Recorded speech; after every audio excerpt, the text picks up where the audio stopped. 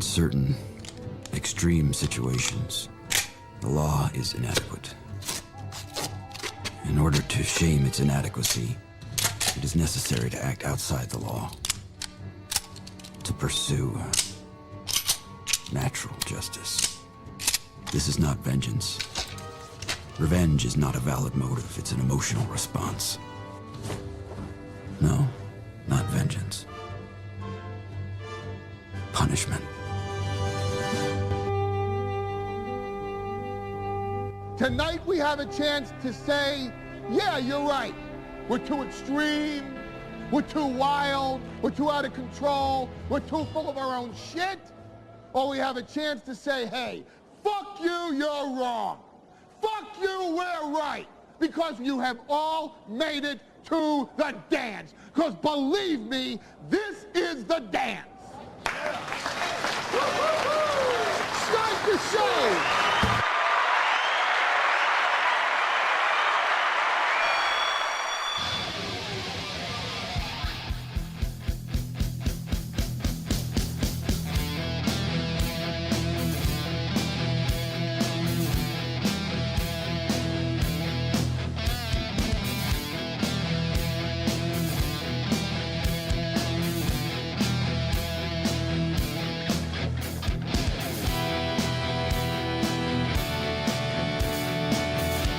Good morning, everybody, and welcome to the Steel Toe Morning Show. I'm Aaron Imholt.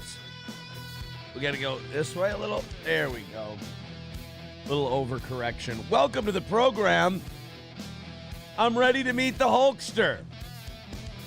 I mean, not pants-wise. Pants-wise, I've got on shitty sweatpants, but hey, it's a morning show. You don't need to.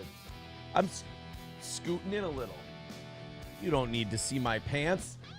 Hey everybody, how you doing? Slow going this morning, a tired start to the day. I'm a little sleepy. I talk to Slam Piece at night a little bit, and sometimes it gets a little later. I'm having fun. And then I go to bed and I'm like, shit, I got about 5 hours. Fuck. But here we are. It's going to be a great day. We've got an awesome show planned for you. Thank you to the evening show audience who has restarted the Another Win for the Toe winning streak.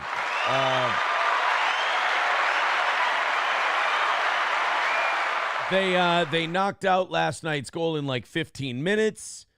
And then they knocked out like another 100, 130 of what you guys left behind yesterday. So the evening show people really kicked it in the ass. The morning show people have some work to do. Not that much work, though, because the evening show audience already killed it for you. What are we, 250 today? 250. Oh, my God. That's not very much at all. Over 4 hours, we can knock that out. Streamlabs, PayPal, memberships, what have you. Check it out. Tin Man Taylor says, yes, Hulk Hogan, we coming for you. Yeah, that's, you know what? Maybe that should be my greeting when I meet the Hulkster today. I've got some news on the Hulkster meetup that makes me a little nervous, though. I'm a little nervous about the Hulkster meetup. Like it might not happen. That upsets me. Hulk Hogan, we coming for you. Yeah, maybe this is how, if you haven't seen this before, I think this is probably how I should talk to Hulk when I see him. You out here talking about a clique. The only clique you need to know about is the Harlem Heat and Sister Sherry. See, because what you dealing with here is the brotherhood. It's nonstop from this point on in WCW. We take what we want, and after we take Lex Luger and the Giant, we want the gold, sucker. Hulk Hogan, we coming for you, nigga. See, now that would be a good way to meet your idol. And I think he'd appreciate it. And Hulk Hogan's been known to say the N-word from time to time. Hulk Hogan was saying the N-word to Bubba's wife after he fucked her. That's amazing. Reminds me of Kayla and I. I used to I would just go off on race rants after. I just, sometimes you play the character you think the woman wants you to play. I was just being who I thought she'd like. I just thought I'd give her what she's used to. Really shitty George Floyd jokes wedged in where they don't belong. Just like really shitty race non sequiturs. I figure she'd like those. But no, as far as the Hulk Hogan thing today, I'm talking to Slam Piece, and Slam Piece is looking shit up on the Hulk Hogan meetup today in Cottage Grove. And we're seeing that the Cottage Grove location is like, we had to cancel the appearance due to unforeseen circumstances with the distributor or whatever. Like the beer isn't there or something. And then like the Hulksters people chime in and they're like, no, we're having meetups tomorrow. Don't worry. The meetups are going to happen. Stay tuned. I don't know what the hell is happening. Am I wearing a wrestling shirt today for no reason? I don't know. As Alexander Usyk would say, I have no idea. But I hope not. I hope I can go see. If I don't see the Hulkster today, I'm going to be a little crushed. He's in town. He was on his Instagram. He was down in Minneapolis last night. So Hulkster's ready to go. Just find a place for this guy to fucking sell some beer. That's all he's doing. He's just hawking beer, signing some Hulkamania shit. That's all I want. There's a chance that whole thing doesn't happen. I am not thrilled about this. Yeah, SC Motorsports says no Hogan, no peace. You're gonna look. The evening show tonight could either be me celebrating meeting one of my childhood idols. That would be great. Or tonight's show could just be me having a complete meltdown over not meeting Hulk Hogan. Not good. Bubba Gump says Roseville 8 to 10. Uh-oh. That's not good. I hope Roseville 8 to 10 in the morning. That's fucked. What happened? No. Cottage Grove 2 to 4 was the perfect time for me. Not to quote the Hulkster, but 8 to 10, that doesn't work for me, brother. Matt 1 says, well, you know something, Mean Gene. Why does 13% of the population commit 50% of the crimes, brother? I don't want Hulk to go race realist on me. Absolutely not. Hulk Hogan walk out like Bash at the Beach 2000. See, that would suck too. I don't want 2000 Bash at the Beach Hulkster. Black Cat Gang says, Aaron, can we call the new Slam Piece May because she comes after April? No, Slam Piece is a lovely nickname. It's beautiful. I think it's great. Bubba Gump says, get a case of Bud Light and a label printer. Done. I bet you Hulk Hogan's Real American Beer is probably bottled at the same plant as some other beer is, and they just slap a different label on it anyway. Come on. It's probably Michelob Light, and they make it Real American Beer. Azure says, will you react to the body cam once it's out? Nah, I figure I'd just let it come and go and just not deal with it. Yeah, fuck, dude. We're watching that like the fucking Zapruder film. Are you kidding me? You think I'm going to let the body cam out? You got to remember, I was there for months and months. You think I'm going to let these other motherfuckers that ain't never seen anything in their life? You think I'm going to let them comment on that shit and I'm just going to leave it alone? Fuck that. You guys, you know how the show goes. We're slowly getting back to the normal show, but we have daily updates about the Ricada situation. Some people are theorizing that April's gone, that like we've talked about it enough, and then the Keanu thing, and that she bailed, and that's why Nick's trying to be so controlling of who she talks to. I don't agree with that. I think April has been beaten down confidence-wise. I think the arrest has really fucked her up, and then the drugs and the drinking has fucked with her head, and then, of course, Nick's fucked with her head.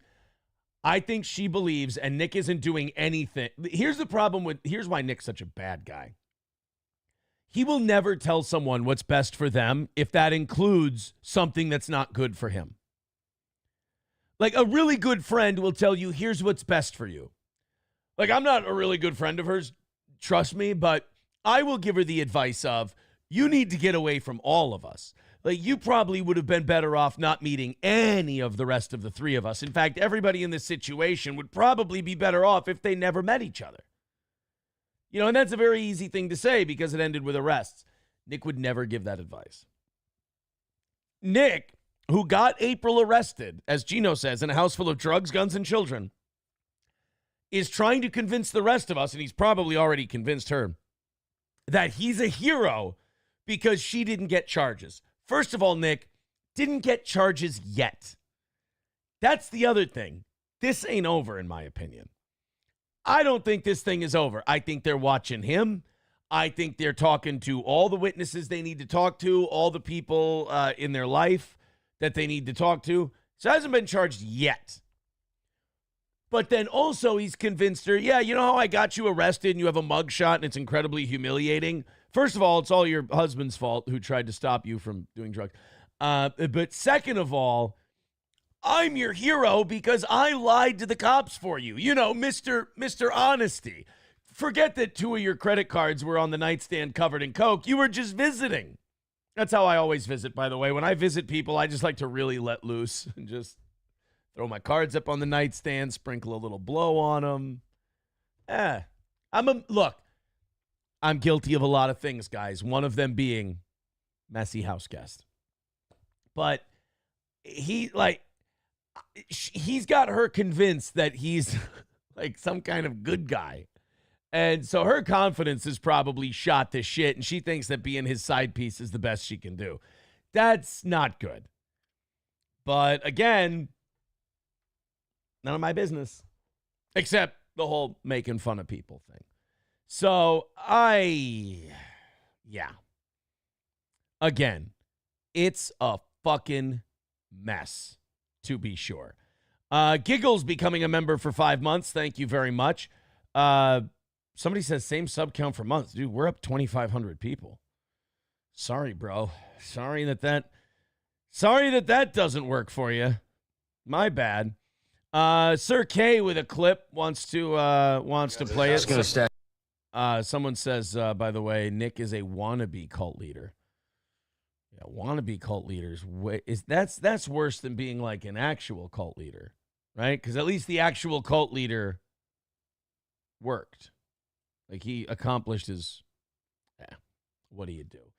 All right, guys. Hobo Chili Recipe over on Rumble says NWO stands for Never Without Obesity. You know, Hobo, one of these days, these jabs are going to hurt my feelings. I see you at the anniversary show, and the obesity jokes are still coming. It's going to take a toll. I'm telling you. Let's go to some of the super chats, and then we will get on with things. I will warn you, we do have a Gino April clip today. Gino on In Hot Water on Compound Media yesterday did talk about April. He was plenty mad. I am seeing a lot of people, and this is why you don't like manipulate people the way Nick does. Like, you just don't be that person. Be more honest, and you'll end up with a better life. I've been slowly watching a lot of the people around me, some of them friends, some of them acquaintances. I've been watching them lately go from, I hope April gets out of there. I hope April gets better, so on and so forth, to those same people now just like almost like they've lost patience. They fucking had it. And they're just, they're just like, you know what? Washing my hands of you. Fuck this noise. If you won't help, the old saying, God helps those who help themselves. It happened with Alex last night. If you didn't catch it, I was on with Alex Stein yesterday. And Alex Stein started our time together by saying, I don't want to talk about this Nick stuff anymore. And then we talked about it for another hour after that. And I know that Mr. Approachable and other regulars in the chat are tired of hearing about it, and I am cutting back the amount of time I dedicate to it, but I'm having a lot of fun. It's a good time. I'm spiking the football a little bit, and the haters hate it. And so, I love driving them nuts. My chat is full of steel toe hater cope and seethe, man, as the kids say. The cope and seethe is ridiculous. The levels are off the charts. So that makes me kind of happy, so it's hard to walk away from. But Alex yesterday was like, I was wrong. I had April's back at the beginning. He goes, I don't have April's back anymore. I'm tired. And it's just, and then Gino's yelling about it, and Keanu's yelling about it. And it's weird because I've gone through my 5 stages of grief and all that shit, and I'm pretty indifferent whether or not these people get help or not. I mean, it would be smarter for them if they would, but keep doing those live streams. You're doing great. I'm enjoying them. Hey guys, I had 3 weeks to take care of my studio, and I hung a painting. So I've been working really hard. You had 3 weeks, you hung a fucking painting. Not only that, you didn't even get rid of the old painting. It's still sitting there on the ground. We can see it. And then I'm clearing all the booze out of my studio. I'm getting rid of all the booze in the studio. There's a fucking Whistle Pig box just sitting right there with a couple of other liquor boxes. Bravo. Fucking, you know what? Killing the game, kid. Just keep her going. Like I said, I know your lawyer's probably screaming at you to stop streaming. That guy's a fool. He doesn't know as well as you do. Scott Christie Jones with $2 says, came for Where's Baldo and have become a fan. Thank you, buddy. Kyle Broflovsky with $2 says, Heil Aaron's side piece. It's slam piece, not side piece. A side piece would be a second one to your main piece. Slam piece is totally different. $2 from Tony. He says, she's gone. R.I.P. April. Oh, no, not like that. I'm so sorry. BJ with $5. This is very funny. He goes, what's your favorite Norse mythology reference in bed? A, Valkyrie, B, Valhalla, or C, Ashgard? That's a good reference. As the Opie and Anthony folks used to say, linger longer. Thank you guys very much for starting it off today. Small goal, 245. The evening show audience really kicked some ass last night. If you'd like to contribute, Streamlabs, PayPal, Super Chats, Venmo.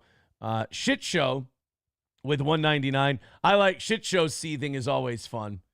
Shit Show's always over here just going, stop having a good time. I'm trying to make you mad. $1.99 from Shit Show, spiking the ball on the 10-yard line. Classic movie. Dude, the movie thing. I mean, it was a fail from the beginning, but thank you for not giving up on it. You can't take a 500-pound man with giant tits and a back hump and let him create a nickname like Mooby. You can't let that get to you. It's such projection on a fat guy's part. So thank you, Shit Show, once again for the $1.99. Thank you for the own by giving me money. Again, do you see how you just get out of these people's way and let them operate? They're the best. They're the absolute best. All right. Hobo Chili Recipe says, shit, man, I'm all wet now and not in the good way or like his new girlfriend will ever be. Hey, wait a minute. I don't like that. Hobo, making me uncomfortable this morning, bud. All right, let's get down to some things. We never watched this. I think we ought to check it out just because it's kind of television history. This is a terrible thing to say on your own show, but I don't really care about this next thing, but I feel like we should have watched it a week ago, back when it was happening. Pat Sajak had his last episode of Wheel of Fortune. 41 years this motherfucker did the spin the wheel and guess a letter game show. That's amazing. I don't care what job you're doing. I don't care what show you have, whatever. If you do it for 41 years, you're a gangster. And Pat Sajak hosted this game show in an era where the internet came by and cable had come by and totally changed the game while he was doing this. And this show just kind of stayed a constant, like Jeopardy, like Price is Right. These game shows have survived the nuclear holocaust of digital streaming and all that stuff.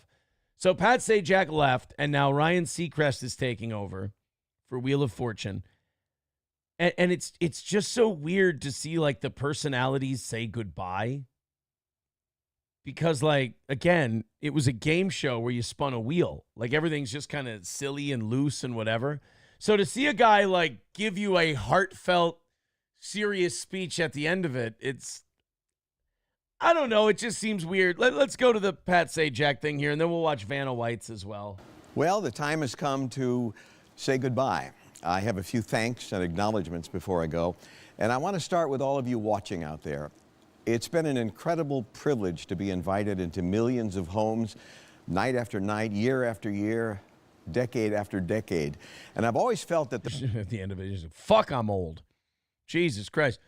Thank you guys very much for inviting me into your home. The next step for me, death. And now I'd like to announce my replacement, Jay Leno. What the fuck? The guy never... The privilege came with a responsibility to keep this daily half hour a safe place for family fun. No social issues, no politics, nothing embarrassing, I hope. Just a game. But Said that one time we put the N-word in the title. It was a mistake. We thought we'd get edgier. It was becoming a thing. South Park inspired us. It's my fault. Actually, it became more than that. A place where kids learn their letters, where people from other countries hone their English skills, where families came together along with friends and neighbors and entire generations. Were people having Wheel of Fortune watch parties and I didn't know about this? I was actually going to say that's kind of gay. That actually sounds like a fun, wholesome thing to do. I can't shit on that. What an honor to have played even a small part in all that. Thank you for allowing me into your lives. Every time we taped a show, I met 3 new people from all parts of this wonderful country and the world who were kind and considerate, who rooted for each other, who took great pride in talking about their family, their hometown, their friends, their schools, their jobs. Oh, sorry, I was muted. I was hawking up a lug. Sorry. Fuck, this show was boring. Like, I'm listening to his speech like every day. I got to meet 3 new people, and they'd come on, they'd spell some words and clap for each other. I'm like, yeah, that really is all. There's not much you can really do with a Wheel of Fortune farewell, is there? I mean, it was just the same job every night. Jobs, even their pets. In the end, they were the real stars of the show. I genuinely like these people, and I'll miss the chance to meet more of them. Ah, bullshit. We watched the show. Some of them were fucking stupid. To our staff and crew, particularly the veterans with whom I've shared the stage for 5 years, 10 years, 20, 30, and more, it's been a joy to work with you. Your skills and dedication and good humor made this a place I always wanted to be. Everyone pulled together and cared about each other and about this show. It worked because you made it work. It looked great because you made it look great. And you made Dude, if you're Ryan Seacrest now, you're watching this going, wow, thanks a lot, Dick. I really nothing I could do. I got to pick it up from this fucking bummer. This is it. We couldn't have ended this thing with like a final Wheel of Fortune puzzle. It had to be just a sad fucking ending. Because it does sound like he's giving a speech of like the show being over. You know, another guy's coming and he's going to host this thing. And now Pat Sajak's like, well, it was great, but you know, it's over now. No fucking reason to watch anymore. It's all done. This guy got paid like $20 million a year to do this, by the way. $20 million a year to do Wheel of Fortune. Made my job so much easier. And I want you to know that your efforts never went unnoticed by me nor unappreciated. I'll miss you guys. The best part of the last couple of years has been the chance to work with my daughter. He's got 2 minutes left in this farewell. I don't know what else he could say about, like, it's great watching Vanna turn the letters. Sometimes people would guess a G when it was obviously an L. Shit's fucked up around here, guys. I don't know what to tell you. Daughter Maggie, to watch her grow in her role and as a person. She interviewed me recently, and I talked about my life and the show. I hope you've seen some of it online. I really enjoyed doing it. I have to admit it's a little weird to be interviewed by your own daughter, but you did a great job. Maggie is... That's nothing. Trump's always trying to fuck his. He is weird to, what's her name, Ivanka? He's fucking weird to her, man. I don't like that. I don't like how much he talks about how hot she is. It's not like, oh, I have a beautiful daughter. She's a beautiful girl. It's always like, look at smoking tits. Look at the great... Turn around, honey. Look at the great ass on my daughter. She's got a great ass. It's too much. Oh, my beautiful daughter. That's fine. She's probably a 9.5. Who wouldn't fuck her, folks? Like, it's too much. Liked around here because she's talented and smart and funny, but she's loved around here because she's kind and caring and humble. You forgot, and also the boss's daughter. Everyone knows not to piss her off. Leslie and I are blessed to have 2 such wonderful kids. There's Maggie, of course, and her fabulous brother Patrick and his new family.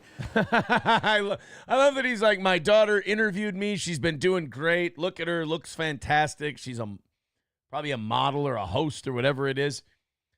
Then I'd like to say thank you to, you know, my fucking dipshit kid who's just kind of, I don't know what the fuck he does for a living, to be honest with you. I think he does some kind of consulting work for a firm somewhere. Nobody really gives a shit. My daughter, clearly my favorite, and thank you again so much to her. And I'd like to apologize to her for acknowledging her brother for a few seconds and taking the spotlight off of her, which is where it rightly belongs. As for Leslie, she's been my wife and life partner for 35 years. Fuck. I love her for who she is, and Dude, I can't even make it 3 to 5. This motherfucker's making it 35. How long did my first one last? Like 6 years? 5, 6 years? We'll get there someday. If I get married a third time, if I combine the years I go with the third one with the ones I went with the first and second one, doing all right. and what we are as a team. Finally, to my professional other half, dear Vanna, like me, she takes the show very seriously, but not herself. I shudder to think what these 40-plus years might have been like had they brought someone in all full of themselves playing the prima donna role. How can you be a prima donna when literally, like, she didn't even turn letters the last 10, 15 years? It was all, you just touched them. How could you be a prima donna in that case? But how about Vanna White, dude? Was that 40 years she was doing that job? So she's well into her 60s. Looks fucking incredible. Holy shit. Vanna is as sweet and unassuming as she seems. We've seen a lot of changes in each other's lives over the years. Quite frankly, folks, she's retarded. We've been watching her over the last 40 years. You know how she looks like an absolute bubblehead who just touches glowing lights? It's the way she is privately, too, boys and girls. But we've always been there for each other. I want to thank her for her lovely goodbye on yesterday's show. And while I very much miss working with her, I take solace in the fact that we live about 5 miles apart, so we'll see plenty of each other. But No, you won't. You're going to be like Johnny Carson. You're just going to hole up in your house, play tennis or some shit, and call it a day. will miss our nightly closes and her laughter and her good nature. She's a very special woman. And I know you're all pleased to know that she... I thought he was going to say, I know you're all wondering, did I fuck her? Had to have, right? Like, I know he's been married 30 some odd years, but they worked together every day for 40 years. Never once did his... I just like the amount of encounters the two of them had. He's a remarkably wealthy guy. She's very pretty. In 40 years, never once did his wiener ever touch her body. I have a hard time believing this. Be back next season. And by the way, you'll still see plenty of me for the next few months. That's right, summer reruns. So the jokes will be the same, but I'd appreciate it if you'd laugh again anyway. That's it. Thank you all so very much. Hit the dismount, Pat. And goodbye. The fun. See you later, buddy. All right, well, that was nice. That was a nice little fare thee well. Vanna got, wait a minute, Pat Sajak got 3.5 minutes. Vanna got 2? Bullshit. I can't believe that tomorrow is our last show together. Look at how fucking good that broad looks. 40 years she's been doing this shit. That means she's qualified for Social Security right now, and she still looks awesome. I don't know how to put into words what these past 41 years have meant to me, but I'm going to try. 8,000 episodes. Would it help if they put the words behind you and just had the letters glow up and you just touched them? Would that help you? I can't find the words to say what's on my mind. Just put it in puzzle form. You know, do what you're used to. Went by like that. When I first started, I was so green. You made me so comfortable and made... Holy shit, dude. 40 years ago, what is that, 84? That was Vanna White in 84. Fuck a duck, she was hot. I mean, again, she still looks great now, but Jesus. You know when you look back at different moments in time and it's hard to see a woman as hot because they like look like your parents? Because just the styles and the way people did their hair and shit then. She's, I think she's what the kids call a timeless beauty. This Vanna White. Holy shit. Made me so confident, Pat. You're telling me, go back. You're telling me that these two never fucked. Never once in 41 years. I don't even think their spouses could get mad at them if they came out with it today. Like, yeah, back in 86, like season 3, we went out for drinks after tapings and everybody just kind of, you know, fell off one by one and went home. And Pat and I got a hotel because we got a little too drunk to drive home. They didn't have Uber back then. And one thing led to another. They did, right? At least once. Like one time, and then they realized it was a mistake and they would never speak of it again. That'll be fine. That's one time in 41 years. That's pretty good. Pat, you made me who I am. You really did. I mean, in fairness, Nick goes to Dairy Queen and the fucking pizza shop with his side piece. I mean, Pat Sajak would have been a little more discreet. As the years have gone by, we've grown up on television, but we've also shared so much more behind the scenes. And as much fun as we had on camera, those memories. I remember the lesbian haircut days. Not a fan. I like the longer hair look. Milestones and life events we shared with our families outside the studio are my favorite. We've watched our children grow up together. Most I've ever We've heard her traveled talk. all over the world. We've eaten hundreds of meals together. We've laughed. We've cried. We've celebrated. We've had abortions because we hooked up once in a while and, things get a little out of hand. Somebody comes a little too early. Wasn't me. What do you do? Oh, gosh. What an incredible and unforgettable journey we've had. And I've enjoyed every minute of it with you. As this chapter of our lives is coming to an end, I know you'll still be close by. You're like a brother to me, and I consider you a true lifelong friend who I... Wait. When you mean brother, do you mean like blood, like my dad is your dad and my mom is your mom? Or do you mean brother and like neither of us have the same parents and we met when we were like 16 or 17 and like if we went for dinner, it wouldn't be that weird kind of brother? Like, which, this is important to me. Take your time, answer carefully. I will always adore. I love you, Pat. Oh, she's talking about Pat. Oh, big hug. Remember 1985 at that Radisson? Boy. Well, good for those two, man. The one thing she did say was when she was like, she's like 41 years, where did the time go? And that's got to be a bit of a mind fuck, right? Like 41 fucking years. You blink and it's gone. It's got to, like, not to make this more dark than it already is, but that's got to be like a reminder of mortality kind of a thing.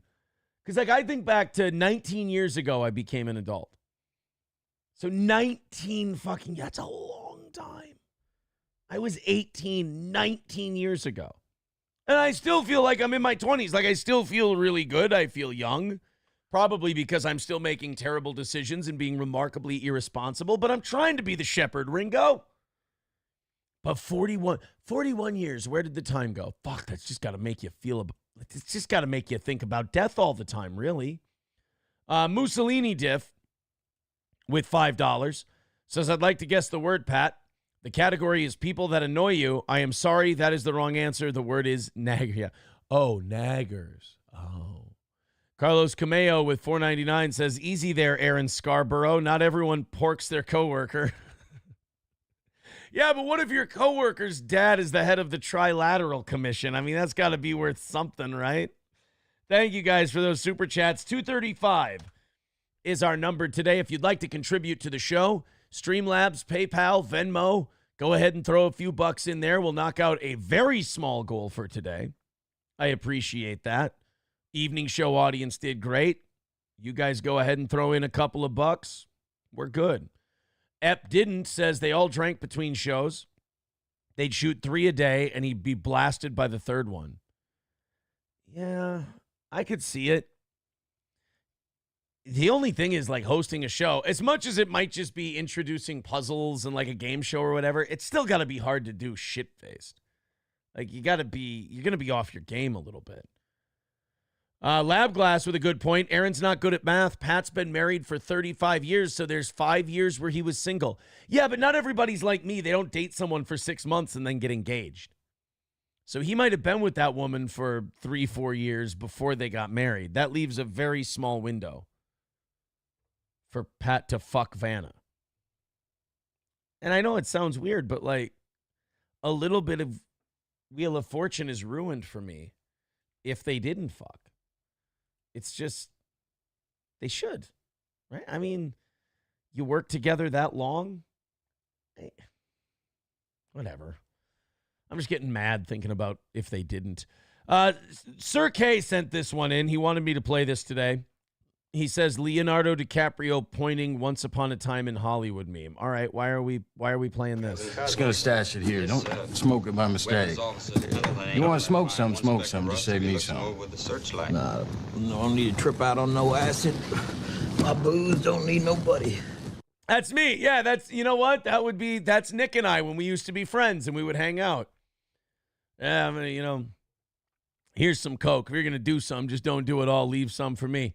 And me just kicking back with a beer going, in fact, I think I used that line many different times. My booze don't need nobody.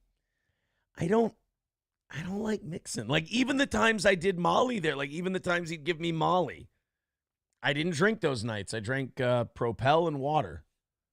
Like the flavored water and water. That's all I drink. I didn't want to mix the two. I didn't, because one was a stimulant and one's a downer. I don't want to fuck around with that. So, like, I'm the most boring drug guy ever, because even when I did one, I was still like, well, I want to be responsible and I don't want to mix it with alcohol or anything else. Blah, blah, blah. I'm just kind of I'm a boring dude. I'm a Menard's dad. What can I tell you? Just gonna stash it here. Don't smoke it by mistake. You want to smoke some, just save me some. Nah, don't need to trip out on no acid. My booze don't need nobody. Whoop. Here I come. Oh, here I come. Oh. What's the trouble, Corporal? The truck tailor. That's all you wanted, was just the my booze don't need nobody part? That's fine. That's okie doke. Thank you, buddy. Thank you very much, Sir K. I appreciate that. Elza Belza says, for fuck's sake, it's not food in your belly. If it's not food in your belly, it's sex on your mind. Tennessee Pusher says, Aaron, a drug guy, LOL. Right? It doesn't work. You know, as Nas once famously said, got in them shoes, tried them, wore them, wasn't a perfect fit, so I couldn't sport them. Ben with $10 over on PayPal. Thank you very much, Ben. What a guy. Thank you for helping support this show and keep it on the air. And, of course, make weirdos mad at the same time. That's a nice little side perk. 225 is today's number. Thank you guys very much. I don't want to do the Gino thing yet. Gino got mad yesterday on In Hot Water, and he yelled at April. To be honest, he used some words that, you know, even I went, holy shit, dude. I mean, people are getting mad. I don't know. I feel like I just kind of feel like I got mad, and then I got silly, and then I got vengeful, and then I got, like, I feel like I went through all my stages. Now everybody else is going through them, you know? Like, I worked through all of it, and I'm like, I'm pretty indifferent at this point. Like, you know, I'm kind of more of just like a let's see what happens, kind of like what happens next. Like, I'm enjoying these reports I'm getting from listeners, these eyewitness accounts. Oh, Nick and April were spotted in these places this week. And then we talk about it on the show, and we're like, wow, you're kind of a dickhead and kind of disrespecting your marriage if you're just going out with your side piece all the time around town when they all know you're a piece of shit degenerate. And then that weekend, someone writes to me and says, oh, by the way, Nick must be listening to the show because I saw him out with Kayla this weekend. That's kind of like the vibe I'm in. But now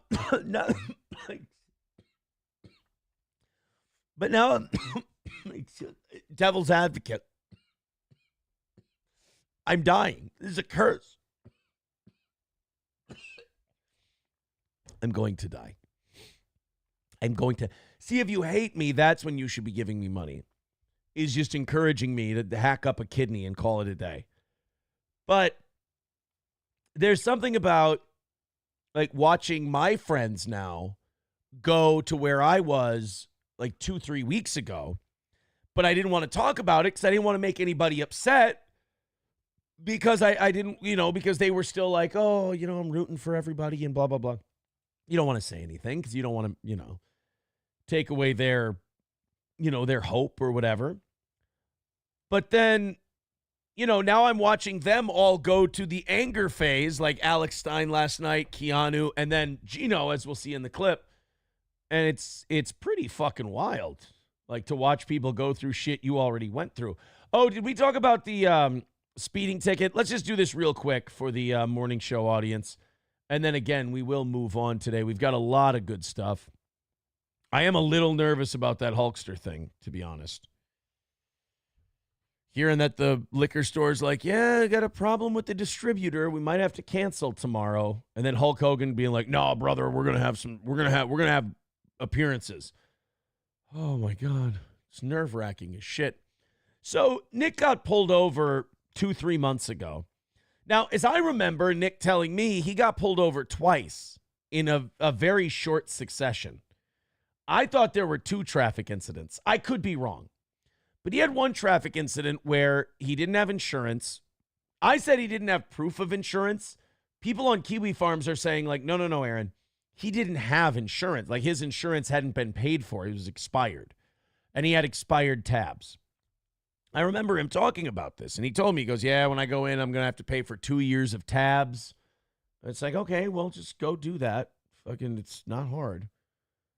That was the other thing. Like, he always had these things going on where I just assumed they were things that got handled the next day, only to find out later, like, no, it just never got taken care of. Like, for example, when his Rumble contract was up at the end of December, he would be like, oh, yeah, we're working on the new Rumble contract. It'll be here.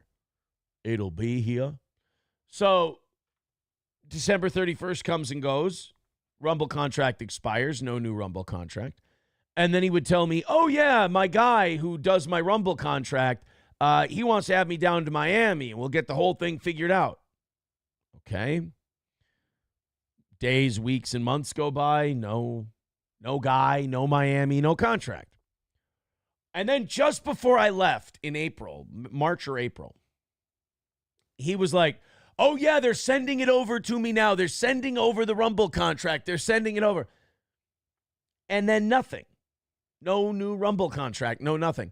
So then he got arrested, and, even if there was a Rumble contract, which I don't think there was, that probably went out the window once they, got picked up.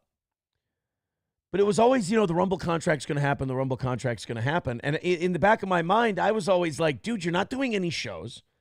You're canceling shows on a whim.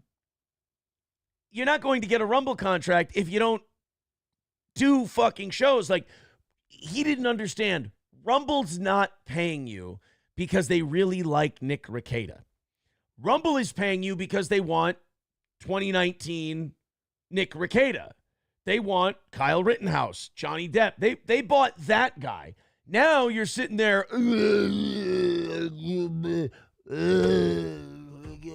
vagina liquor, cop at a Denny's, George Floyd. You're being that guy, and you're passing out on stream and acting like a retard.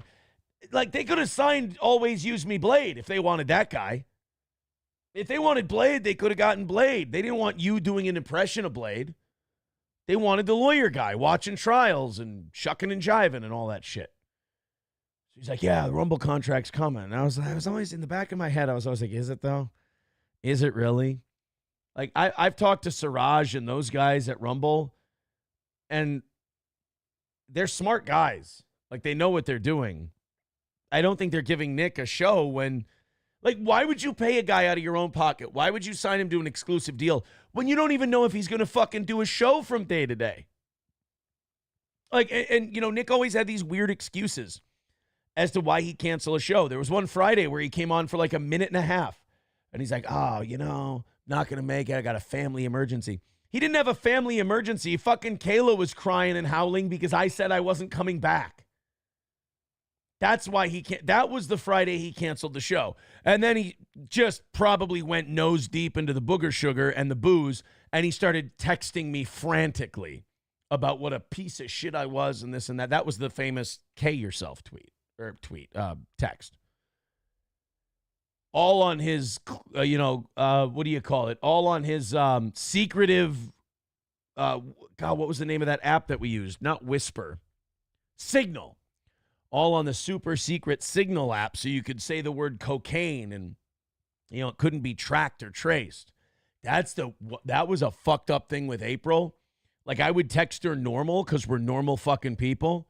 And, like, if I said cocaine or using drugs or anything like that, she fucking would ignore the message. She'd respond with something completely different. It was like, oh, my God, she's been trained. Ew, gross. What a fucking pig of a person. Like, you can't even talk honestly via text because you're so fucking paranoid now. Oh, no, you're lost. Chalk that one up. That one's gone. There goes that used to be a good person. Now it's like, oh, don't acknowledge drugs on regular text message. Oh, for fuck's sake.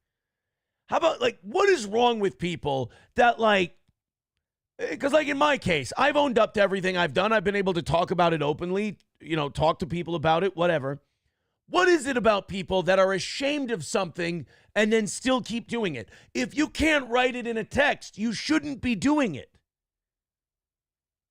If you can't go, you know, if you can't document it, if you can't write it down and look at it and send it to someone, then don't fucking do it, because it means deep down whoever you really are is not comfortable with it and doesn't want to do it. Like me, I could text to someone, yeah, I tried Molly half a dozen times. I did Coke 3 times. Kind of fucked up. Was in a polycule. It got weird for a while. Glad I'm gone. LOL. Put LOL at the end for yourself, not for the other person. But, like, if someone writes to you like, hey, I hope you're clean. I hope you're off of cocaine. I hope you're not doing this anymore. And they go, I'm happy and I'm healthy and I have a world and blah, blah, blah. And you respond and you're like, you didn't respond to any of the things I said, any of the questions I asked, none of it. And if you're that ashamed of what you're doing or you want to be that secretive about it, maybe it's God's way of telling you maybe you shouldn't be doing these things. But Nick got a speeding ticket back in April. And I don't know how you guys handle speeding tickets. When I get them, as soon as they post, I just pay the fucking things because I'm guilty, because I was fucking speeding. And I move on with my life. I chalk it up as a loss. I learn something from it. I pay my fine. Like a morally upstanding citizen. The guy I am. Nick just lets them sit there and gather dust at his house, and then they just convict him of it. Like, he drags out the court's time. It's probably his way of being a spiteful little cunt because he's seething about getting a speeding ticket. So he's like, I'm going to make them do traffic court and all that shit, and I'm just not going to show up. Like with April's ticket, he probably could have gotten it thrown out. Fuck, I could have. If I would have known he was such a worthless piece of shit lawyer, I'd have just done it myself. But I figured I'd throw him a bone and, like, this got to be an easy one. Teed up for you. Come on, brother, you can knock this one out the park. Bottle fucked it. Just fucked it up. The cop had written down the wrong license plate number, the wrong make, the wrong model, the wrong color on the ticket. Fuck, dude. Come on. You can't even make an effort on that one. Didn't show up for court. This is April's ticket that he fucked up. They slept right through court, and she got a conviction. That's when Kayla got mad at me because I went on my show the next day and I made fun of Nick for not being able to get his fucking lazy ass out of bed to show up for traffic court on Zoom. And she's like, I don't know how we can continue our relationship if you're going to shit on Nick. I'm like, how about you shit on your husband? It's fucking hilarious. He fucking slept through traffic court on Zoom. How is that not funny? How am I the bad guy in all this? I woke up to do my show.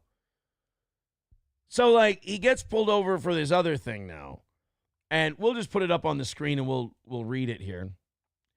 This also, by the way, shows Nick's complete inability to take responsibility for any of his actions. This really shows what, like, probably a spoiled mama's boy he was. Mommy probably always told him he was a very pretty boy and he never does anything wrong. And that you can kind of tell how someone's mom treated them based on how they treat authority.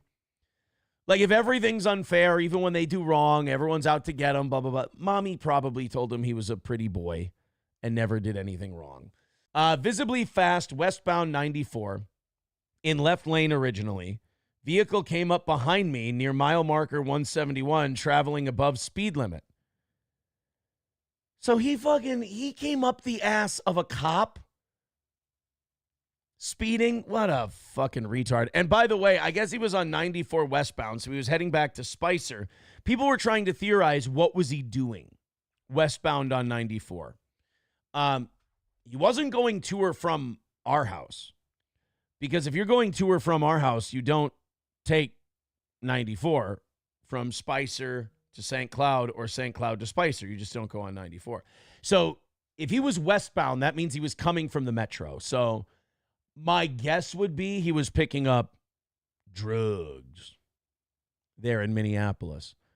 But he says, the officer says, traveling above speed limit, I exited off at 171 and then got back on behind the vehicle, followed until mile marker 165. So he followed him for 6 miles.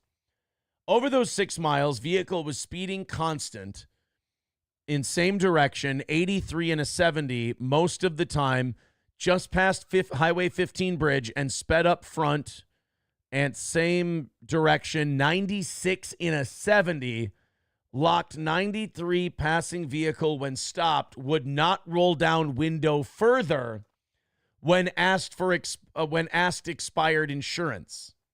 723 displayed tab. So he had expired insurance, so he had an old card.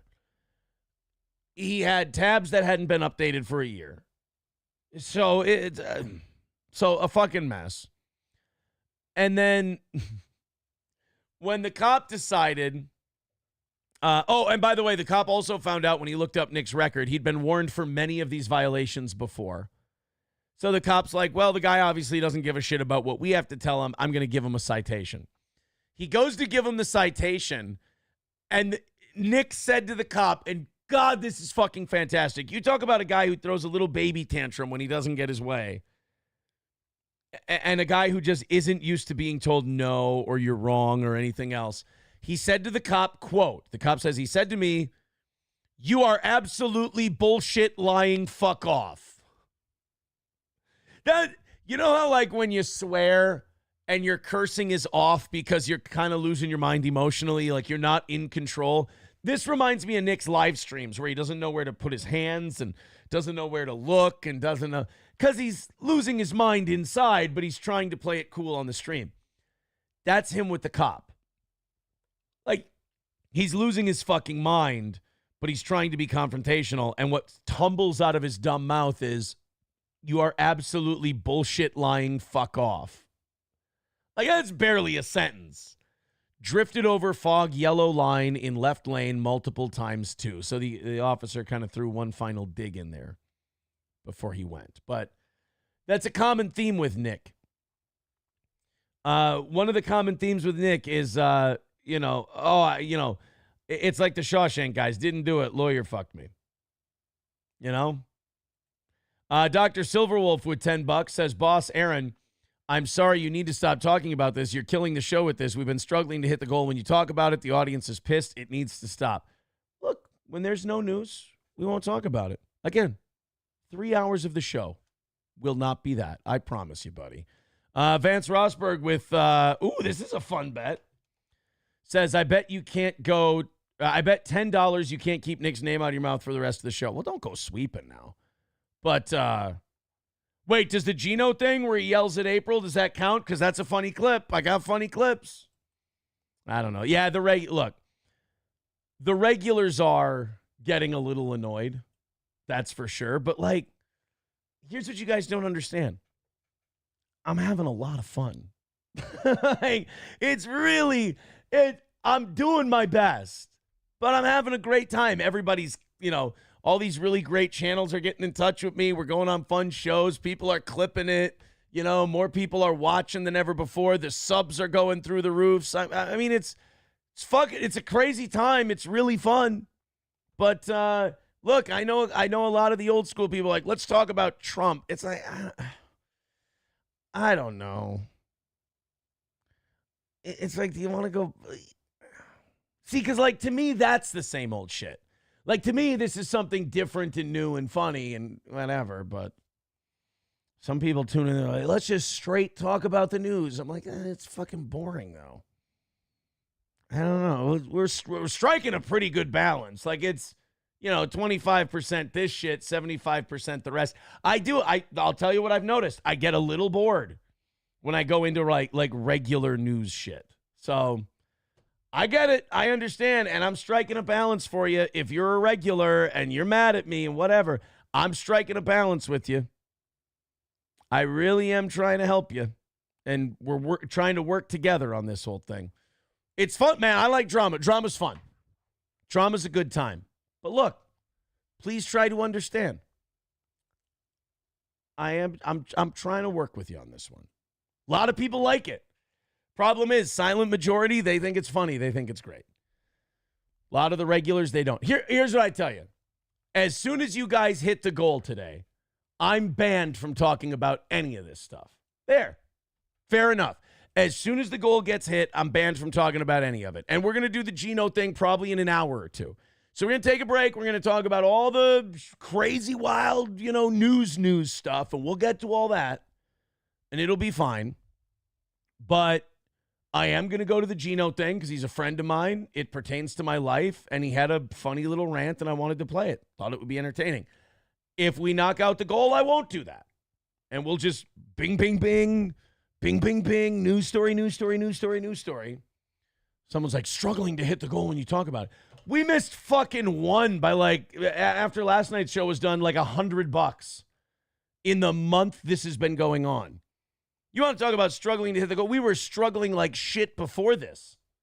So don't rose-colored glasses the whole thing. Let's be very honest about what's going on. The show is the show. It'll go where it goes. It'll weave in and out of different topics, and we'll always end up being steel toe at the end of the day. But thank you guys very much, Vance and Silver Wolf. I appreciate it. Hopefully I've assuaged some of your concerns.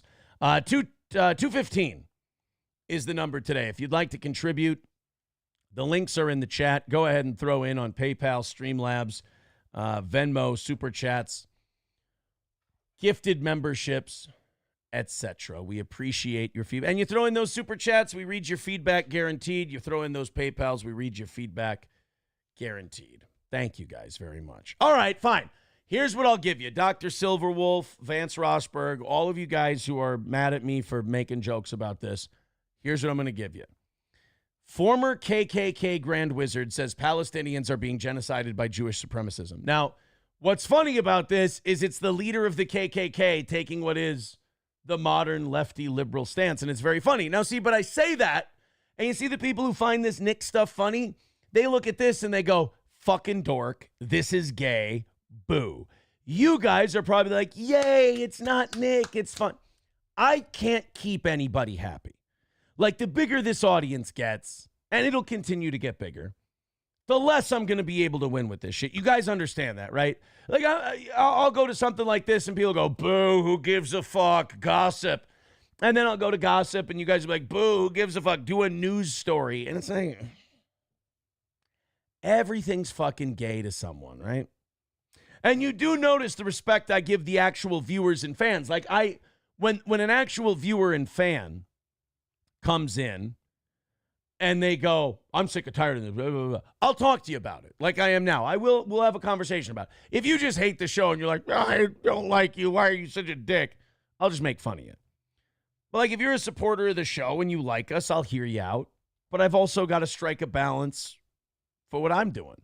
I also have to be happy with the show I'm doing. If I'm just bouncing bing, bing, bing news stories for you guys, I'm going to be bored. I'm going to think I'm doing a really shitty show. So there's got to be, like I said, there's got to be a combination. There's got to be a mixture of the two things. Wildcard with 199 says, how about an old school pit bull rant? Well, to do an old school pit bull rant, they have to eat somebody. I mean, otherwise, my opinion is just the same boilerplate opinion I've had of those dogs this whole time.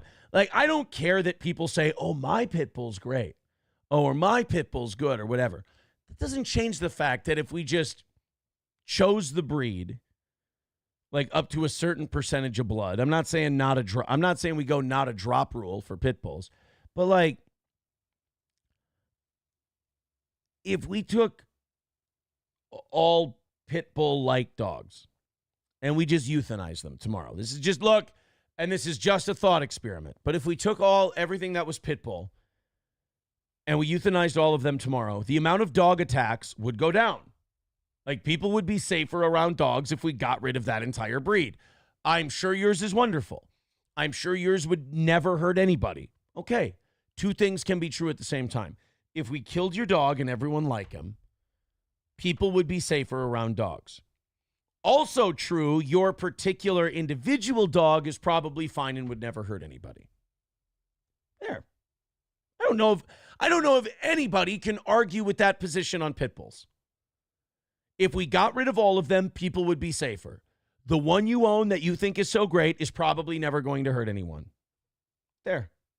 I think I fixed it. BJ with $2 says, twist the knife in Nick. Detractors equal Jannies. Wow. So everybody who doesn't like the Nick stuff is a janitor now, is a sweeper? I don't think so. I don't think that everybody, some people just don't like gossip. That's all. Some people just don't like gossip that much. Annoyed Quick Trip Supervisor says, how about talking about the Minnesota upcoming weather? Talk about up to 6 inches of rain coming. Now April's going to be standing out in the rain. Vance Rosberg with $2 says, I'm not mad. I'm here and I'm listening. Thank you for the $2, buddy. I appreciate that. Yeah, I don't. The shows have been going fucking great. Some people, they don't like the gossip stuff. Some people, they don't like the news stuff. Some people, they only come here to complain and try to get shit off their chest, but they don't understand that they're also watching. Sorry, guys. Cheers, but you're fucking up. Plain and simple. I saw your boy Melton was losing his mind about Steel Toe yesterday. He's very upset about losing to Steel Toe, that we're getting all the attention. Keanu texted me yesterday. He goes, Melton is freaking the fuck out right now and having a meltdown over Steel Toe. Why? Dude, does that guy not, is he delusional enough? I know his fans are at like 70 IQ. They're getting the Forrest Gump speech with like, you're going to a special school to learn how to retread tires. You can't fix some of these people. They think mooby is a funny insult. I mean, retarded doesn't begin to describe it. They're laughable. But like, I don't know why your boy would get mad, because he does understand that his success only depends on me. Like, I am the owner of his success. I control his success. The more attention I get, the more attention he gets. I'm very good for business. Covering me is good for business. I'm more interesting than Patrick Melton. That's why he covers me. Patrick Melton did a show by himself where he tried to be interesting. What happened? 30 people watched it. Okay. Again, the facts are just on my side perpetually. Another win for the toe. He starts talking about me. He starts pulling almost my numbers. He takes the people who don't like me and they go, yes, finally, someone who shares my irrational hatred for a talk show. I'm going there. You're still my fan. Like, you still count as one of mine. If Patrick just started talking about whatever the fuck, would you still be there? Of course not. But he hates the same guy you hate. And look, don't start typing angrily yet. Just stop and listen for a second, because I'm helping. Don't just get in there and go, I fucking hate you. If he didn't talk about me, you wouldn't be there. In fact, a lot of you Melton fans, you're here anyway over him. That should tell you all you need to know. If he didn't talk about me, you wouldn't be here. Therefore, his success depends solely on what I'm doing. And I am doing very well right now. So therefore, Patrick should be really happy. You can't be insecure. I mean, I guess you can be. You can't be insecure and jealous of the thing that you've decided to hitch your wagons to. It doesn't make any sense. It would be like somebody who covers the Minnesota Vikings for a living. Their whole existence is based on the Minnesota Vikings doing well. And then the Vikings start doing well, and you get mad at them for it. Guys, I'm good for business. And I'm sorry that makes you think I'm arrogant or terrible or this bad guy. It's the truth. Sorry. So yesterday, he's getting all mad and he's getting all upset. He's like, Aaron's bigger than I am right now. People are talking about it. Patrick, I've always been bigger than you. Your whole existence revolves around me. Nobody likes you for you. You're a conduit for Aaron hatred, and you're a useful idiot to these people. Everyone who's with you is mine. I own them. I'm controlling them. So you really don't have anyone. You will always be smaller than me because you're following me and picking up the crumbs. And if you're a fan of his, that's okay. It's all right to be that because you hate my gut. You don't like me, so you're not going to be a fan of mine. That's totally fine. But just be honest with what you're doing. That's all. I mean, you certainly haven't fooled me. And unfortunately, that's the whole point of the deal, isn't it? Vance Rosberg with $2 says, Meltdown Melton. Yeah. There are such unfortunates. $5 from Anders says, I'm here for the show regardless of topics. The YouTube chat has become unbearable, though. Yeah, I mean, if the mods want to, get a hold of the YouTube chat, they're allowed to do that. But otherwise, I've been reading the super chats. When people write those in, that's the best way to get above the crowd and the smoke and the noise. You can go ahead and send in a couple bucks. It's very cool. But yeah, the Rumble chat has been awesome lately. They've been great. Das Optic Nerve with $2 says, my expectations of this show are so low. I just watch it and rip on Aaron's fat gay ass. Nah, good show, sugar tits. Thank you, Das Optic Nerve. See, what a nice boy. Das Optic Nerve's a good dude. Thank you, guys. Thank you to both of you over on Rumble for the contributions. $5 from Dr. Silverwolf. He says, it's your show. I will always be in the bunker for my Führer. I thought he said though thick and thin. I thought he was talking about me. Through thick and thin, don't always agree with you, but I will always love the show. Well, what a guy. What a fucking dude. Thanks, Doc. And P-Dog Knight, love me some P-Dog Knight. He says, who the fuck is Melton? That, sir, to quote iRobot, that is the right question. See, King Jappy Joe, exactly like I said. King Jappy Joe, loving Steel Toe. Melton's watching. Of course he's watching. Don't send in a super chat hating on me. That proves the exact point I made. No offense, King Jappy Joe. You guys are terrible at this. And then he goes, you lost your wives, cuckboy. Have you not been paying attention? Have I not been telling these stories the entire time?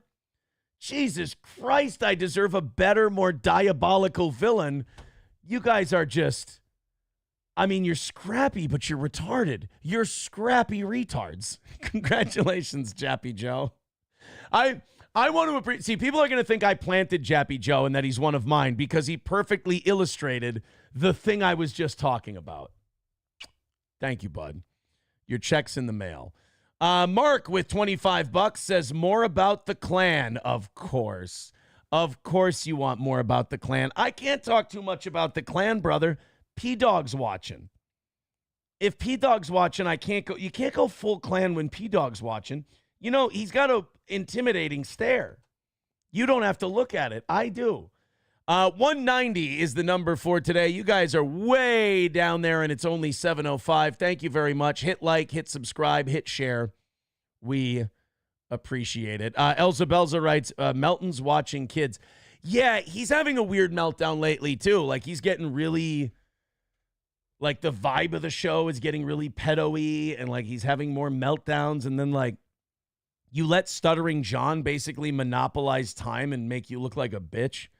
When he was looking like a retard, by the way. There's no win in that Melton Stuttering John thing. And we'll put our clip of it up today. But, like, Stuttering John went to your house. All you had to do to own him was walk outside and go, John, what are you doing? Like, and then Patrick's losing his mind. Like, I want to fight Aaron. I just want to fight him. Well, then fucking show up, dude. If you're sitting there like, I want to fight him, I want to fight him. If you showed up somewhere, I'd smack the shit out of you. You fat little bitch. Like, I don't understand what you're screaming and yelling about. This is all in your control. You can do all of this. Could have owned Stuttering John, just had to go outside and go, John, what are you doing? Like, I'll give somebody credit. Shuley, if Stuttering John showed up at his house, Shuley would have went outside and he would have went, John, what are you doing? Like, John, what is it? Have you lost your fucking mind? Don't answer that. But Melton, like, cowers up in his house and like, oh, John's outside? What am I going to do? Like, he'd probably turn on his stream and go to his safe, soothing spot of his basement and just pet his arm. And be like, John's outside. I don't know what to do. And then he'd, like, get a hold of himself and play tough. Ugh. By the way, speaking of playing tough, got a message from Kevin Scampoli yesterday. He's excited about the boxing thing. He wants me to find an opponent. I emailed him back. I said, I'm looking for one for you. If you have any ideas, I'd like to hear it. I'd like Alex to do it too. That would be awesome. Like if Alex wants to get in and fight Kevin Scampoli, we'll have Alex do. Alex has boxing experience, but I got to get like four fights at minimum on that card for John DiCaprio and I. You see, Melton, when you actually want to fight people, you contact them, you get a hold of them. You know my email, Fatso. He doesn't do it. Like, again, unfortunately, if you admit you're an NLO fan, you have to admit that you're kind of fucking stupid and easy to trick. P-Dog with 199 says, more Clavens. We're good. Thank you, buddy. 5-0 in the 320, becoming a member for 25 months. Steve C. seething at me for $5. Says, I've never seen Melton beg, and he hits your goal within 15 minutes. And he also gets more views than you. No, he doesn't. Isn't he only on one platform? Aren't we at like 1,000 people at a time on Rumble and YouTube? Oh, wait. I forgot. The Cope with Melton viewers is like, that doesn't count. Stop it. You're getting no offense, but it's kind of sad at this point. 185 is today's number. Thank you very much. We appreciate it, guys. Half hour of overtime. And as you see here, we've got our streak restarted. We got a one-show streak going.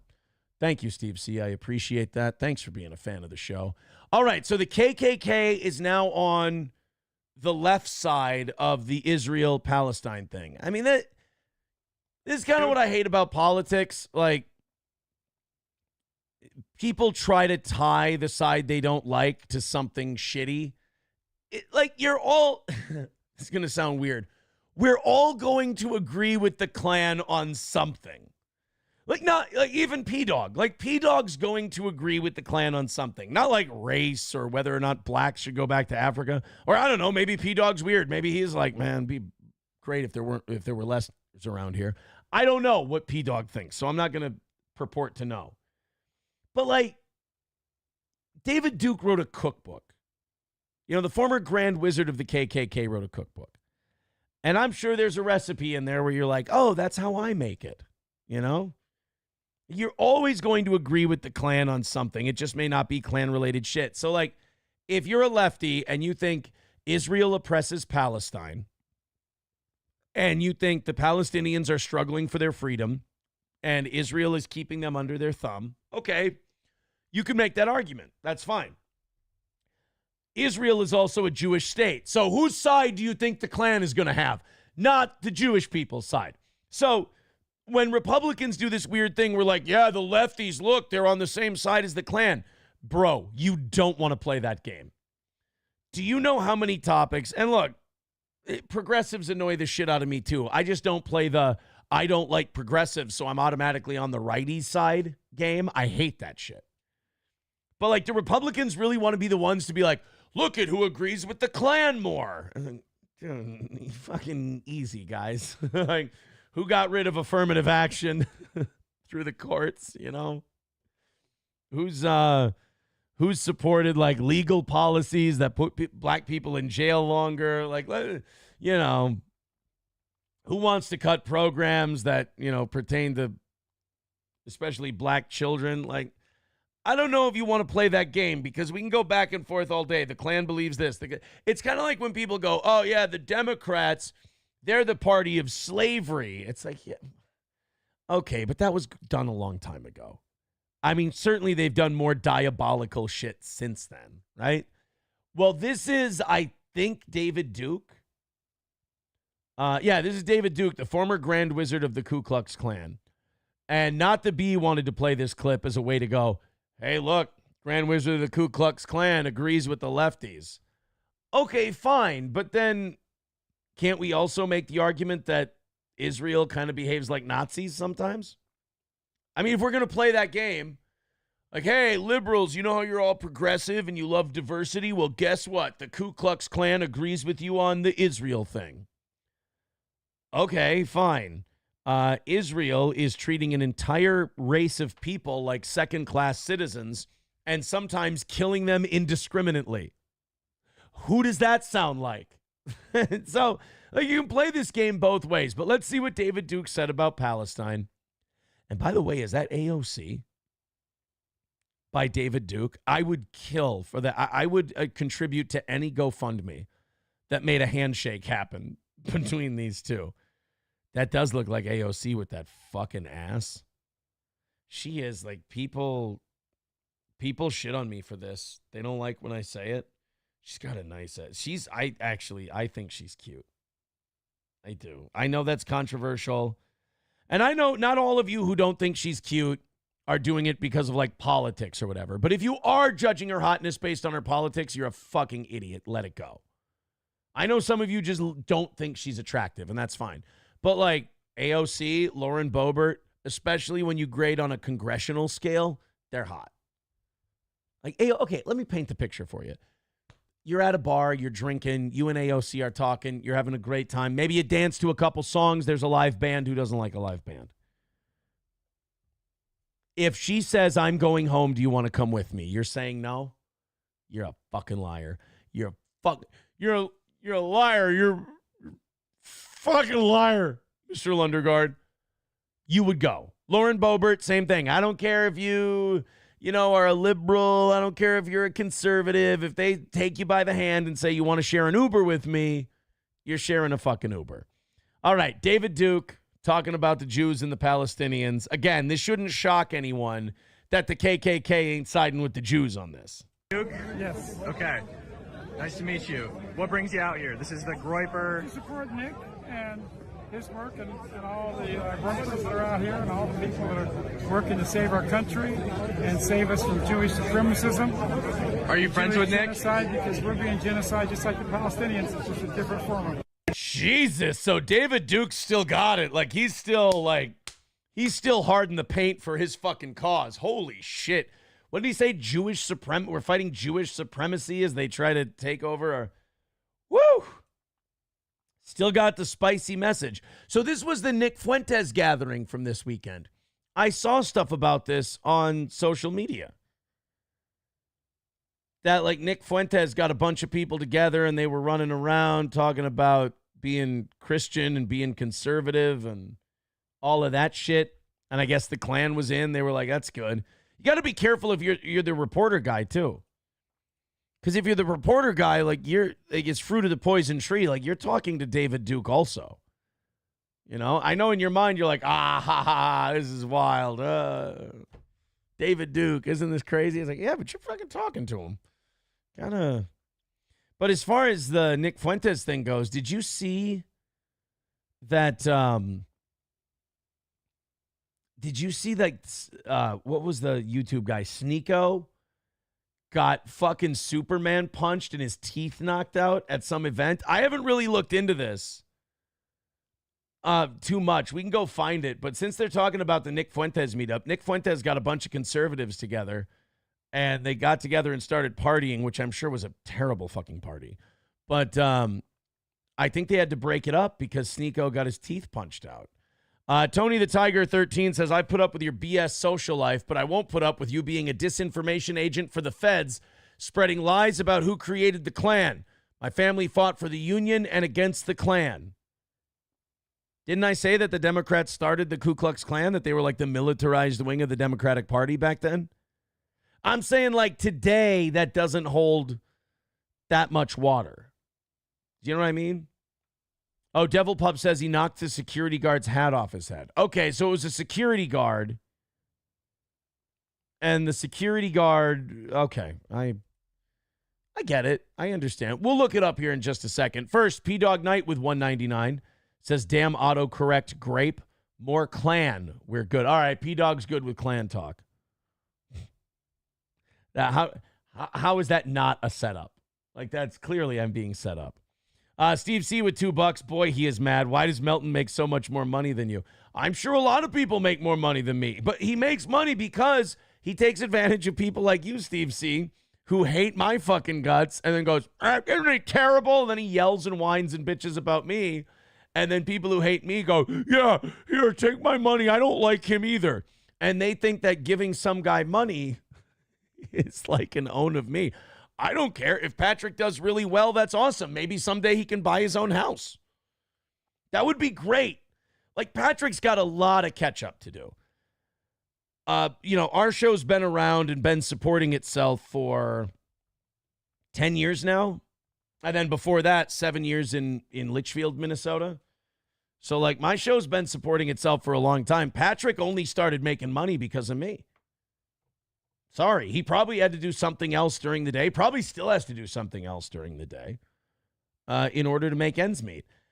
The saddest part about Patrick is that he lied about being married. He even lied about being engaged. He's not even engaged. He's not getting married. Never made it to the altar if he was engaged.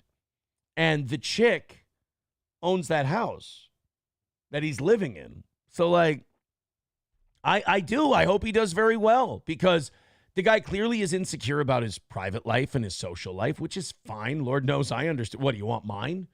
No. But, like, I wish he could just be honest about it, because he holds other people to this great, they need to be honest. They need to be honest. Well, you've been a fucking liar. Like, your whole facade and persona is a lie. So, I don't know. I think it's an admission through projection thing with him, because, like, he lied about being married, lied about having a fiance. The house isn't his. And on top of that, like, how much other shit? Like, he has, like, a Joe job, a day job, a regular thing. It's not just streaming for him, which is sad, because that means he spends more of his time inside on a computer. That's too bad. So I hope I do make him lots of money. I should. I'm doing okay. I want other people to do okay.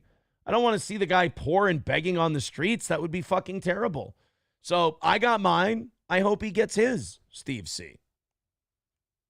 That I have a feeling that for Steve C, that was not a satisfactory answer. I have a feeling Steve C wanted me to get mad about that. Father's Day brawl on the golf course. You know, I always miss shit like this. And I haven't been golfing in over a week. This is a sad tragedy. If I don't go golfing by Thursday, it'll be 2 weeks since I've hit the course. If I don't meet Hulk Hogan today, I'm going to lose my fucking mind. But if I don't meet Hulk Hogan and I don't go golfing this week, I'm going to be fucking pissed. And then Saturday, it's going to be raining all day, so I'll have no chance to get out. I don't know, guys. Maybe it is all falling apart. Well, this is a scene from the golf course on Father's Day, and I was thinking about this. Sunday, the courses had to be fucking packed. Just dads golfing. Oh, could you imagine the horrible jokes and stories and conversations? Well, in this instance, a bunch of dads, and this would annoy the fuck out of me, because whoever is filming this is in the group behind these guys.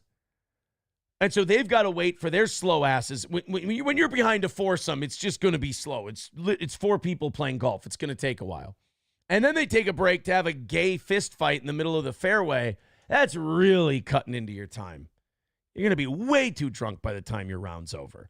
But here we go. This is a bunch of guys fighting on Father's Day at the golf course. Now, I'm just looking at the posturing of these guys, and I can already tell this is going to be a really gay fight. Like, you're not going to see any guys who are, like, really giving her. You're going to see a lot of, like, head up in the air and swinging like this. A lot of people, for some reason, think when you fight, if you hold your head and chin way up, somehow that protects you. I don't know where that idea came from. I don't know if that's just an adrenaline thing, but this is going to make your head the biggest and most hittable thing you've ever seen. Keep that shit tucked in nice. Give them a side profile. That way you can use your shoulder to block. You can use your hands to block. You give them a very little target to hit. Move that motherfucker side to side. Come on. Show a little fighting acumen. That's a good way to get knocked out, my man. Let's see if anybody does it right in this Father's Day golf fight. Yeah, these guys. Oh, this is fucking. This shit. Yeah, this is terrible. What the fuck is going on here? Holy shit. Full fucking brawl. Look at how fucking awful this is. Guys, just finish the round. Or at the very least, while you're punching each other, give the other group one of these. Hey, play through. Play through. No, we're going to be a minute, guys. Just go ahead and tee off. You're fine. You're good. Oh, this is awful. Even those hammer fists are terrible, and I'm not even an MMA guy. Oh, wait, he got him. He was on the bottom, now he's on the top. By the way, are these guys, let's take a look at something. Are they going to replace those divots, or are those hats? If they're divots, let's clean it up, guys. If they're hats, all right. Well, I mean, you gotta take the caps off before you start throwing down. I get it. Ooh, took him down. Oh, there's some good punches. All right. That guy's getting in some good shots. Cut it out, somebody said. Oh, wow. Do you see that guy just whiff on the open uppercut? So this guy's mounting the other dude, hot, right? And he's throwing punches at him. The other guy walks up next to him, and he's got an open, like a free shot, and for some reason decides to go uppercut. Instead of punching downward at the guy, he's going to go uppercut and watch him take a big whiff on this free shot.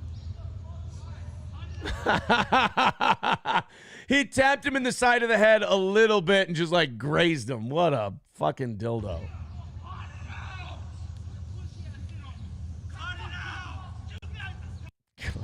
Cut it out. Well, that ought to stop him. God damn. I can't imagine, like, being at the golf course. What are you fucking fist fighting over? The only person I've ever wanted to hit at a golf course is myself. Like, I am the only one that's ever wanted to, like, that I've ever wanted to hit. I don't understand the fighting other people at the golf course. Like, they didn't hit your ball into the sand trap. That was you.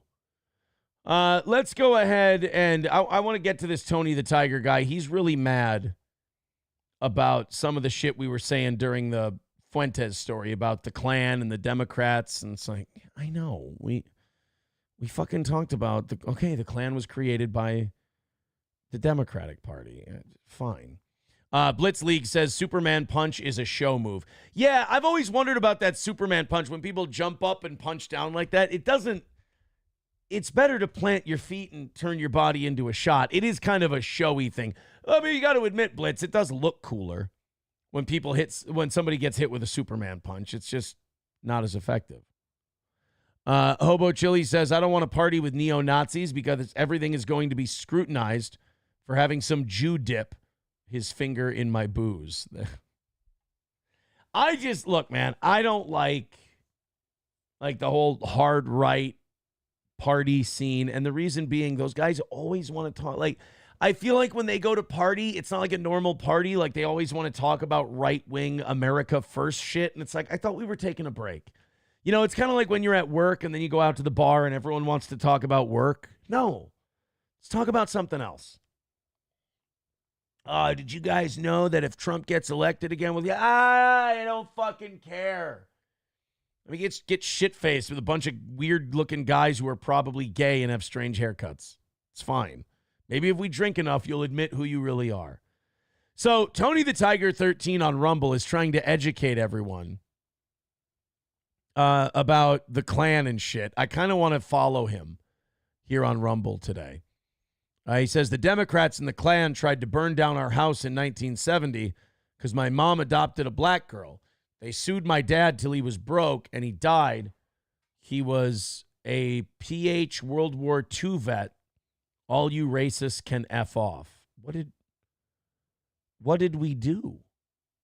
I don't know what I don't know what I did. Tony the Tiger also says, keep telling lies. All you'll get is more resistance. What? I don't know what I did. I said that the Klan was created by the Democratic Party. Sir, I don't understand what I've done to you. If I've offended you, I'm sorry. Some people, man, I tell you what, some people are a good time, man.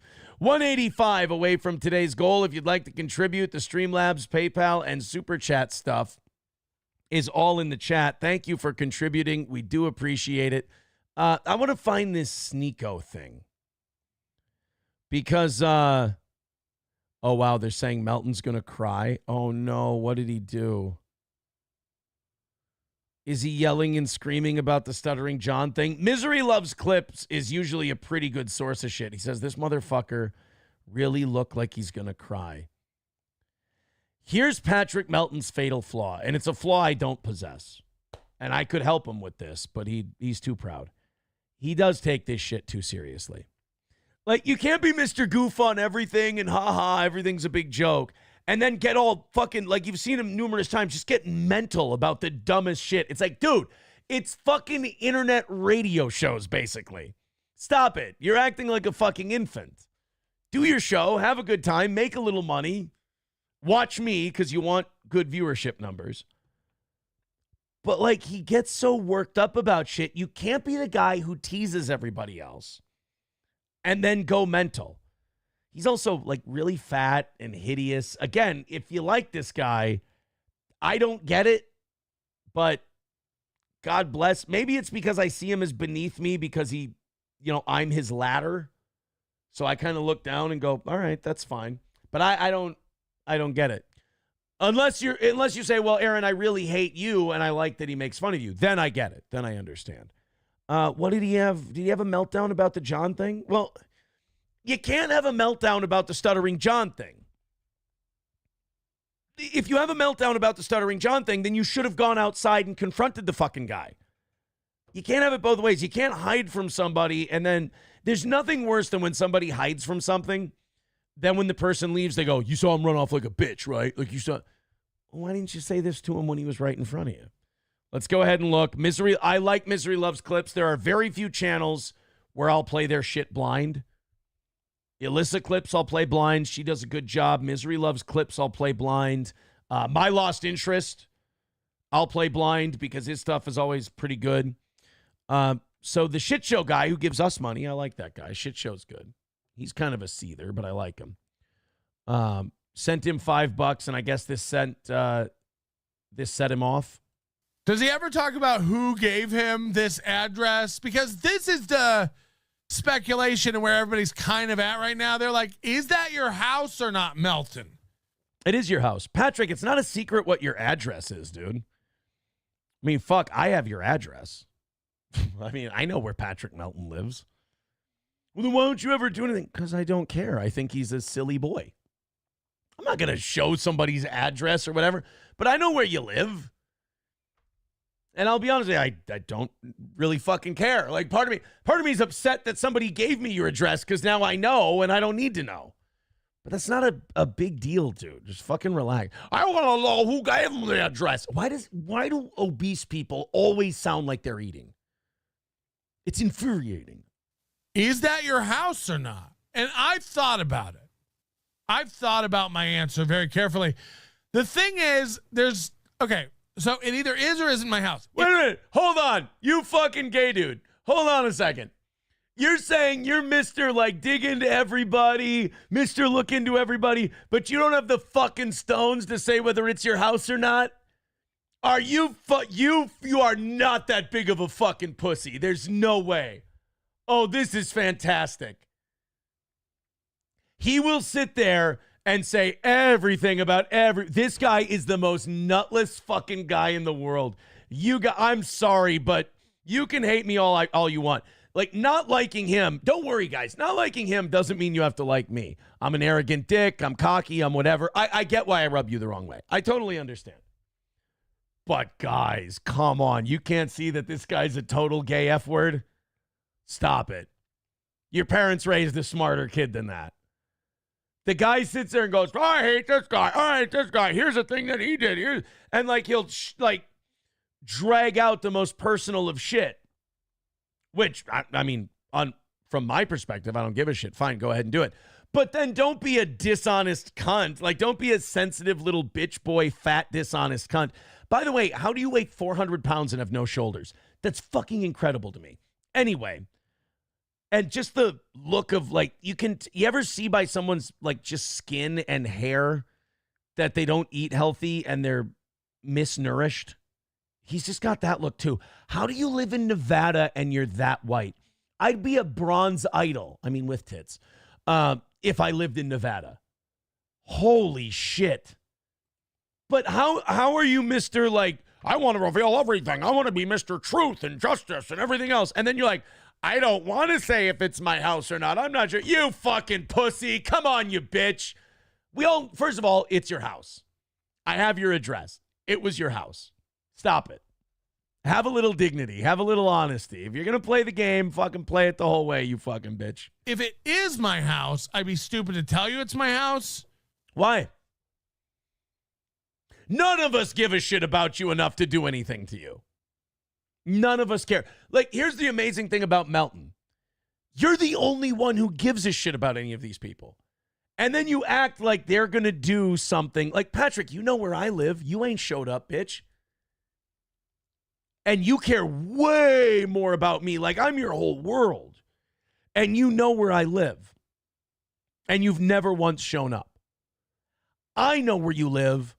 I barely give a shit if you have a pulse. So I'm not coming over to your house. So, like, you understand you're the biggest weirdo psychopath of this entire group of people. Like, you're the biggest weirdo. No offense, buddy. And you don't show up at people's house. So these other people knowing where you live, Patrick, you're not a fucking game player as much as you think you are. All of these people know where you live. They just don't fucking care about you enough to go there. I'm sorry. But if it is my house, I'd be stupid to tell you it's not my house. Oh my God, you've worked yourself into being retarded. If it is my house, I'd be stupid to tell you it's my house. If it isn't my house, I'd be stupid to tell you it isn't my house. He's acting like this is some cerebral fucking thing. It's not a cerebral thing, dickhead. You're that fucking dumb. You're just overthinking the internet is all you're doing. This is what we call an overinflated sense of self-importance. Patrick, let's move on. Ready? I can skip this bit for you. It's your house, but nobody cares. There, done. Now you can go back to your favorite thing, watching me. But if it isn't my house, I'd also be stupid to tell you it's not my house. You said that already. But if it's not my house, I'd also be dumb to tell you it is my house because then more people might go do something to it. And I don't. Oh my God, you're watching someone wrap themselves into a human pretzel. Wait, so this is the guy some of you watch and you guys think I'm the asshole? Oh, you guys are precious. This guy, you guys understand this guy's a fucking dork, right? Like, he's really dumb. You don't, do you? You don't understand how retarded this is. God bless you, you sweet summer child. Don't. It's hard to tell. All the houses here look alike. I don't recall. By the way, elongating verbs, great way to fill time when you have nothing to say. I don't recall.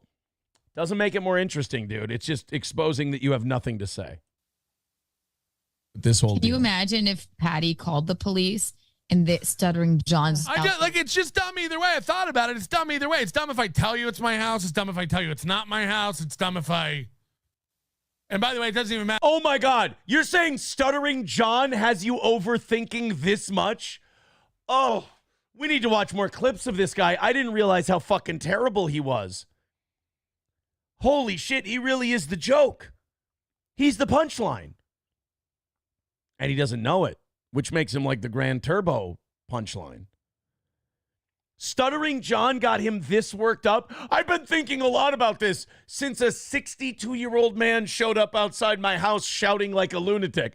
I've been doing nothing but obsessing over this. Should I say it's my house? Should I say... Yes, just say it's your house, sweetheart.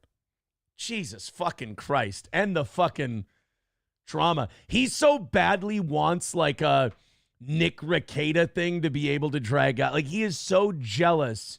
And he shouldn't be. Like, this was a very traumatic thing that happened in my life that, I mean, it's brought my show attention, but it's been terrible for me. I think in the long run, it's going to be great. Like, the amount of friends and family and, you know, the right people that have come into my life. I mean, that part is great. But, like, the road to get there has been fucking shitty. But he wants to have a thing to talk about so much that he's dragging this stuttering John thing out to a retarded angle. No matter what the truth in there is. Like, first of all, no one's going to believe it either way. Second of all, he doesn't even have a house, just like a wife. He rents a basement. You know, Patrick, We know you don't. That wife thing fucking bothers him. Patrick, we know you don't have a wife. You don't even have a fiance. You don't have any. You lied about all of that. And again, you can be mad. Aaron lied about he wasn't getting divorced. Yeah, you're right. I was trying to get the divorce done. Okay. Yes, I did lie. I lied to you about that. Patrick can't even lie. Or Patrick can't even admit that he lied to his audience because they're like, wait a minute, but Patrick, you're the guy who says other people lie, and now you're lying, and I... Patrick, your audience is full of retards. They're not going to put it together. You can tell them you were lying, and they're still going to go, I still hate Steel Toe, Patrick. Pat, there's nothing you can do to your own character that's going to make people that like you or like your show dislike your show. They're not there because they like you. They're not invested in you. They're invested in me. Your show is all about me. I own your show. Without you shitting on me, you lose, I'll be conservative, 60% of your audience. It's bad. So quit overthinking shit. Nobody cares if Patrick handles this the right way or not. You're simply a conduit. You're a PVC pipe. A fat PVC pipe, but a PVC pipe either way. No one's going to believe it either way. Second of all, he doesn't even have a house, just like a wife. He rents a basement. You don't have a wife. Stop saying you have a wife. Chad Zumach already exposed you on that. The internet did the rest. You don't even have a fiance. Some lady owns that house, and maybe you were engaged at one time, but you didn't even make it to the altar. Too much cake and all that. But you rent a space from her. And then you do your show in what looks like a little attic with the cornered ceiling that's a little too low for a tall guy like that. You're literally in a corner of an attic doing a show. I'm in a basement doing a show. That's what we do. Just like a wife, he rents a basement. So why even get into it? Oh, look at the pain in those eyes. Like, this is what I'm talking about. The character that he's playing. And the mask slips sometimes, and the facade goes away. Say what you want about me. I'm just me. Rub people the wrong way? That's fine. But look at the sadness and the sorrow in those eyes. This is what happens when the fat bullied kid comes out. And for some reason, Stuttering John showing up outside his house, which, oh my God. That's all it takes for this guy's facade to slip away. And now you see this lonely, cornered, bullied fat kid who can't defend himself. Same thing happened when Chad called in. If Stuttering John or Chad Zumach or anyone else showed up outside my house, I'd 100% go outside and I'd talk to them. What are we going to do? Have a fist fight in the middle of my neighborhood? First of all, if we are, I'm more than capable of handling myself against any of these fat retards. But I would go out and I would talk to Chad. I would go, like I went on MLC with Chad. I would go out and I'd talk to Stuttering John. I would go out and I'd talk to Joe Shuley's producer. Anybody else who hates my gut. Hey, fucking Aaron, where are you? And I'd open my door and be like, right here. Why are you shouting? Like, come ring the doorbell, bro. Patrick sits here and he's having an existential crisis because Stuttering John showed up with a boombox from Say Anything and stood outside his door for 30 seconds. Jesus Christ, dude. Get a fucking grip. Look at how much he's worked himself into a conundrum. It's not a big deal. Go out and meet the fucker, you fucking baby. He does look like he's going to cry. You guys watch this? Like, this is entertaining. He should turn on Steel Toe. Look at him. He fucked himself up. Did he really just sit there silent for that long? Oh, this is embarrassing. I can't believe you guys watched. I hope you only watch this because you hate me. See, now this is where I need to get a megaphone. I know. Oh my God, he looks like he's going to cry. Ew, what a bitch. It's time to stop making decisions, buddy, okay? Oh, thank you, Misery Loves Clips. That was another great one. Thank you very much. Wow. Oh, I've hurt the Patrick fans' feelings, too. I see that they're Guys, relax. I already told you. If you watch it because you hate me, you're safe. You're good. I'm sorry. Guys, I can't help that he acts like a bitch. That's not my fault. You can't throw that on me. I just played the clip. If you're mad that he looks like a fucking gay F word over this Stuttering John thing because he wishes he had the attention that we're getting, then go fucking talk to him about that. I'm not your therapist. If you're watching him because you think I'm an asshole and you're watching him, you'll go, this guy's an asshole. That's fine. That's good. But if you think that guy's like the arbiter of truth or justice, like look at what a phony, panicky bag of shit he turned into because one of Howard Stern's old phone screeners showed up outside his house. Maudiff. Hey, Maudiff. How's it going, buddy? He says, for $9.99, that has less significance than a dog's fart, says the chairman. Flimsy Greenberg with $5. He's mad. Pat doesn't live in a basement, dork. He lives rent-free in your head. Yeah, because if you're not spinning the shit out of that, that's what just happened. I'm sorry I do this to you, buddy. I'm about to fly out to Cowtown and fight you myself. Someone's got to do it. Hey, Flimsy? Quit talking. It's all I hear from any of you guys is this. Nobody ever shows up.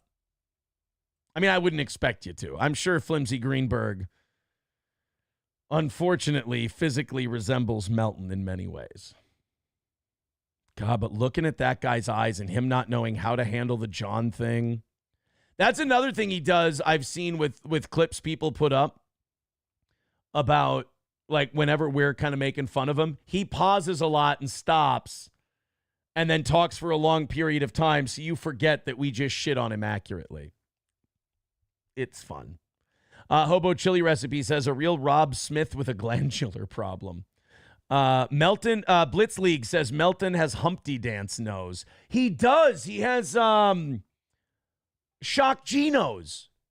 Wow, that's a good one. You know what I like about Blitz League? Blitz hates both of us. Like, Blitz thinks I'm a piece of shit. He thinks Melton's a piece of shit. That's a consistency that I can back up. Blitz League says, Melton reminds me of old head failure. Kotad says, if you retards had a brain, you wouldn't try to troll Aaron by challenging him to a fight. The real way to troll him is to gaslight him into anorexia. Bird Collector on Rumble says, Cowtown, it's Somalia City. Get it right. Again, guys, these fucking, the anti-steel toe people, we need to give them more intelligence. I need a better class of these types of people. They're remarkably unremarkable. By the way, Keanu shitting on me lately for saying the word remarkable a lot. It's starting to make me a little subconsciously worried about myself. Thank you, Maudiff, and thank you, Flimsy Greenberg. 175 is today's number. If you'd like to contribute to this morning's show, we're on a roll. We appreciate it. I wanted to find that Sneeko thing for you. And again, if I didn't say it before, Misery Loves Clips. Great job. Awesome job. Let's see if somebody sent me the, Malcolm X says, hey, Aaron, here's the footage if you want to talk about something other than whoever the fuck Melton is. All right, here we go. Footage of Sneeko attack. All right, so I'll be honest. I'm not familiar with Sneeko. But he got his teeth busted by security at this Nick Fuentes event. AFPAC, America First PAC 4, they had some big party where all the America First people got together and talked about white people and how they're good, and then Jews and how they're tricking all the blacks or some fucking thing. I don't know. Just whatever they get. I don't know. Maybe these guys are all cool. Maybe these guys are all really fun people. I don't know well enough. I haven't looked into it enough. I just feel like the America First PAC probably doesn't have a lot of fun parties. And I feel like the conversation would be really boring. That's all. Like, I look at a guy like Nick Fuentes, and I look at a guy, and I know it's his work, so maybe he's not like this privately, and maybe he's whatever, just a normal guy. But, like, he obsesses a lot about a lot of that stuff politically and takes it really seriously. And I can't do that. Like, if someone wants to talk about that privately, like when you're at a party and there's drinks, I'm not saying I'm like an old school guy where like, we don't talk about politics and religion.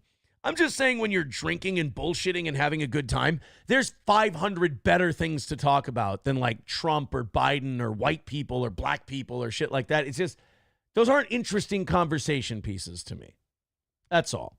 So this Sneeko guy got his teeth busted by security and everyone was kicked out of the after party because Sneeko got his teeth busted. Then this person writes, AFPAC 4 was canceled because Nick Fuentes is an incompetent homosexual DEI hire in the dissident right. So the crowd was causing a disruption after the party.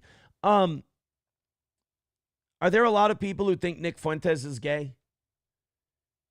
Because again, I've probably watched a combined like 10 minutes of Nick Fuentes, not a lot, but he has given me like either gay vibes or doesn't really deal with women vibes. One of the two, like if I'm being conservative, I'm saying like he doesn't really talk to women. He kind of stays away from them. He's celibate, whatever. On the extreme side, I'd say, well, he's probably gay. I mean, a lot of people who do that far right shit, or like a lot of people who are closeted gays will like go the other way really hard politically to throw people sent off the trail, so to speak. But let's take a look at this. We got Sneeko here. He's got this busted up tooth. Smile for me, man. This was the security guard at this thing, at this event, right up here. Right up here. We got this guy jumped off the stage. No one attacked this guy. Punched Sneeko in the face. No one touched him. He jumped off the stage, hit Sneeko in the face. I watched the whole thing happen. What does Sneeko do? Because he looks like I'll tell you who Sneeko looks like to me. He looks like a guy who like clandestinely starts shit, like passive aggressively would start shit, and then when someone bows up to him and goes, no, fuck you, you're not pulling that shit, and then like punches him, he's like, well, I didn't do anything, what did I do? He really strikes me as one of those types of guys where like he'll kind of subtly fuck with a dude who could kick his ass because he thinks somehow that's cerebral, but then the big dude will kind of get tired of this ankle biter kind of passive aggressively nipping at him, and he'll just clock him right in the head. And then a Sneeko will go, what did I do? He has that look to him. That's all. I'm not judging that by any of his work. I've never seen anything he does. I don't know what he does. Sneeko sounds like a YouTube prankster name. But he's given off that vibe to me. Anybody who gets their tooth chipped and punched by security at a bar usually did something to deserve it. This was just right now? Just now. Just fucking happened. The guy that he shut off the speech to go play his music, he just got rocked in the face. But I'm a non-violent person. You know, I care about America first. That's what it's all about. Yeah, see, that's what I mean. I would never want to hang out with these people. Can we drop the America first thing while we're out drinking? Jesus, can we just drop the I'm America first and I'm non-violent? Let me tell you what non-violent usually gets you. Run over by the violent people. That's cool. Wow, man, I have the moral high ground in the culture. And now there's a fucking bullet in my head at a re-education camp because I thought for myself. But I was nonviolent. Hey, good job. A lot of nonviolent people were wiped out by Pol Pot and Chairman Mao and the like. I mean, Stalin took care of a lot of nonviolent people and violent people, to be fair. I don't want to sell Stalin short. But this Sneeko guy... Man, we'll take it through the legal necessary ways we got to do because honestly, probably press charges now. It's gay. I'm just going to go with it's gay. We have the actual punch here. By the way, thank you, Malcolm X, for linking this for me. I appreciate that, buddy. Did I like his tweet? Thanks. There you go. Let's go take a look.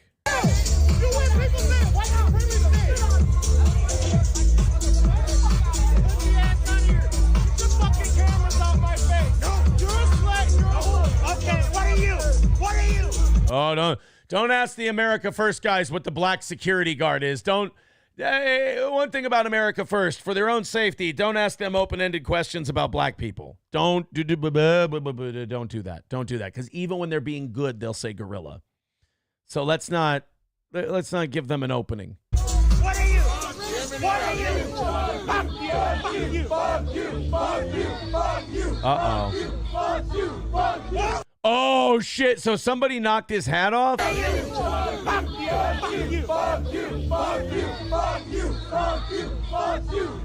Oh, so was that Sneeko? Sneeko knocked the security guard's hat off? Yeah, that's not going to end well.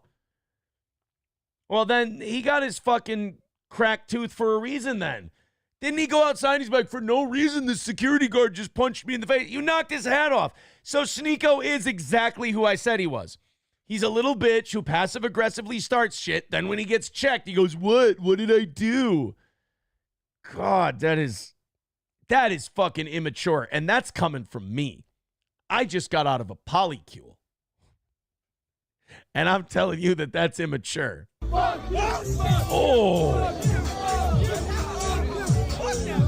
Do you know how fucking cool it is to punch someone from a first-person point of view?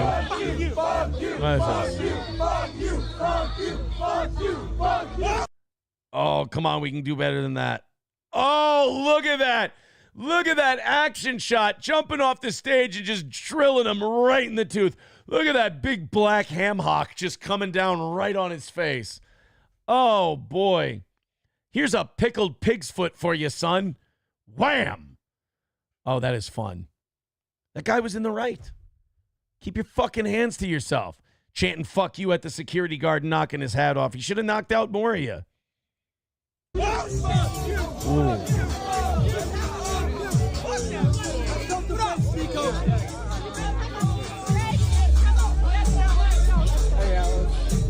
Boy, did you see how quick all those America First guys stopped yelling at the black security guard the minute?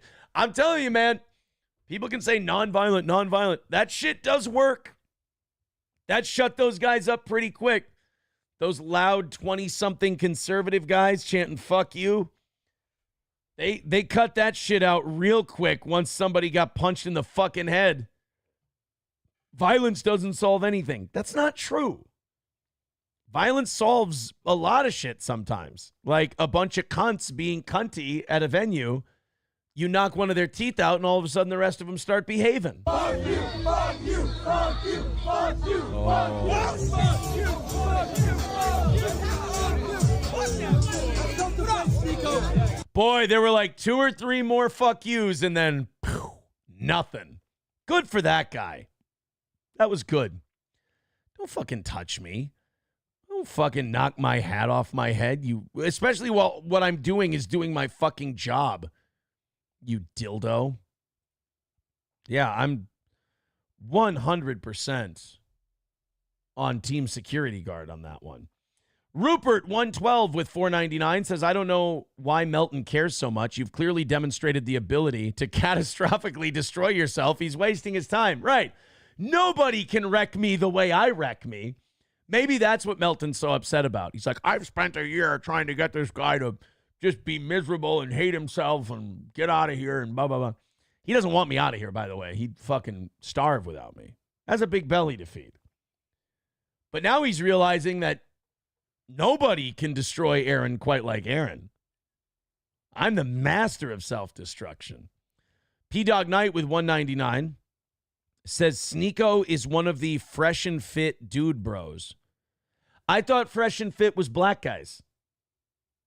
They got white guys that fresh and fit, or is he like half black? And why is Nick Fuentes hanging out with him then? You know what? I clearly don't know enough. Maudiff with $9.99 says, when there is not enough to eat, people starve to death. It is better to let half of the people die so that the other half can eat their fill. That's from the chairman. Look at that. Mao, I'm telling you guys, Mao is like, I feel like Thanos is kind of based on Mao. 1028 Sequoia Avenue with $1.99 says, send me your fan mail, April Imholtz home. See, Patrick, it's not a big fucking deal. Who cares? You might even get some coleslaw. Coleslaw is delicious. I got onions. I made French onion soup. On you. It was great. Los Federales with $2 says, I'm not going to read that first word, obviously. He's trying to say a terrible word. AI dropped the pain. You fucking dropped the pain, all right. Jesus.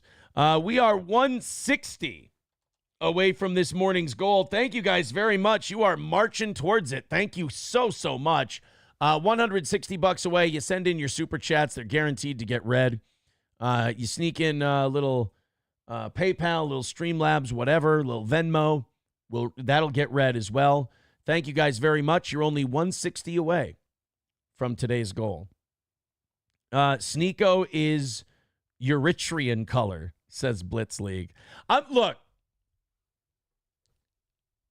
I'm not saying that Blitz League is becoming a fan. I've just noticed his stance soften over the last week or so. Yeah, I don't have any problem with what happened to Sneeko. I mean, isn't that what the right-wing guys say? Don't the right-wing guys always say, fuck around and find out? That seems to me like it was a fuck around and find out kind of thing. Perfect. About 1,000 of you checking out the show right now. Rumble, YouTube, Twitter, all that. Hit like, hit subscribe. I appreciate you guys just being really cool and supporting the show. Go ahead and hit all those buttons that we like you to hit. We were way up there yesterday with Keanu on the show. That's the thing. You talk about the gossip, the number goes up. It gets bigger and bigger.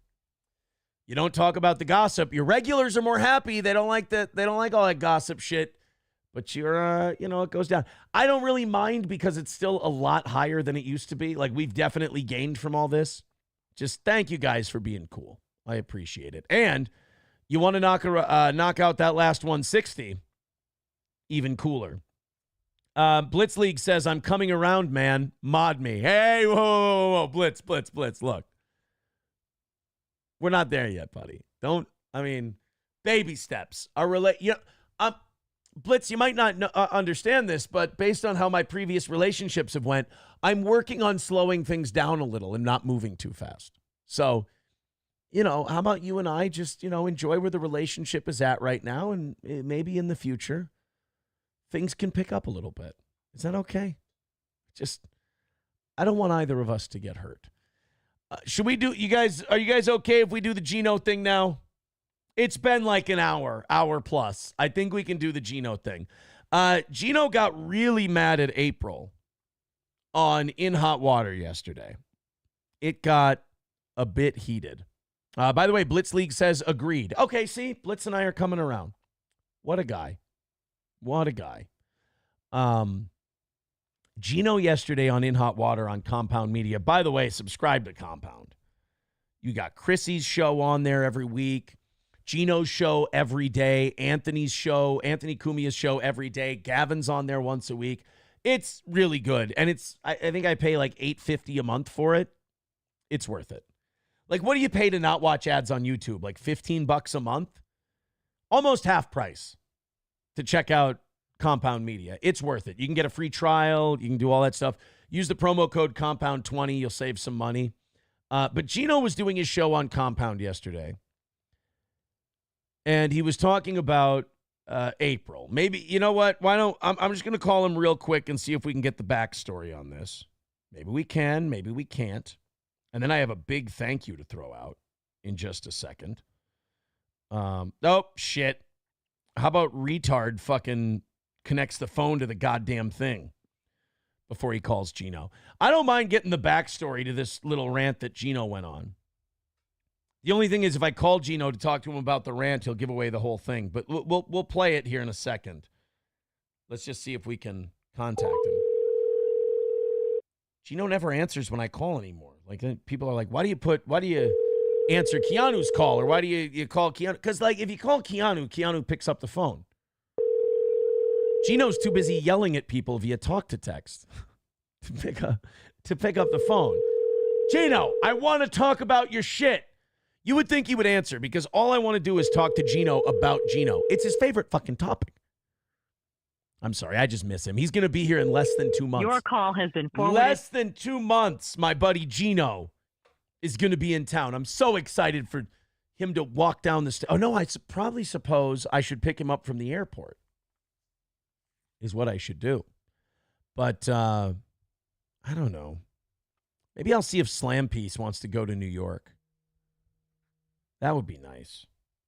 Go hang out with Gino and Keanu a little bit. Maybe in July, I go to New York. August, they come here. October, I go for the wedding. That'd be kind of fun. No point in seeing each other in the wintertime because fucking weather. Maybe I go to New York in July. They come to Minnesota in August. Then they come back to Minnesota in September. We go to a Vikings game. And then we do South Carolina for the wedding. That sounds perfect. That's better than going to Vegas. I'll take Vegas off this year. I'll take Nashville off this year. I'll do a little cheapy weekend in New York and a fun little weekend in Charleston. Charleston, I think, is where I'm going for the wedding. Exciting stuff. Alex Jones with $125 over on PayPal.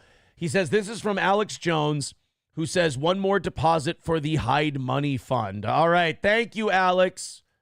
Very cool of you, buddy. Appreciate it. That's going to, well, guys, we're $40 away from knocking out today's goal and doing overtime. Thank you very much.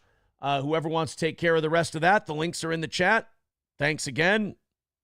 Awesome support. You guys are great for this show. We are $40 away from updating the streak on the whiteboard to 2 shows. By the way, if you didn't listen last night, our streak, the one that ended yesterday morning, it ended I think it was March 14th was the last time we hadn't hit. So it ended an over 3-month streak that we had going. It was like 3.5 months. If we miss a goal once every 3.5 months, that's insane. That's like an unbelievable level of success. Thank you guys very much for all your support. $40 away. Knock it out. You guys are the best. So I wanted to talk to Gino about this clip. Unfortunately, he didn't answer the phone. Let's just play the thing. Gino and Fred. This is Fred Rubino, right? Sometimes I get Fred Rubino and Rich Schultes confused. Fred Rubino's more of like the, hey, fucking guy, New York. He's more of that guy. Whereas Rich Schultes is a little more reserved, I guess you would say. Gino went off on April. You don't understand in this clip. And like I said, this is, sorry guys, if you call, you got to call from an actual number. If you call from restricted, we have a policy of not taking it because that's when people yell like the N-word and shit historically and gets our channel fucked with. So you got to call from a number. We always like taking call-ins. We take them all the time, but you can't call from restricted numbers. It's really weird to watch like Keanu, Gino, Alex Stein, all these people like turn on April. And I'm not saying like she hasn't behaved in a way to deserve it. Like, I think a lot of these people gave her a lot of goodwill because they knew her, they've met her, they've talked to her. And they were like, well, she's just being brainwashed or she's just fallen into addiction and that's too bad. And it's not really all her fault. But then after she got arrested, she made the choice to move back to be with the other two. And I think what happened there was that enough people just went, they kind of ran out of excuses and now they're just angry. And I feel for them. I really do, because while I cut ties and I was just done, so I can move on and I can be detached from it, she's still their friend. And they feel like they're being treated like shit as friends because they know what she's going through. They care about her. They know she's on a wrong path and they want to help her. And she won't, not only will she not accept help, but she now has this other person in her ear that's manipulating her and going, those people aren't your real friends. I'm your real friends. Here's another hit. Here's another drink. By the way, remember when I got us arrested together? Isn't that fucking cool?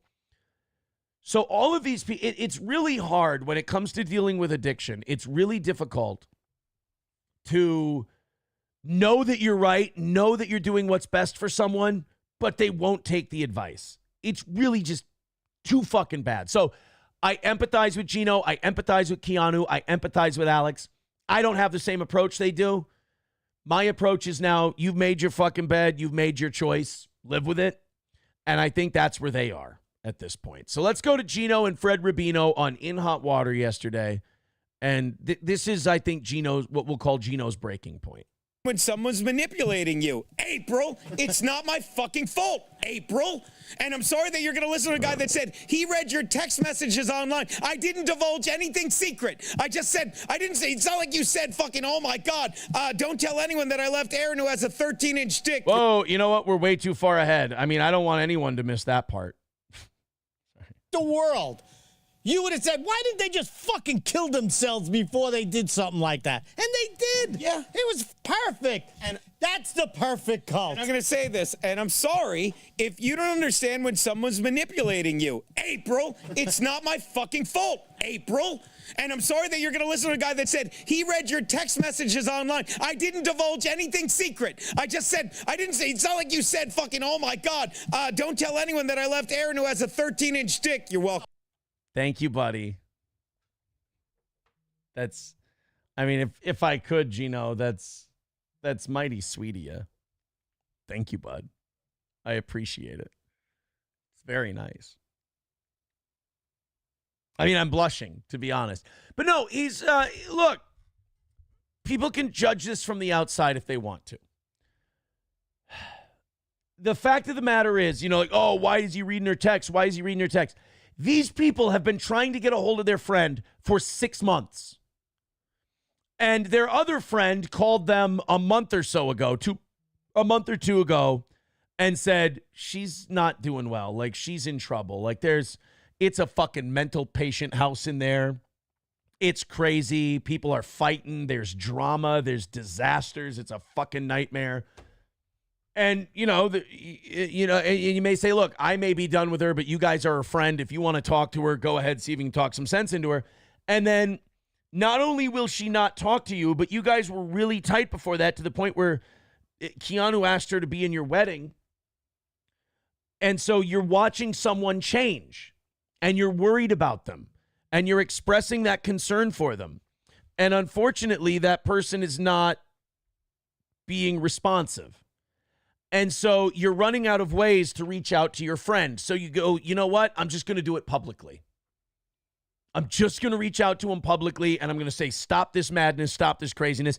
You've tried to reach out to them privately. They wouldn't answer you. Or when they did answer you, they did PR shit. And Keanu's convinced that maybe Nick's sending some of these text messages. And I will say, the more I hear, the more it kind of makes sense. Because I've gotten text messages from April months ago that were very nice, and they sounded like April. And then a few hours later, when I know she's back at that place, it'll sound like a completely different person. So either there's texting on substances and off substances, or somebody's over their shoulder looking at this shit. And she's, trying to keep things on an even keel, whatever. But to oversimplify it and just say Gino's reading her texts on the air, he did it once or twice, and it's because he was fucking tired of her bullshitting and making excuses for people who got her fucking arrested. He's an older person trying to educate a younger person and trying to say, you're on the wrong path. I give a shit about you.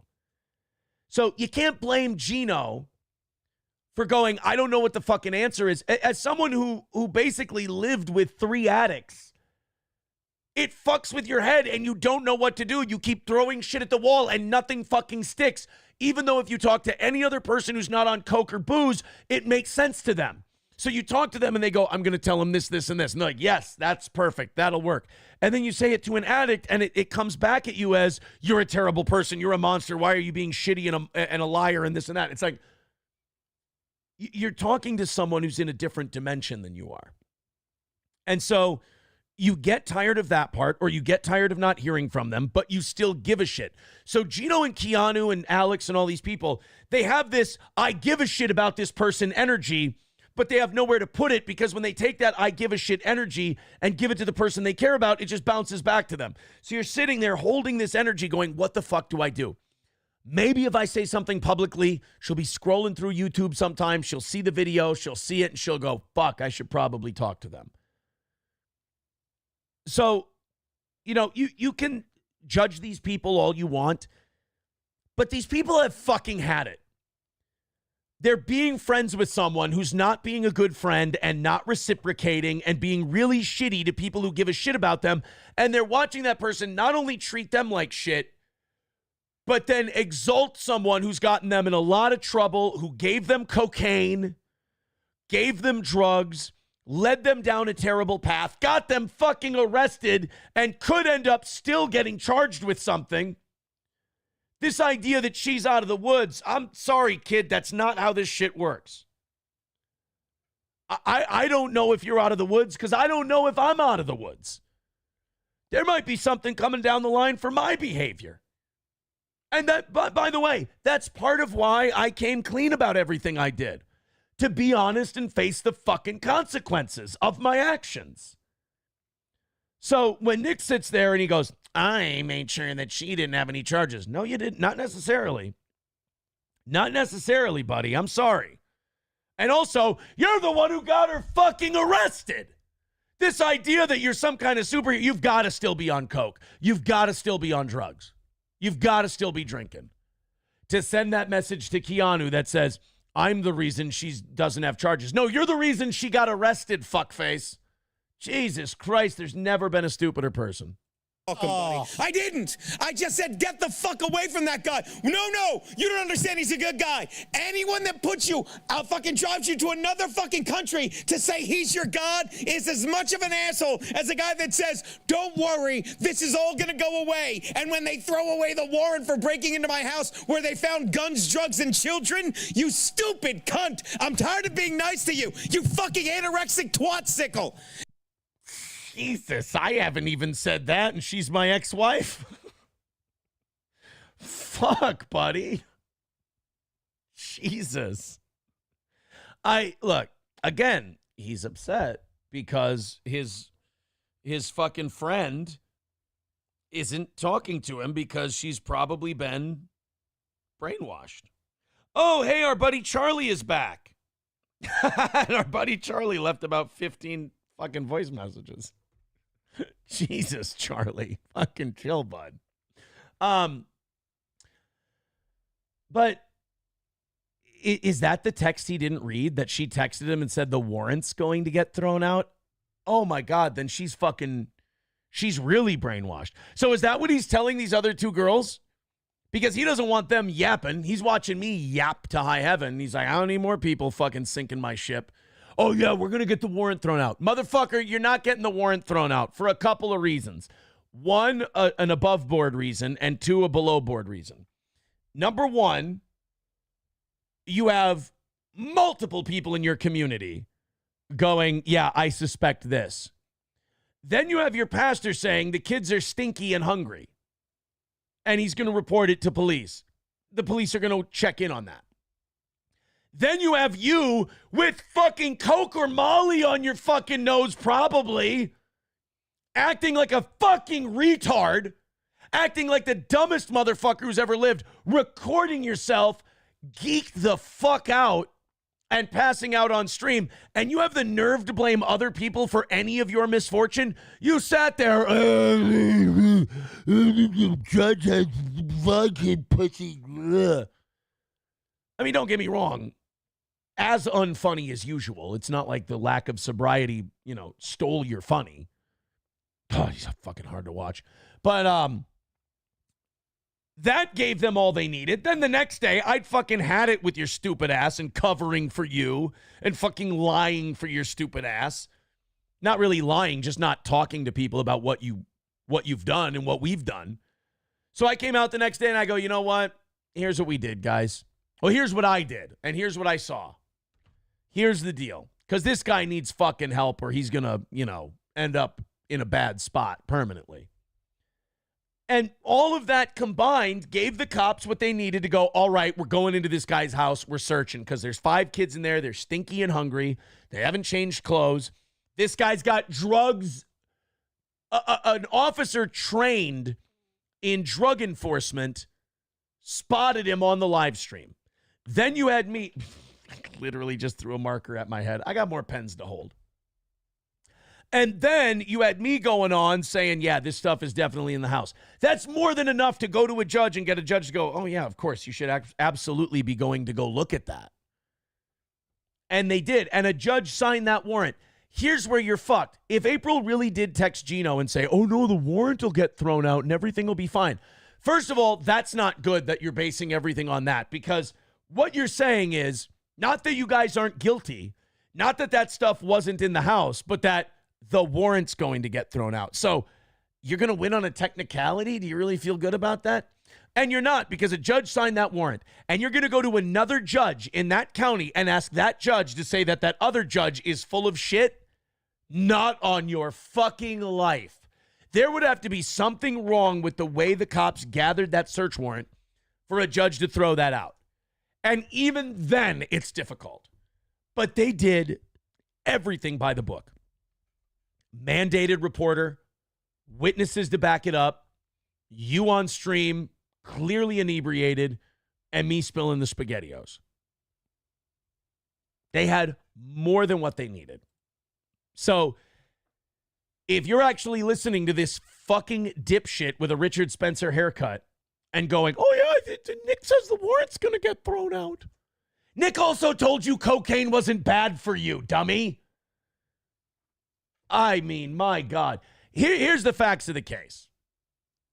You listen to me, you don't get arrested. You listen to Nick, you get arrested. Point blank, period. I'm a better leader than Nick. I'm a better dad than Nick. I'm not going to say I'm a better partner than Nick, because I was shit just like he was. But like all in all, I'm just better. And, you know, what Gino's doing right now is Gino's going, you fuck it. Like, you lose your humility at one point when you're right about everything. And he's going, you've fucking disrespected me. You fucking bullshitted me and lied to me. I thought we were friends. And I'm watching you make terrible decisions, and I'm watching you be kind of arrogant about it. I've had it. This is Gino's I've had it moment. And they throw away the warrant for breaking into my house where they found guns, drugs, and children? You stupid cunt. I'm tired of being nice to you. You fucking anorexic twat-sickle. April, either you're with your parents and you're saying he doesn't know what he's talking about, and I love being wrong, or you're with this fucking faggot.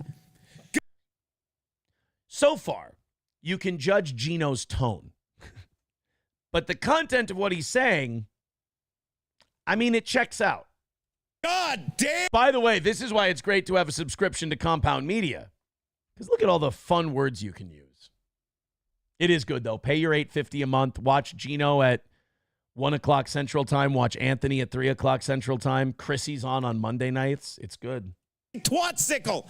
April, either you're with your parents and you're saying he doesn't know what he's talking about, and I love being wrong, or you're with this fucking faggot. God damn it. You're the Jim Jones of comedy. I'm sorry, that had to be said. What happened? Okay, that's my favorite. So, Steve Conte, who hosts The Dump on Compound Media, another show that's on every day, I think at like noon Central. One of the funniest fucking guys out there, man. Conte's hilarious. Gino goes on and this is what's great about In Hot Water, is that Gino will go off on these long tangents. And then at the end of them, he'll look to his producers in the booth and they'll go, I'm listening intently. I'm not ignoring you. Gino, I don't know what the fuck you're talking about. I don't know what you're doing. Could you repeat that? You lost me there. What? I don't know those details. Who said they're your God? What is that? April, and April, after her and Aaron broke up. Right. And everyone's like, they're grifting. These are my friends. Who's got the big pee-pee? Aaron, 13 and a half inches. Oh, okay. Really? That was the only thing I didn't say. Aaron Imholt. I don't like that Garrett or somebody laughed at that idea. Now, I understand that a 13-inch penis is impossible and comically large. But could we not laugh at the idea that maybe I have a large penis? I'm very, I'm not going to sit here and say I have porn star dick, but I'm happy with the dick I got. God damn it. Trousers. He's got a 13 and a half and inch. a half. Yeah. You have to put the half in, right? Yeah, You're not really. spiking the ball. By the way, that's not fair. She didn't say Aaron had a 13 and a half. She actually said he had a 12-inch dick. That's okay. 13 That's and a half was fair. funnier. But she didn't even say he had a 12-inch dick. She said it's 4 times the size of Nick Rekieta's. Whoa. And I'm sorry to admit, but that's like people don't get. Like I took the week off from all that shit and I was thrilled with it. From all your big penis. But I've had it with these idiots in the Dabbleverse, like Gino and Ken are grifting. These are my friends. Yeah. And after a while, you try and reach out the only way you can. And when your friend is this girl April, who's defending these two pieces of shit. Who is this girl, April? She sounds quite fetching. She's gorgeous and she's smart and she's fun. But imagine you're hanging out with me and you're. I mean, look, people criticize my boy Gino, and they're like, he's nuts, he's out of his mind, blah, blah, blah. You got to stop listening to the tone and the volume, and you got to start listening to the words he's using. Because, especially if you don't like Gino, you will be shocked at the percentage of hits that he has. He usually nails it right on. He's kind of like me. He has an abrasive personality, so your immediate instinct is to go, I fucking hate this guy. But then you start listening to the things he says and the way he presents it, and you go, it's entertaining, and he's right. I'll give it another shot. I'll give home ec another shot. By the way, Gene, I hope you didn't crack that bottle during this show. It's getting a little low there, buddy. Your wife, his wife, are hanging out with me and Ken, and we say, do you want to fucking swing and have sex with each other? And you're like, Gino blew me, I'm over it. Doesn't need it, right? Don't need it. And then when one of them goes, I'm out, and I don't care what happens, when one of them leaves and the other one's like, no, these are good people, and you try to be nice at first, and then you take a week off, you go to South Carolina, I'm going to say this. By the way, this is where Gino kind of like, Gino goes off on tangents, so we're going to fast forward a little. Gino then goes off on Anthony in South Carolina and what that's like, and then he circles back in a second here. That's the why where I'm afraid don't put my computer. and she takes us to a diner, and first we go to the... Was that Camilla? Camilla was there? Cornhole, get it? Yeah, at the pump house. There's a guy... You are so competitive. I fast forwarded a minute and a half really. so far. Until it happens. Steve's not competitive till he is playing. She never said that. We're now 2 minutes. She knows her place. Both Schultz, we're adding another ball. That's gonna steal. I wonder, but you try to be nice. Okay, here we go. Be nice. And after a while, all right, here we go. Did you see someone stole the idea again? Yeah, that's why I saw it. That's what we were talking about. Right. But that said, I'm sorry to get off topic, but you try to be nice. You try and be nice. And after a while, you spend time with like normal people, and I'm like, I've had it. I've had it because when this guy... First of all, if you're with your wife or your bride-to-be, right, and someone asks you to swing, it's disrespectful. But do you understand, like, this is why I talk about a cult leader. And don't get me wrong, Nick Ricade is too arrogant to be a cult leader. Like, they and incompetent. Let's be very clear. He's a remarkably incompetent person, but go ahead. Have to be smart enough, but he fucking tricked Aaron and but you know what? I'm sorry, Nick's not incompetent. Let me put it this way, guys. If Nick Ricada, he's got 5 children, right?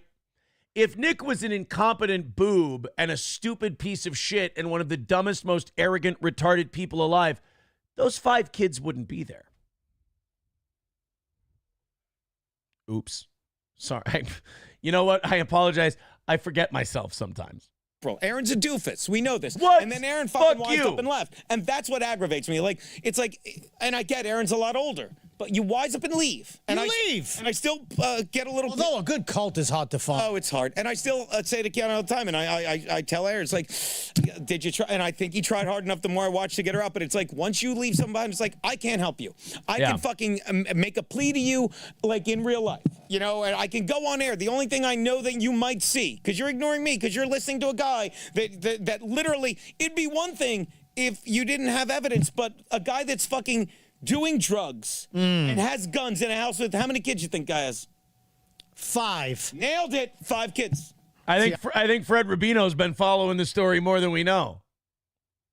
I knew that. And when I'm one of his kids. When the guy says to you, you got to understand, they're misrepresenting me, and you believe him, you're a stupid cunt, April, and I'm done with you until you text me and say, you're wrong, I'm here, and that's fine. Get her on the phone. That's the thing. But I've had it, and I'm sorry that I just exploded, but it's like, I've had it with people that live in this Dabbleverse, and I get it. It does well because it's all show, but we're genuine people here. Well, you are. I'm a fucking... In fairness, nobody in the Dabbleverse cares that any of us are genuine people. Don't appeal to the Dabbleverse's emotional side or the Nick Rekieta group's emotional side. It has nothing to do with humanity. Please. I think that's the end of Gino's little rant.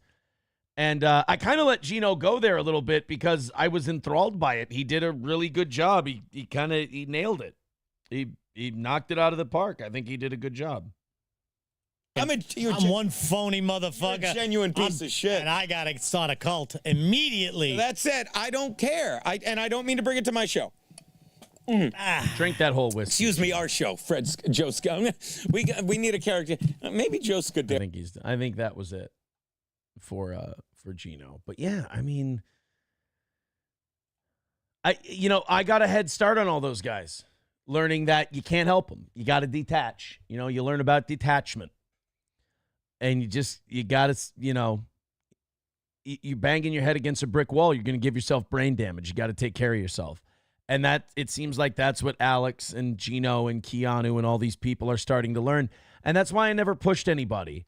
That's why I didn't tell my friends what to think. That's why I didn't tell my friends that they had to do this or had to do that. I went, you know what? I'm going to give my friends the respect of going through all this themselves.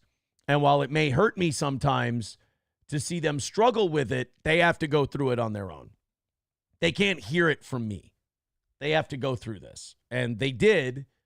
And, I mean, look, it's unfortunate. I've heard from a lot of fans of mine about how addiction has affected them. And there's been a lot of people who have reached out to me, not only checking on me, but also sharing their stories with me about addiction and stuff like that. And that's been a really great thing to come out of all this. So I thank everybody who's reached out to the show. Thank you. You're always welcome to do that. Magnum DUI says, yes, once you get past the fact that Gino dresses like a retarded 8-year-old with autism, he is brilliant. That poor kid, he has mental retardation and autism. That's terrible. Bench of Zona says Gino should have been Hunter S. Thompson's lawyer. Now, Bigot on Socialist Media says, consider that April is the leader and the most manipulative in the cult. April definitely does have influence over Nick, but only because he's kind of made her that way in a strange way. It's what's the word from codependent, I guess you could say. Hobo Chili Recipe says, this sounds like a friend putting another friend over. Fuck, I'm behind. Oh, you're saying that it sounds like Gino putting me over? Look, Gino's a decent enough guy. Let's go to Chris Benoit. Actually, I wanted to talk about this on today's show. Thank you, Chris Benoit. I say that too often. Thank you, Chris Benoit. $10 from Benoit. Says, Red Bar had an episode last night. He said he would do your roast. No bullshit. He said he would need at least 45 minutes, and he has to headline. If Mike David from Red Bar Radio flew out to Minnesota and came to Stoney's to do the roast, I don't think anyone would have a problem with him doing, 45 minutes is a hard bargain. But if you want Red Bar, he's not a negotiator. You know those types. Show hosts. I would give him 30. Oh, man. If Red Bar flies out to Minnesota and just does it, I would offer him money. If he did it for free, I'd give him 45. For sure. I'd want to pay him, though. I want to at least fly him out. Red Bar may be a little too charitable for a show host, But if Red Bar wants to do the 10th anniversary Steel Toe Roast, do you know how fucking cool it would be to have Red Bar there? Red Bar definitely at some point in my career influenced my style, for sure. I'm never going to deny that. I thought, when he would shit on, nobody likes to be shit on, especially by someone you like. But also, I'm the kind of guy who says, look, some shit's happened on this show that is worthy of being shit on. It's fine. It's understandable. It's the internet. Mike David and I don't know each other. He doesn't owe me any respect or anything else. He sees me 100% purely as content. And I've said terrible things about him and colostomy bags and illnesses. And, we played not Hans Taywin. What's his fucking boy? I keep wanting to call him Hans Taywin, the comedian. Sven Sungard. No, that's a weather guy. Sven Stoffels. We played that phone call where he shit all over Mike David. So we've done bad things too. If Mike wanted to come to our roast and be part of that, somebody get it to fucking Red Bar that we're in. Like, we're in. Absolutely.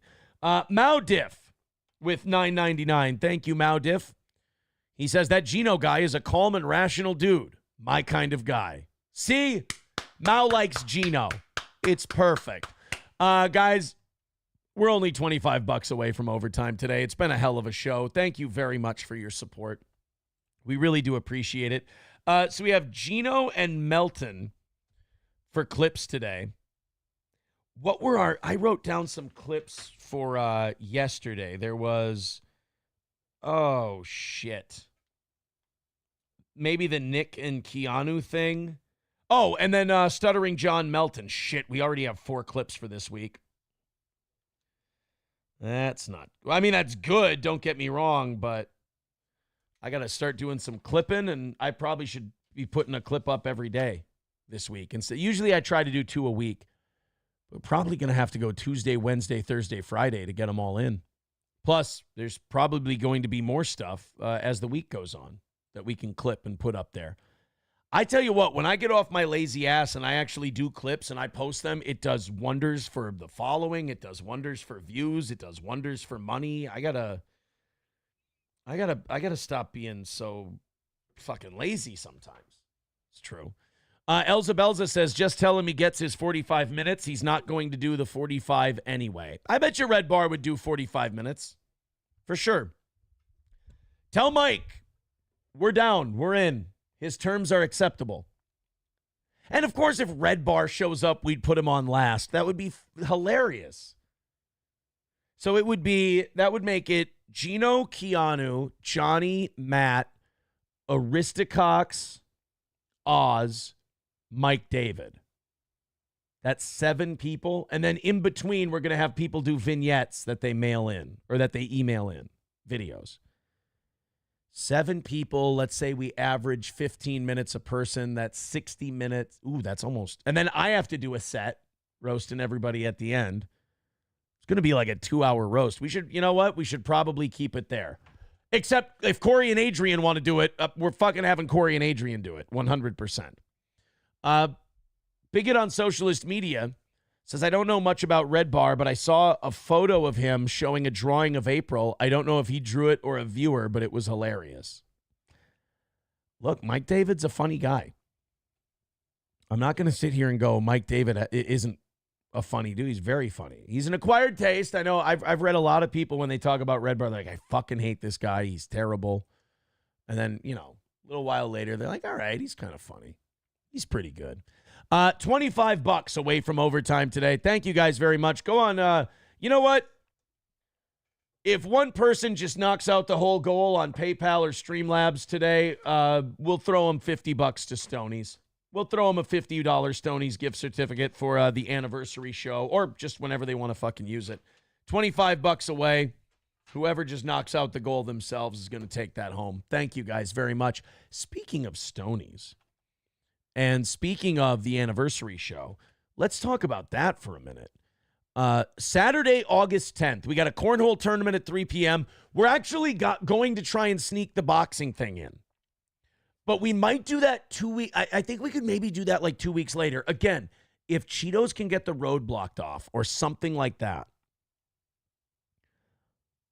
I think we could probably do the me and John DiCaprio boxing thing at Stoney's. But again, I'd have to talk to him. It doesn't have to be a licensed event. Basically, we all have USA Boxing insurance. We set up a ring. We spar. It's a sparring event, but we have judges and a referee and the whole thing. That way, it doesn't have to be an actual event. It's just 2 guys getting in there sparring, but we're going to score the damn thing. And then I want to get Kevin Scampoli an opponent, and then I want other people to get in touch with me and say, I want to fight so-and-so. And basically, I think what we do for it is we'd go, flight, hotel, and then, a little bit of something for coming out. and then pay everybody out of the tickets. What, you get 200 people paying $20 a pop? You can pay a bunch of people for that. I want to get at least four matches on that card. And we'll see. I mean, if we have to, we'll just do John and I, doing the sparring thing. It's just that would kind of suck. I'd like to have 4 fights and make a day of it. But get your tickets to the Steel Toe anniversary party. It's Saturday, August 10th. Tickets are already going really fast. Let's put those links in the chat. Here you go. I'm going to get to BJ's super chat in just a second. Thank you, buddy. That's fucking dirty. There's the link in the YouTube chat and the Rumble chat. If you guys want to get your tickets to the Steel Toe 10th anniversary party. King of All Yetis says Corey and Red Bar are both horrendously boring. I like both of them. I do. False advertising. You have more hair in that picture. King of All Yetis says Corey thinks he's a fucking genius, but doesn't get jokes he reads from his chat ever. Unearned intellectual superiority complex. People have their opinions on Corey.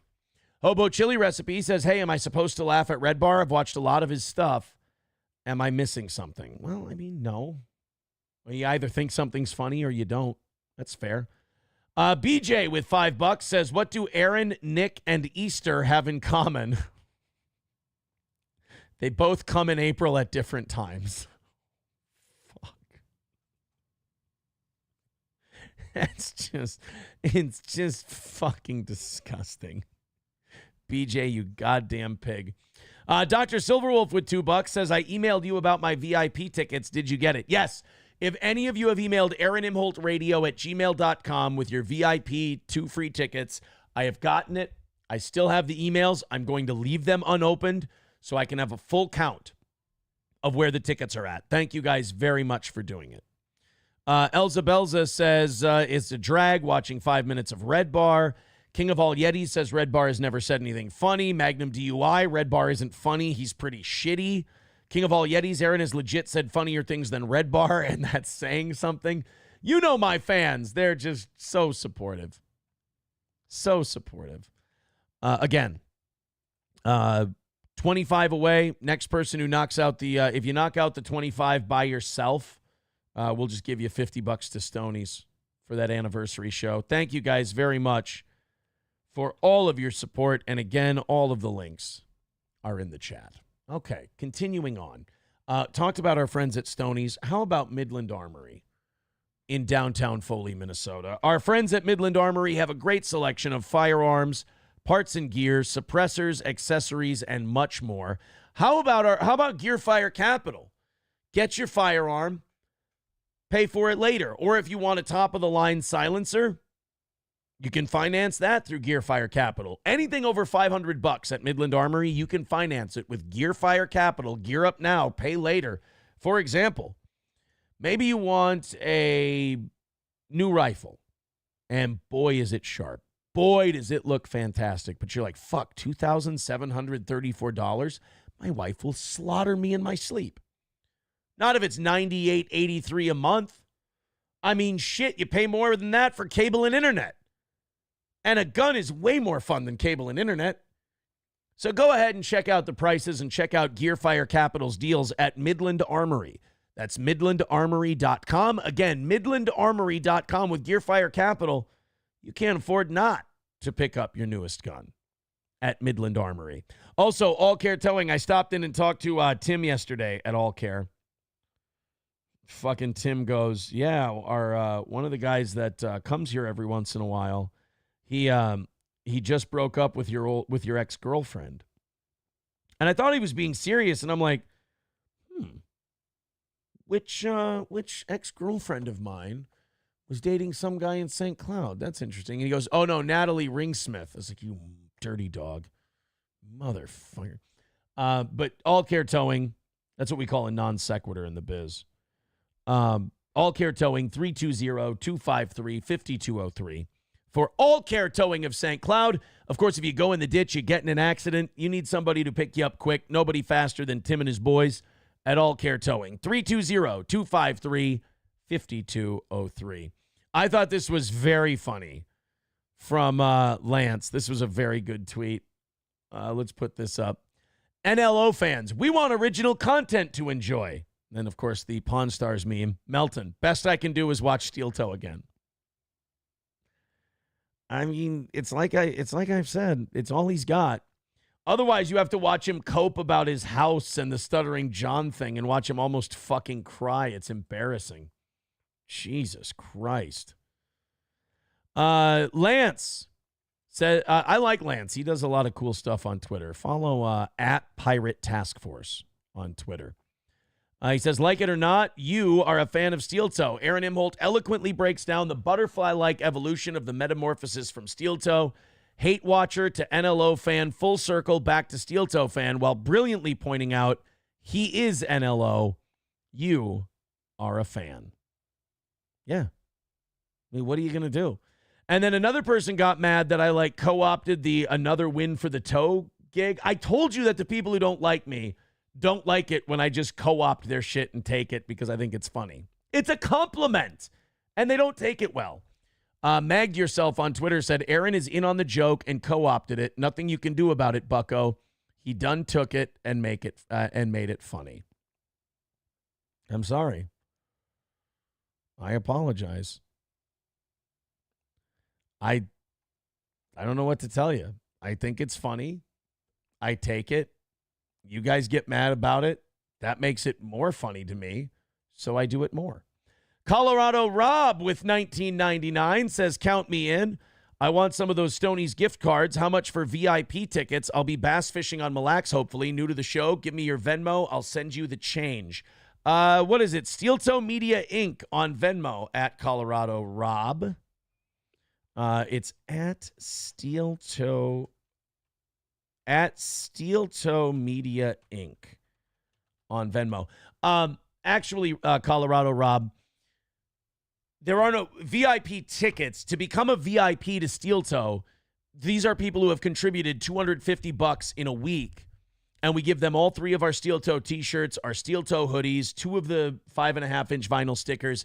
They also get 2 free tickets to every live event we do. So that's what a VIP ticket is. It's 2 free tickets. And go on eventbrite.com. Tickets to the roast are $30. Tickets to be in the cornhole tournament where it's cash prizes. Winner takes 80%. Basically, we give second place their money back, and then we give first place the rest. But it's $10 for the tournament, $30 for the roast, or $35 for both.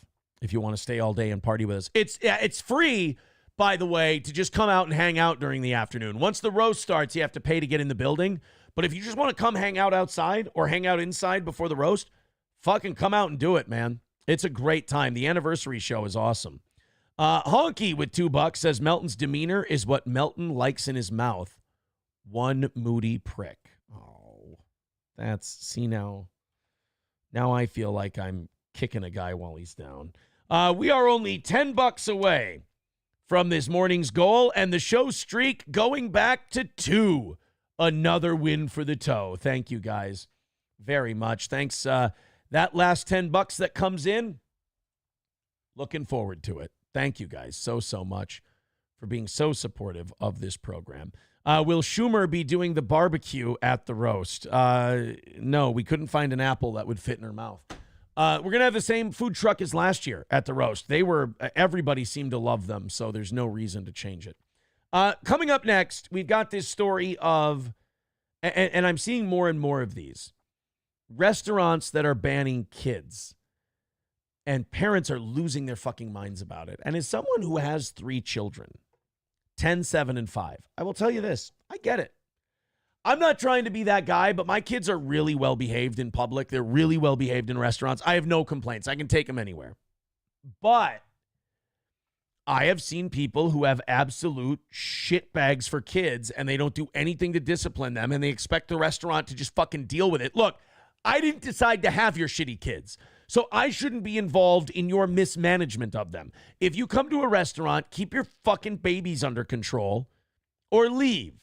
Don't just sit there and go, well, they're my kids and I'm here. I have as much a right to eat here as everyone else.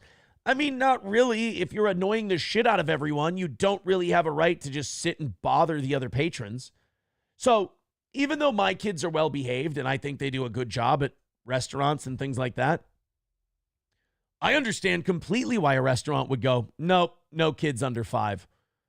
First of all, you don't make any money on them. And second of all, shit, I understand why some bars and restaurants are banning people under 30, let alone under 5. So let's go ahead and check this out. We're going to watch a restaurant have a very reasonable objection to kids being in their establishment, and then we're going to watch two parents be whiny and cunty and think they're the center of the universe and everyone should appeal to them. Let's check it out. This is not Chuck E. Cheese. This wasn't made for babies. That's the sad truth. The owner's post cites unsanitary. Of course, it's a foreigner. I love that. Foreigners don't give a shit about like how people are feeling or, you know, like, oh, they are sensitive to the children. And they're more of just black and white, A to B. Fuck this. I'm not putting up with these crying fucking children. I like that. Conditions as their reasoning, saying some have left dirty diapers on the table and their breasts uncovered when breastfeeding. Oh, okay. So both of those things. Number one, leaving dirty diapers on the table. Where the fuck were you born? In what parallel universe did you plop in from that fucking dirty diapers on a restaurant table is somehow permissible? And then there's the idea, and then there's breastfeeding with the tit out. We have given women way too much leeway on breastfeeding. We get it. Your baby has to eat. That's fine. And no, there shouldn't be a law that throws you in jail if you pull your tit out and put a baby on the end of it. Personally, I don't care. I'm not going to look. But if you have the option to cover up, or if you can get up and go somewhere, especially when people are fucking eating, it is respectful. You don't have to. Nobody's going to force you. Again, we're not throwing you in jail for it. But at the same time, there's nothing wrong with fucking covering up, showing a little modesty, or going somewhere else. Have a little bit of respect for everyone else. You know, these women that breastfeed, they start going like, I'm a mom and this is my child. And while that is important, it's not the only thing in the world. And again, the rest of us didn't sign up to have your fucking baby. So deal with it yourself, please. But neither of us have ever eaten at a restaurant where someone would openly expose a breast in public to feed. Only when in our own restaurant has this happened. One would think and expect common decency and respect. If you're going to get someone to read on the news, can you go ahead and vet them first and make sure they, I don't know, are literate? That would be nice. For others would be the norm. On Sunday morning, the owners woke up to extreme negative reaction to the post, most of it calling them out for arguing breastfeeding is unsanitary, and some claiming they had banned breastfeeding entirely. First of all, I mean, if you think about it, it is kind of unsanitary. I mean, you got fucking tit milk all over the place. Babies don't exactly get all of that shit when they're going after it. And how about this? I don't want to see your fat, nasty tit while I'm eating. What if a guy just pulled out his tit in the middle of a restaurant? I get it. He's not feeding a child, whatever. That argument stands. But it's still the nature of just pulling a tit out and someone's trying to eat. That might gross them out. Maybe you got gross tits in that person's opinion. All I'm saying is be polite. And that cuts both ways. If someone has to feed their baby, be polite. But if you are feeding a baby, please consider other people or kindly fuck off. Just because you squirted a kid out between that log flume of a cunt of yours doesn't mean that now you have carte blanche to just disregard everybody else in public. Fuck that. We no longer welcome toddlers, newborns, or anyone under 5 years old will be allowed in order to keep up and maintain our sanitary standards. I know many moms will get upset, but do not get upset at us, just at the ones that have come in and let dirty diapers on the table and put their breast out in public uncovered to feed the child. Good for them.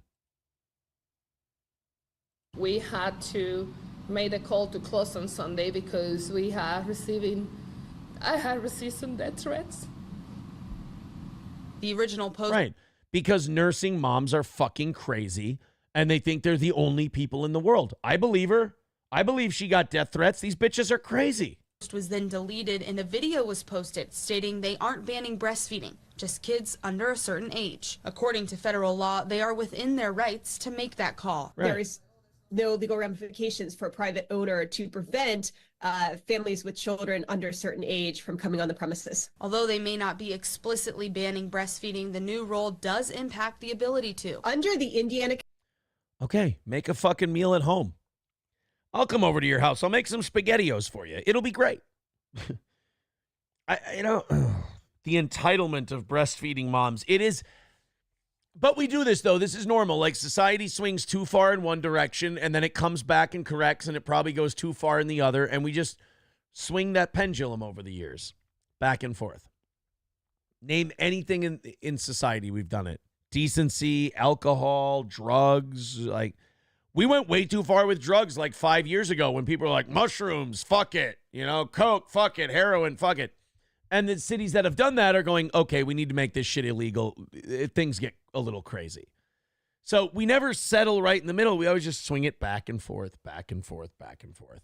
And when it comes to breastfeeding, I think we gave women way too much leeway for a while, and it started to impact people who hadn't done anything wrong. Like, I don't want to stare at your nasty tit while I'm eating. No, I don't want to stare at your chewed up fucking gravy stained nipple while I'm trying to have lunch. So could you either cover up or go in the bathroom? That's not too much to ask, by the way. That's totally fine. But you've given women this sense of entitlement over the breastfeeding thing that now that looks bad to them. Hate it. Code, if a woman with an infant has a right to be in a place, then she also has the right to breastfeed in that place, regardless of whether it's in public or whether it's in private. I have the right to take my shoes and socks off in a restaurant while I'm eating. There is nothing illegal about me taking my shoes and socks off and going barefoot. However, if the restaurant asks me, sir, for the sake of the other customers and for sanitation, would you please put your shoes and socks on? If I say, go fuck yourself, I can be barefoot if I want, they can kick me out. Same thing with whipping your fucking tit out at the table and sticking a baby on the end of it.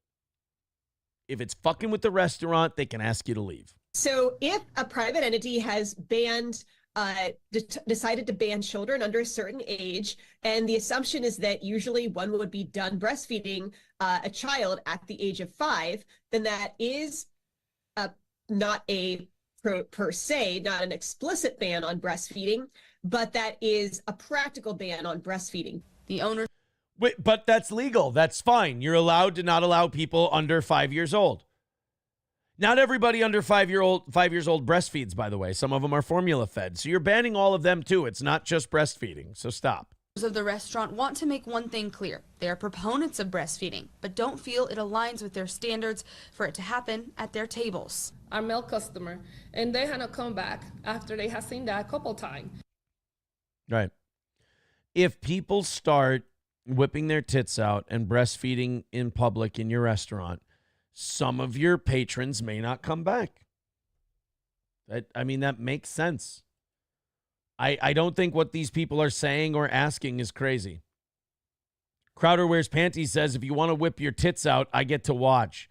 Yeah, if you're going to sit there and pull your fucking tit out and put a baby at the end of it, you can't get mad when people go, what you doing? Because you're kind of doing it for the, no offense, you're kind of doing it for the attention anyway. You are. Women who whip their tit out in public and feed their kid with no cover, they're doing it to be like, I'm powerful, feed my kid in public, mom. Like, look at me. It is kind of a look at me deal. No offense. Devil Pup says, death threats, people are nuts. Yeah. Fucking breastfeeding moms. Do you know that when, like, breastfeeding moms have, like, an issue with a place, like, let's say the Mall of America banned breastfeeding, that moms would organize a thing called a feed-in or something like that? A nurse-in, that's what they call it. And they'd all get together and they'd sit on the ground against the wall, like all around the mall, and nurse.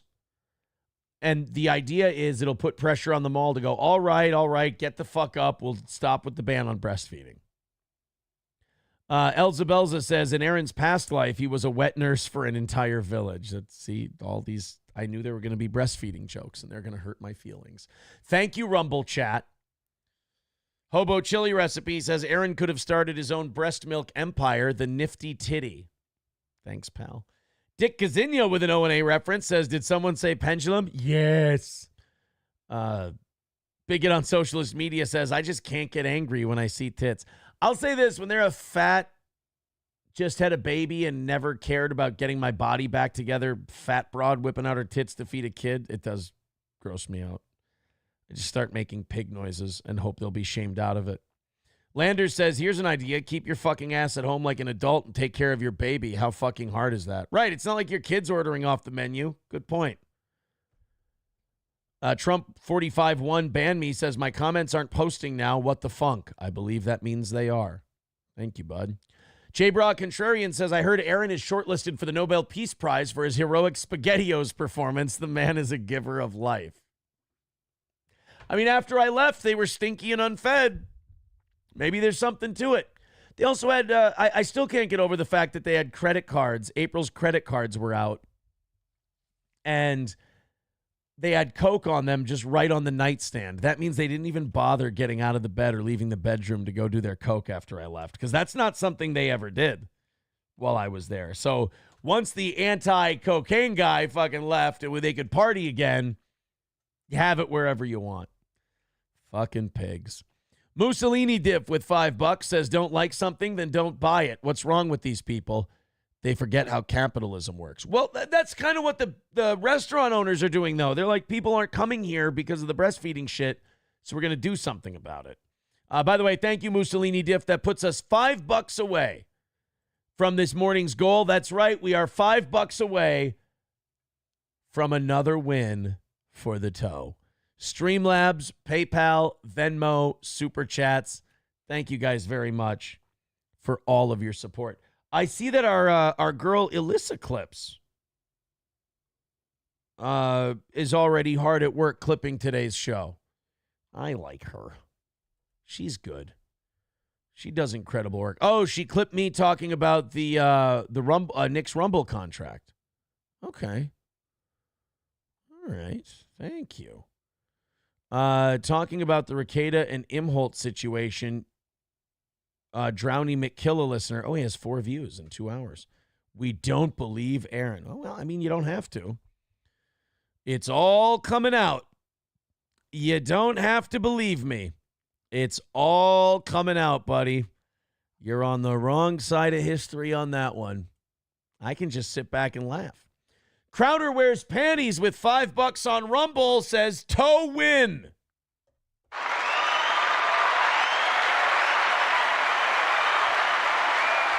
Another win for the toe. Thank you guys very much. That means that our show streak we've rebuilt since yesterday morning, 2. We can now say 2 shows. There we are. It's a 2-show win streak for the toe. By the way, anything you guys throw in the rest of the show goes right to the evening show goal. We just cut that down a little bit more. So thank you very much for all of your generosity. Another win for the toe. Thanks, guys. You're the best. And we've got, an hour and a half of show left? Do you think Gino will finally answer? I got a bunch of Biden-Trump stuff today, and, that's a serious, tonal shift from, Sneeko, Gino, April, Melton, breastfeeding, all this stuff. That's kind of a big change, if you will. So let's see if we can get Gino one more time. And then I'll go into Biden, zombie, Trump shit. He's not answering his goddamn cocksucking phone. It's driving me nuts. Trying to talk to him about his rant. He texted me about his rant yesterday. And now I'm trying to talk to him about his rant, and he's getting shy on me. Or do you think this is punishment for me not answering him, but answering Keanu during Alex Stein? Your call. I wasn't looking at my phone at the time. I feel like shit. Ah, well. He's Italian. We tend to be very unreliable, says Hobo Chili Recipe. All right. Let's do some Biden shit. I'm ready for it. About 1,000 of you checking out the show at the moment. Thank you very much. Hit like, hit subscribe, follow, all that happy horse shit. I still need to find out if the Hulkster is going to be doing that appearance at G. Will Liquors today in Cottage Grove. Because it sounded like online it wasn't going to happen. Let's call these motherfuckers. And let's see if the Hulk, because if the Hulkster's not going to be there, we got some trouble. Keypad. 5.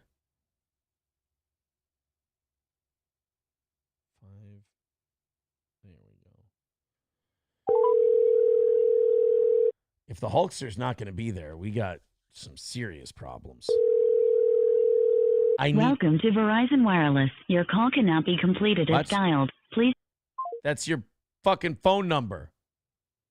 It says it on the thing. This isn't good. It's 1.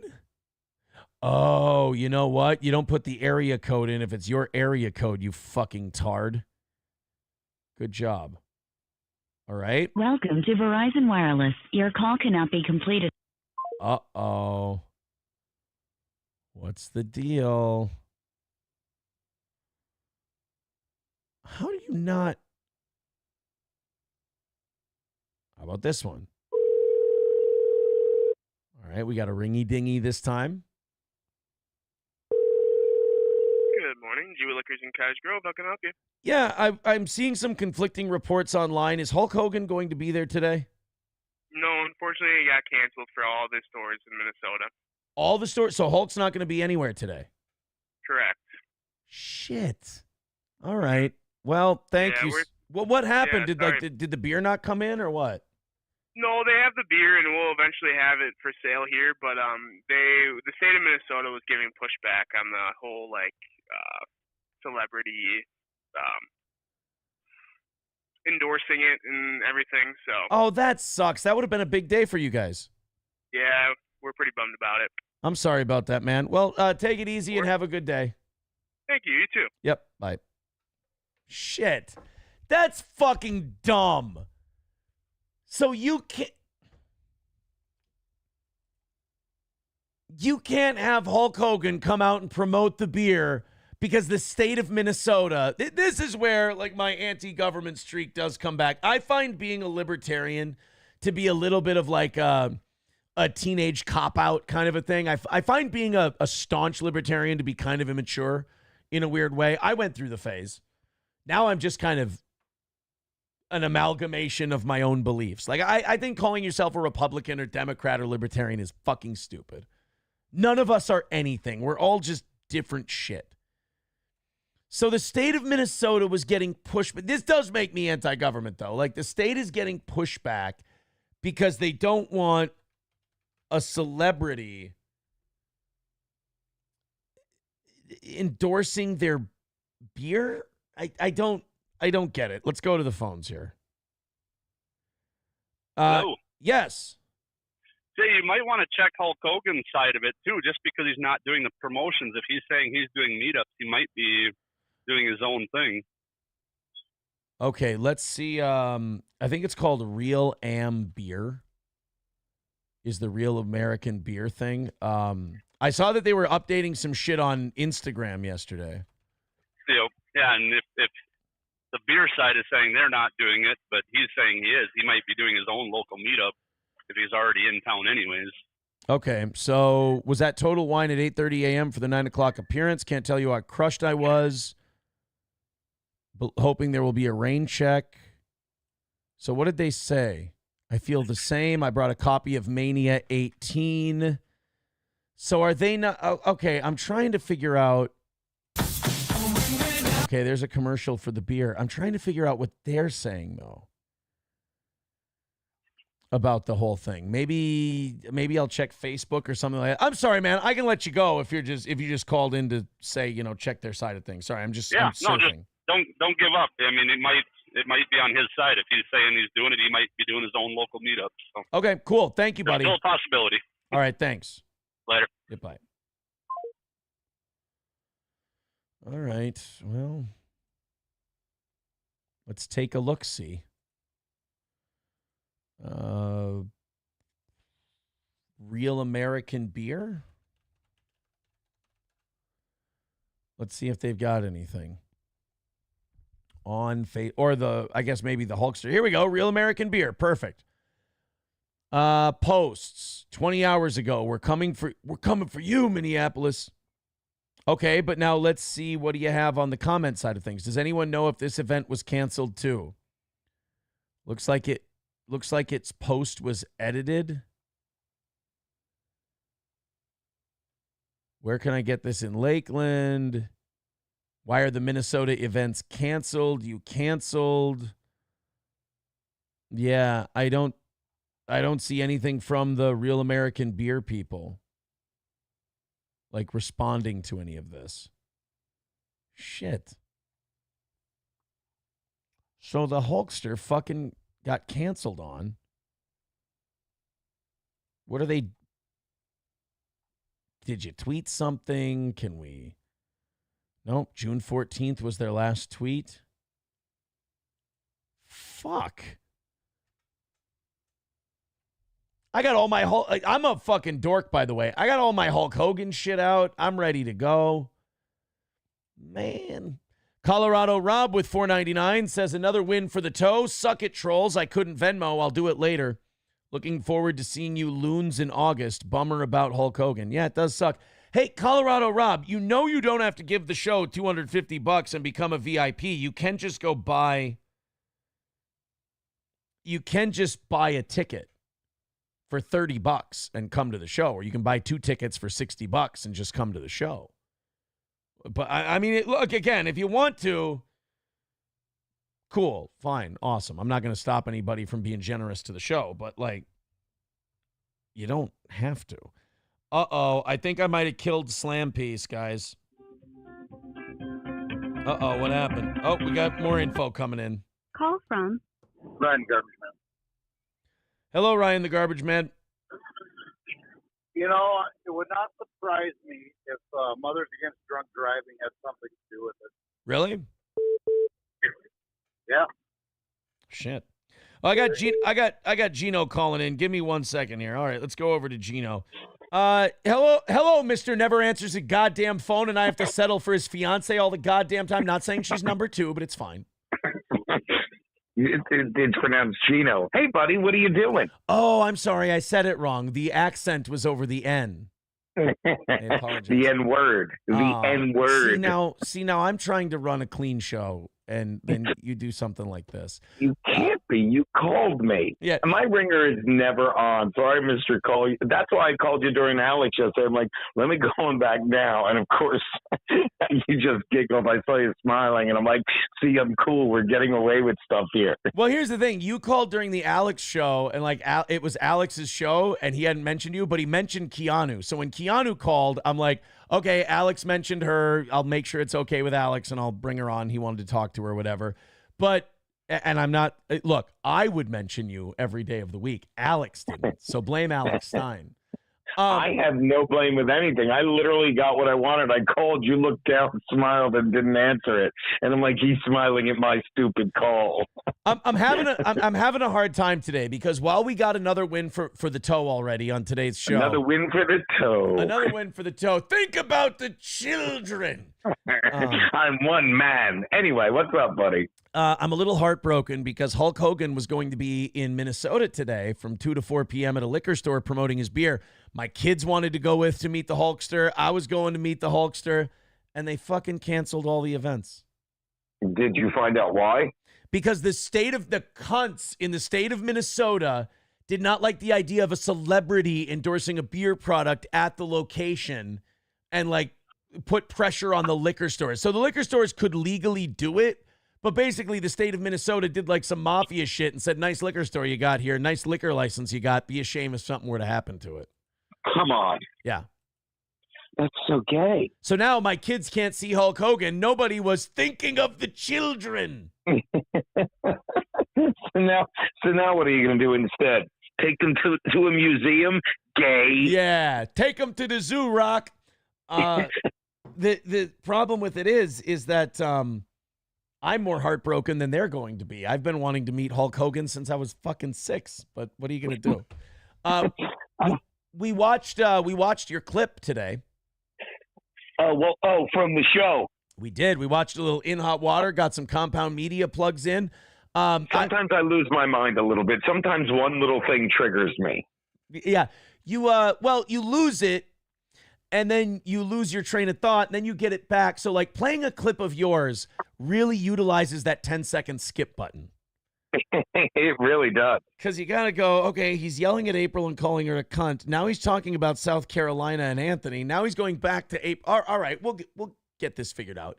Yeah, you have to buckle up for the ride on In Hot Water. We've said that many times. But we're watching the clip, and it dawned on me. You, Keanu, Alex Stein, all these people, I'm watching them all just kind of slowly, I don't want to say turn on April, because I feel like she turned on everyone instead of them turning on her. But, like, I'm watching so many people do what I did 2 weeks ago, and I'm so glad that I didn't tell anyone, like, this is what's going to happen, feel this way, blah, blah, blah. I'm glad I kind of let everybody feel it out, because I didn't know where everyone would end up, because I didn't know how she would react. But, like, watching you guys respond this way is kind of cathartic, because it's like watching myself go through it all over again.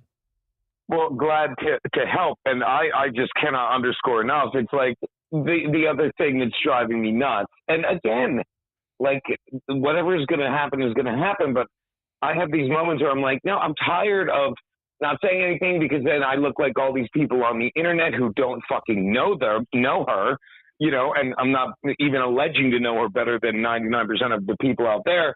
But it's like, I have these moments where it's like you saw, where what is going to happen? Even if I'm wrong, and maybe I'll be way wrong than this, it's just going to be him somehow getting this thing thrown out for an illegal search, which I have no idea, but that's the only way I can see. And if he does, this is where my brain goes. Is everyone going to be like, see what? He's innocent on a technicality, and you weren't in a room with the, get the fuck out of there. But maybe she's not there. But if she is, I have no. You heard me scream, like, if I'm wrong, great. Yeah. But if I'm right, I'm livid right now. I'm fucking livid that you're still fucking anywhere near this piece of shit. I'm like, oh. And it all came up. It all came up because we were talking about that Jim Jones Hulu thing, which I promised you was going to be like another hit piece on Trump. These fucking weirdos. Yeah. Well, you know, look, it's and then watching the way Nick tried to twist his messages to Keanu was just fucking gold. I mean, it's just.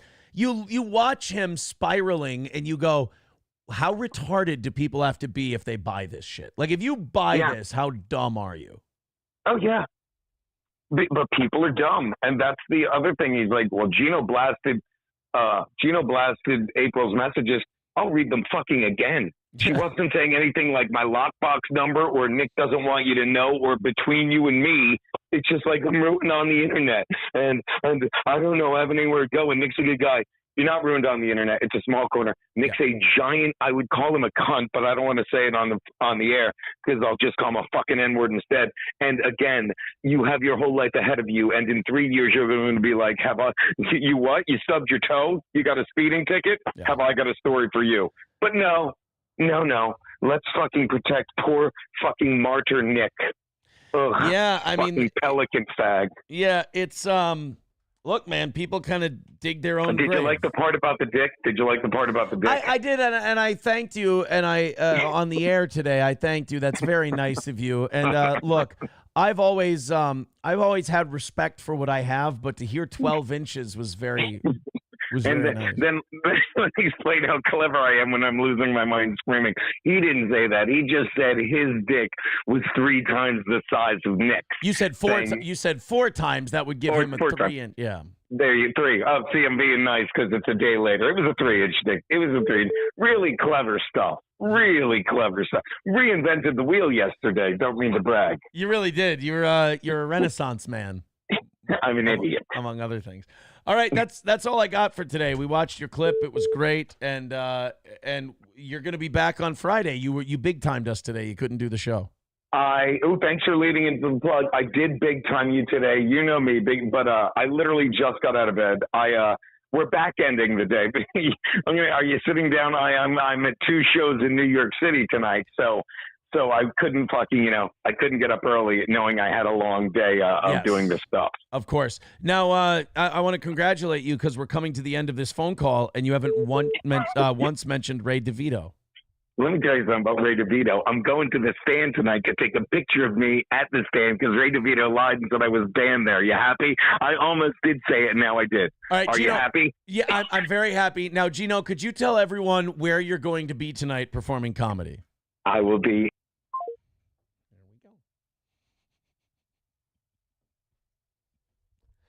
It's never not funny. No matter who you do it to, it's never not funny. Oh, I'm sorry. If you're calling in, remember, if you're restricted, I think this is Charlie, by the way. Charlie, remember, if you call from a real number, we can answer the phone. If you call from restricted, I got to follow the rules, buddy. I'm sorry. A co-chair for the Biden campaign was on, I think, CNN yesterday. And to show you how much they're trying to hide Joe Biden's mental problems, or showing you, either that or how delusional these people are, this Mitch Landrieu went on TV and said, I just don't get why people are questioning Joe Biden's mental health. Now, to me, if you're part of the Joe Biden campaign and that's an honest statement, you don't know why they're questioning his mental health, then you need to leave the campaign immediately because you don't know one of the biggest problems you have, which means you can't fix it. Let's go ahead and watch this clip. Why set it up? This is Mitch Landrieu on CNN. Now, remember, CNN is rooting for Joe Biden. They're actively rooting against Trump. So they're trying to help you. Here's how screwed the Biden people are. They go on networks where it's friendly. They go on networks where people are rooting for you, and they still manage to look stupid. That's really hard. Let's go ahead and watch this clip. I don't even know who this CNN lady is, but oof. Mitch, I just have to ask you, I know I'm being wrapped, but I have to ask you about what Trump challenged Joe Biden on, which was he wants him to take a cognitive test. And we have a very short bit of time, but he tried to remember the name of his own doctor, Donald Trump, and he messed that up while he was challenging. Oh, so he forgot the name of his doctor. So then it's fine. If you forget the name of your doctor, that's fair play for the media. We can go after that. That means you might be crazy. What about when you stop in the middle of something and can't find your way off a stage? Or when you go, sibba, sibba, sibba, when you're trying to say Israel and Palestine? What about when you just stop in the middle and it looks like you're shitting your pants? So, none of that counts. Or when you fuck up whether or not, who the president of France is and whether or not they're still alive. So if you fuck up that shit, that's totally fine. But if you can't remember the name of your doctor, it all just comes off as so catty. It all just seems like beneath them, which clearly it's not. But it's all just so grade school bitchy about Trump. Trump will say something about Biden, he can't remember anything, he's senile, blah, blah, blah. And the media, instead of going, well, now that's not very nice, we don't have any proof that he's senile, blah, blah, they'll go, well, here's Trump forgetting his doctor's name, asshole. Okay, are you covering the news, or are you doing some weird tit for tat thing with your ex? Mr. Biden, what do you make of that? I think Donald Trump is a joke. I mean, when this guy... hey, Mitch, national co-chair for the Joe Biden campaign, the guy you think is a joke is clobbering the shit out of your guy in all the swing state polls. And I think he's ahead in a couple of the national polls. Let's take let's go presidential polls. 538 is my favorite. They have a bunch of them. Let's take a look. Biden +1. Trump +18. Fuck. June 13th, Biden +1, Trump +1, Trump +1, Trump +2, Trump +2. So the national votes are, it looks like, pretty much even, except for that one plus fucking 18 Obama one. But let's go look at some of the swing states. Let's look at Arizona. Who's ahead in Arizona? Oh, looks like Trump +2, +6, +8, +5. Let's go to Colorado. That should be a safe Biden state. Oh, Robert F. Kennedy paid for polls there that show that Robert F. Kennedy's winning. That's fucking crazy. Okay, Biden's still looking good in Colorado. Good for him.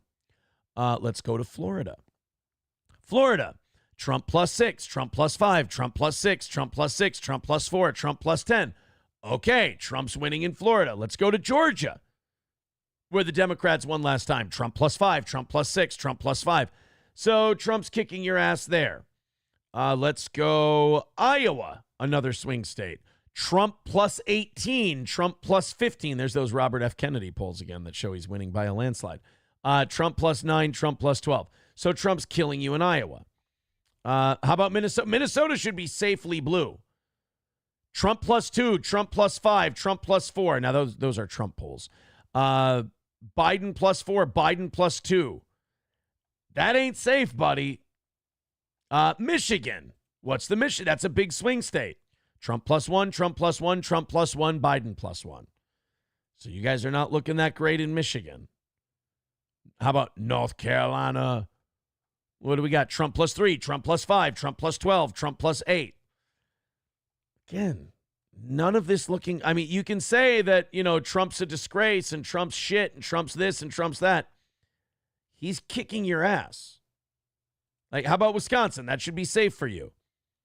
Even, Biden 5, Biden 7, Trump 1, Biden 2. Okay. But 538 has it even right now.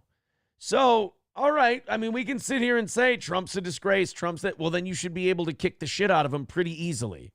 So I take it easy on that Trump's a disgrace shit. I mean, when this guy, when his lips are moving, he's lying. And then when he tries to accuse somebody else of speaking improperly, he can't keep two thoughts in his mind. I would encourage Americans to go listen to Donald Trump's full speeches and try to put that word spaghetti together. And I wonder why anybody. Are you accusing another candidate, Mitch Landrieu, national co-chair of the Joe Biden campaign? Are you really accusing someone of word spaghetti? Your candidate's brains are made of pasta. You can't accuse other people of being spaghetti. Is questioning Joe Biden's mental acuity. Donald Trump can't string two sentences together. I mean, it's the biggest joke in the world. My president's going to show up on time, on task, and he is going to give it to Donald Trump next week. He shows up. So we're 10 days away from a debate. That means what? Thursday there's going to be a debate on CNN? And Biden's going to show up and kick Trump's ass? You better drug that guy up to the gills with anything that can make him speak properly. Otherwise, Trump's going to run circles around him. It's going to be bad. Like, your boy is fucked up. Like, yeah, you can say that Trump's old and senile and whatever, because he is really, really old. But if you're going to sit there and say that, Trump's in worse shape psychologically than Biden is, then I guess we're just not watching the same show, buddy. He's doing his job. You just saw him crisscross the continent 3 times with world leaders, and he's back home getting the. That's just because he got lost. Work of America done, because that's what he does every day, and the proof is in the pudding. We have the receipts. 15 point. Yeah, the proof is in the pudding. Like what's inside of his skull. 5 million jobs, 56,000 projects going on, an economy that's stronger than any other economy in the world, and taking it to big corporate America to reduce their prices because inflation has come down from 9% to 3%. Taking on corporate America to drop their prices? That's not how inflation works. Inflation doesn't work where a corporation just goes, yeah, you know what? I feel like raising my prices today. No. A shitload of dollars start floating around, more than we need. We have way too many dollars in circulation. And then everybody just starts raising their prices. It's not just like, hey, we feel like being dicks today. That's not how it works. King of All Yetis says 538 is Aaron's gravy pressure. Actually, that's not nice, and it's extremely hurtful. No offense. So I don't understand why people are questioning Joe Biden's mental health. Like, and by the way, his first defense of Joe Biden's mental health was, well, Trump talks funny. Okay. Then CNN ran this report saying that Trump supporters are a threat to democracy because they label the United States a republic. I've got bad news for CNN. I mean, and I know this is a technicality and it's gay and whatever, but the United States is a constitutional republic. Like, we're not a democracy. It's not like direct democracy, like, you know, Greece or anything like, you know, ancient Greece or anything like that. We're a republic. Our people vote representatives in to go and govern. We don't just directly vote on shit. So yeah, we're a republic. Now, it's incredibly in the weeds and it's retarded. I agree. Because democracy, republic, like as colloquialisms, we use these things interchangeably. But you can't call a Trump supporter like, oh, these fucking Trump supporters are stupid. They keep saying America's a republic. Well, they're right, though. Let's go ahead and watch this clip from CNN. There's nothing better than when someone laughs at a bunch of people that are actually correct. It's so funny to watch the smugness. President Biden touts his re-election campaign as a fight to preserve democracy. But if you ask some Trump supporters, the former president is not a threat to democracy because the United States is not a democracy. I mean, in the literal sense, no. This is what I always hate about this, is that both of you are right. Like, we are a republic, and that's kind of a form of democracy. Yes, but like, if people say we're a republic, that's accurate as well. That's actually more specific to what we are. CNN's Donnie O'Sullivan spoke to some of those supporters. What happens if Trump loses? I don't see him losing. I don't think he lost the last election, to be honest. Do you think he's going to win? Yes. Without a doubt. No doubt. What if he doesn't this time? What happens to the country? We're in trouble. We're in big trouble. We're done. Biden talks about democracy, you know, saving democracy. They're the ones that are killing democracy. Obviously, there's a lot of... I mean, how is this? Is this supposed to be an own of Trump supporters? Because this just sounds like what everybody who likes a candidate says. If my guy doesn't win, it's the end of America. The country's finished if my guy doesn't win. I mean, fucking Barry Goldwater said that about, who'd he run against? Eisenhower? If you vote in Ike, we're going to get nuked. Vote in me, Barry Goldwater. I mean, or no, LBJ. I'm sorry, he ran against LBJ. If you vote LBJ in there, then we're going to get nuked. And he ran like a, wasn't that the girl picking the daisies? And then all of a sudden the nuke went off. So Barry Goldwater basically said, LBJ is going to get your kid nuked. Yikes. So like, I've been hearing this shit forever. So CNN playing this and going, see, all these nasty Trump supporters think if Trump doesn't win, it's going to be the end of the country. Yeah, it's usually how everybody feels. The criticisms of Trump that he is bad for democracy, that he's bad for American democracy. Okay, we are a republic. We're a republic. We are we're not a democracy. Republic. We're not a democracy. One thing. I mean, yeah, that's a little autistic and nitpicky, but they're right. That's just so funny that CNN's like, look at all these Trump supporters saying we're a republic. And it's like, well, I mean, in the literal sense, we are. We've been hearing at Trump rallies like this over the past few months is that America isn't really a democracy. America's not a democracy, it's a republic. It's not a democracy. Okay, democracy is actually not as good as you think it is. But for centuries... So, here's what bothers me. CNN is running this story to retarded people. Like, that's what they're trying to do. They're trying to conflate two things and then trick people. They're trying to think that, they're trying to fit this narrative that Trump supporters, they don't support democracy. They don't think you should have a vote and blah, blah, blah. But what it is Trump supporters are remarkably autistic and nitpicky about their language. And they're saying we have a republic where we vote in representatives. So they're not saying anything like what CNN is telling other people they're saying. CNN, this is so gross. This is so bad for us because it's going to work. CNN is playing to really dumb people who don't understand how this is being put together.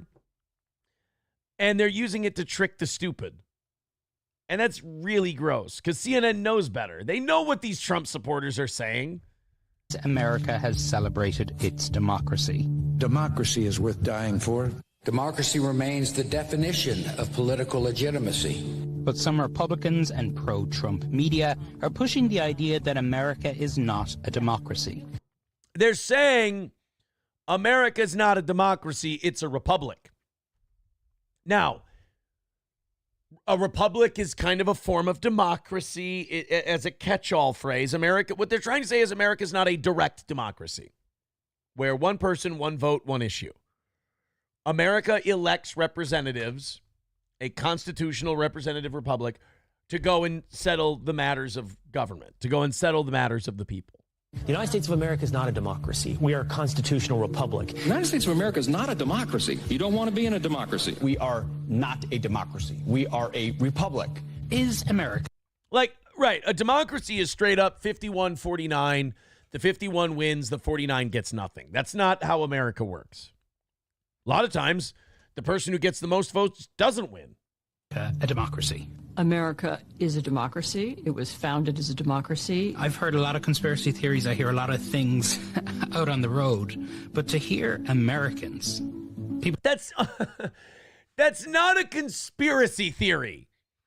Oh, my God. It really is just a bunch of autists getting locked into terms. That's all it is. It's so fucking stupid. You want to yell at both these people. You're both right. Shut up. All you want to do is try to... Your guy is losing... And you're trying to trick dumb people into thinking that these crazies are saying something they're not. Fucking hell. How do you make the people wearing Jesus is my savior and then I want Trump shirts? Like, how do you make them look like the smartest people in the room? People who would describe themselves as patriots say that America is not a democracy. That stopped me in my tracks. You are hearing people say America is not a democracy because there are people around Trump who want them to be saying that, who've been planting that narrative. No, it's not. I've been hearing that my whole life, especially from like libertarians and people on the right. They just get nitpicky about their verbiage. That's all this is. This is not fucking, oh yeah, it's all the Trump people. They want you to think we're not a democracy. What? No, it's a clarification of terms. Jesus Christ. People have let Donald Trump make them stupid. They've given into their hate of this guy so much that they sacrifice some of their brain power just to attack him. As Raj Al Ghul once said, you gave up a sure foot for a killing stroke. You made yourself dumber so you can attack Donald Trump. There's no reason to do that. You can attack him on regular shit. Is America a democracy? Yes. No, I don't. I think well, not we're right now, republic. but we're a republic. What's the difference? I feel like democracy. Let me think this through. That it's government control. I don't see freedom in democracy. I see freedom in the republic. See, these people are too fucking stupid to answer their question. All right, here. Aaron, what's the difference? What's democracy and what's a republic? Well, I mean, technically we use democracy as a catch-all phrase, so a republic is an offshoot form of democracy. That's number one. But number two, if people are talking about a direct democracy, that's mob rule, 51-49. That's not what we have here, obviously. We have a representative constitutional republic where we vote in our... Like, for example, you can have more Democrats voting for more Republicans in the congressional races, but the Republicans can end up with the majority because you elected more Republican representatives to Congress. So it's not just the whole country votes, who should control Congress, 51-49, boom, that party gets it. We vote on individual representative races, we send those people, and whoever gets the most of those is in control. A republic is where, you send representatives to do the job of government. A direct democracy is we just go 51-49 majority rules. We don't have that. But they pick the fucking retarded chicks with curly hair and the starry sunglasses, and they go, well, we'll ask them. They'll know civics. The word democracy and the word republic have often been used interchangeably. Yes. There isn't a meaningful difference between them. So much of the war. There is, though. I mean, there is in the literal definition of them, but you're right. The way we use those words, they are interchangeable. I don't disagree with her there. Warnings and criticism about Trump is that he is a threat to democracy, that he is anti-democratic. Absolutely. Okay, but if those articles just change the word to he's a threat to the republic, the idea stays the same. God, this is fucking... I'm really getting to the point where I don't want to vote. Like, it's just because I feel like I'm taking part in stupidity. Like, I really just don't want to...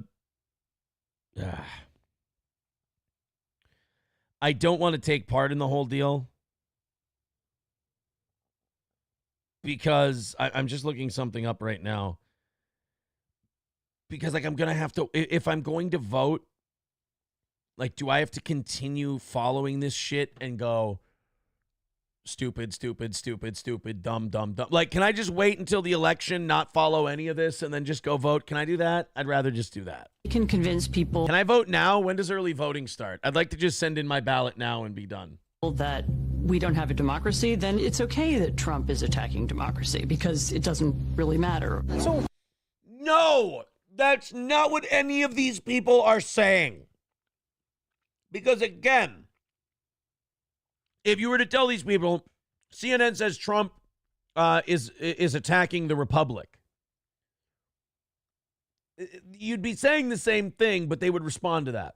And they would say, yeah, we have a republic. Why has democracy become a bad word? Because it's being used in a way to change the flavor of our country, which is a republic. These words were used in different ways in the 18th century, and it's true the founders didn't want direct democracy, by which they meant people gathering on the town square. They wanted representative democracy. But I think the reason why this conversation about language has risen now is because there is a part of the Republican Party that would like to rule as a minority. And no, what it is that people got fucking dumb about words because they wanted to sound smarter than they are when talking about politics. That's what it boils down to. We're not a democracy. We're a republic. That's like a cunty thing where you're like, it's pronounced croissant. There's no such thing as a croissant. That's literally all it is. So all this like deep diving into why do they say republic instead of democracy? Because they're cunts. We all know what we mean when we say democracy in the United States. But some people are just being cunty and they want to look smarter than they are. God, but we have to turn everything into, no, actually, Trump's trying to be a Nazi. He's trying to murder people. And they need an excuse for why that's okay. And so they have begun to say, we're not a democracy, we're a republic. And it's not 100% clear what that means, but I think they mean we want Donald Trump to be able to do whatever he wants.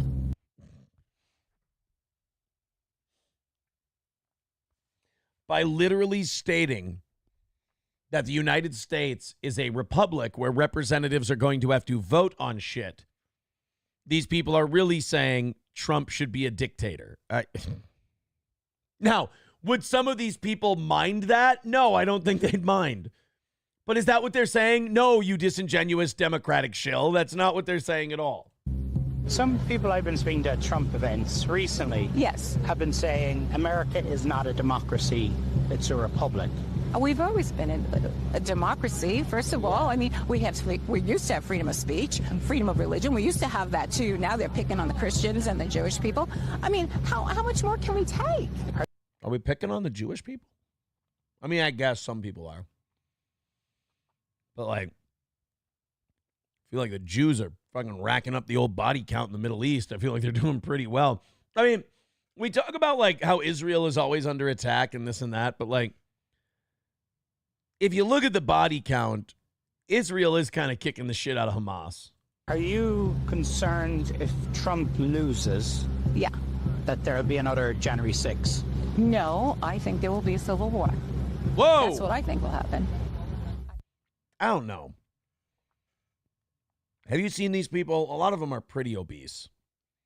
I don't know how that civil war is going to work out. Plus, the government's got planes and tanks and flamethrowers and shit. I don't think we're ready. And Omar, look, there is, of course, a legitimate debate, discussion to be had on what form of democracy we have here in the United States. Direct democracy, representative democracy, in fact, constitutional republic, which you heard people mention in that piece. That is a form of democracy. But look, Yes. This is not actually... So there. This whole report needed to be 10 fucking seconds long. That's it.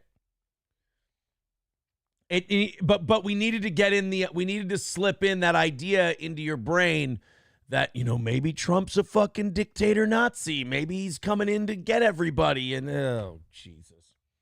King Kong Dong with $2 says, look at the pledge. He says, $2, look at the pledge. It says one republic, retards. There you go. Johnny K with $1.99 says, I was wrong. The ban is lifted. I can do tomorrow. Okay, so I already had Keanu coming in to do tomorrow. I think Johnny, here's what I would like from you. Can you do tomorrow night? Because I could actually use you tomorrow for the evening show. Because I think Matt's doing the evening show tonight. Then we can have you do the evening show Wednesday. Keanu will do Wednesday. You'll do Thursday. Gino will do Friday, like usual. I think that would work out the best. That would be pretty good, if you ask me. Blitz League says Civil War is the misery of empty shelves, power outages, looting. It's terrible. I've been in one. Not good. Wow, you're old. 1861. People are saying Johnny is a republic, not a democracy. Yeah, guys, come on. Get it right. Oh, by the way, if you didn't hear it earlier in the show, the Steel Toe 10th anniversary roast of Aaron Imholt is going on Saturday, August 10th at Stoney's in Rockville. Roast starts at 8. Cornhole tournament starts at 3. Go ahead and get your tickets at this link. We're going to put it in the chat, and we're going to pin it to the top of the chat, and you guys can go get your tickets today. Exciting. If you're a VIP, you can claim your 2 free tickets by emailing aaronimholtradio@gmail.com. Simple enough. I don't... Hobo Chili Recipes has incorrect insurgencies with dusty Kalashnikovs and a can-do attitude pushed back one of the greatest militaries. Well, that's true, but do you see a lot of our fat fuck Americans being able to pull off that kind of insurgency? I don't know. Hobo Chili says everybody uses Civil War like it's something to romanticize, right? Everyone's like, yeah, it'll be time for the Civil War. You understand everything's going to shit if we do that. Yes, even McDonald's. I've seen countries after devastations of war, you have no idea. Yeah, Civil War, bad idea. Bad idea to do the whole Civil War thing. If we could avoid that, that would be sweet. But I guess a bunch of people are shitting on Taylor Swift for dancing at one of her concerts. I mean, is anyone surprised that Taylor Swift looks like fucking shit when she dances? I mean, did anybody look at Taylor Swift and go, oh, dancer? Yeah, totally her. Oh, I guess Hulk Hogan was doing an interview on 93X. Did he promote appearances? Because, Hulk Hogan came to Minneapolis, and now all the liquor stores have canceled their appearances. And Hulk's got nowhere to go to promote his beer. Can I go meet the Hulkster, in a fucking park or something today? I think that's so stupid that they just went, well, yeah, the state of Minnesota they were getting on our ass about having a celebrity endorsing products. What does the state of Minnesota give a shit? Who cares if a famous person comes in? If the liquor store pays a famous person, or the famous person just comes in to support promote their product, and the liquor store goes, sounds good to me, why does the state have to get involved in that at all? At all. There's no reason to.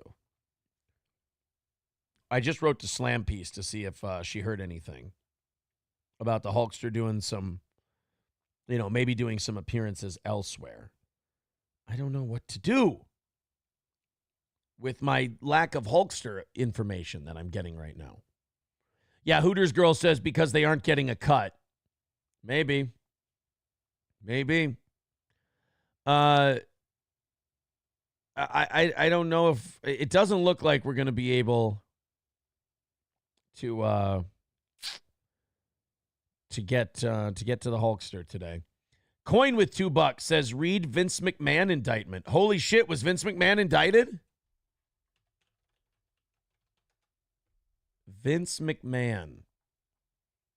News, blah, blah, blah. I mean, I know about the accusations, but there's still, I think, a federal investigation going on with McMahon. I don't think there's actual charges yet. Vince McMahon. Search. What do we got? Vince McMahon is worth $2.9 billion.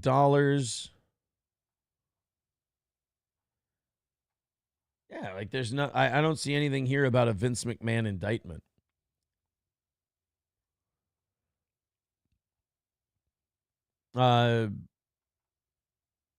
Vince McMahon blew himself up in a car and Undertaker was buried. Yeah, I don't see anything about that.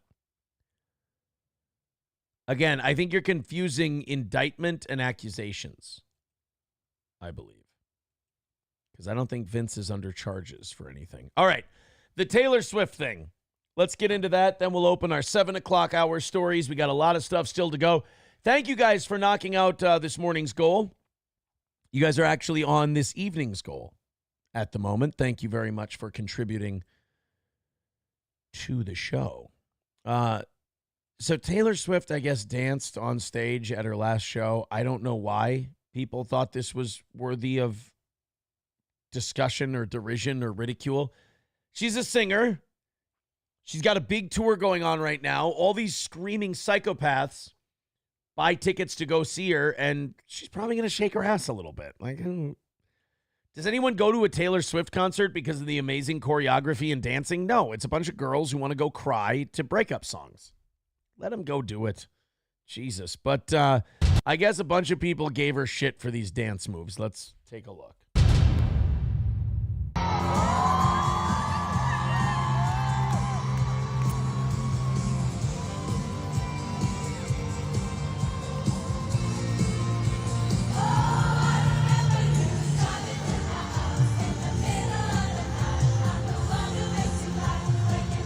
Yeah, I don't... That was it? That's what everybody lost their shit over? Was she did that?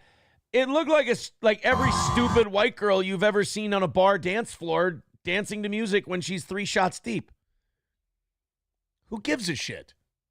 She's singing her little songs. Everybody seems to be having a great time. She's shaking her ass a little bit. And by the way, this idea that Taylor Swift is not attractive, she's fucking cute. Stop it. And what is she? She's like my age, right? Isn't she like 35, 36? She looks good. Her little ass is out a little bit. That's fine. What's wrong? Yeah.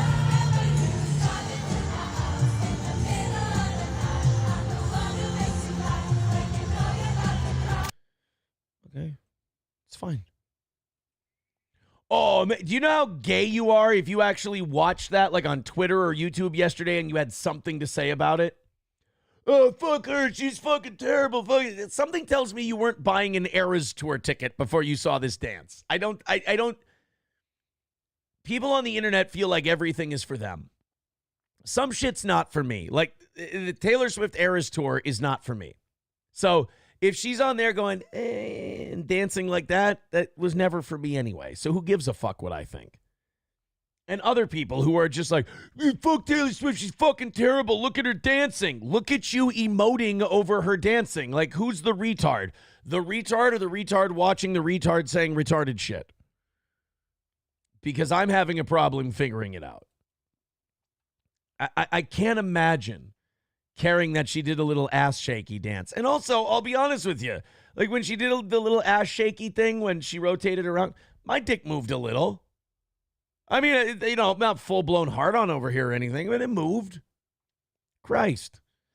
Packer Backer says, God, her music is awful. Christ, I'm so happy my daughter doesn't listen to that shit. Yeah, my daughter's an Eric Church fan. She likes good music. J. Brock Contrarian says she's worth $1 billion plus. Imagine her caring what anyone on Twitter has to say. Right. Like, imagine retweeting a Taylor Swift thing going, "She fucking sucks. I hate her." Oh, I'm sure she's going to stop. I'm sure she's going to change immediately, and you're going to get your way. I'm more annoyed about the constant news about her than anything she does, says Bigot on socialist media. Well, dude, you fucking wait until she marries Travis Kelce. If he's still playing when she marries him, you know that's going to be like a royal wedding in the United States. They're going to follow it endlessly. So if you really hate Taylor Swift and you hate the news about her, you better hope that relationship ends quickly. Oh, somebody sent us this. King of all Yetis. Napoleon Dynamite, Taylor Swift. Oh, they'd have a sweet kid. I think their kid would be Michael Keaton, honestly. I don't really, no offense, guys. I don't care. I can't, and I'm trying to bring myself to care, to bring you some kind of deep, hard-hitting analysis about Taylor Swift's dancing, but when it comes right down to it, everybody who buys tickets to her shows seems to be having a good time.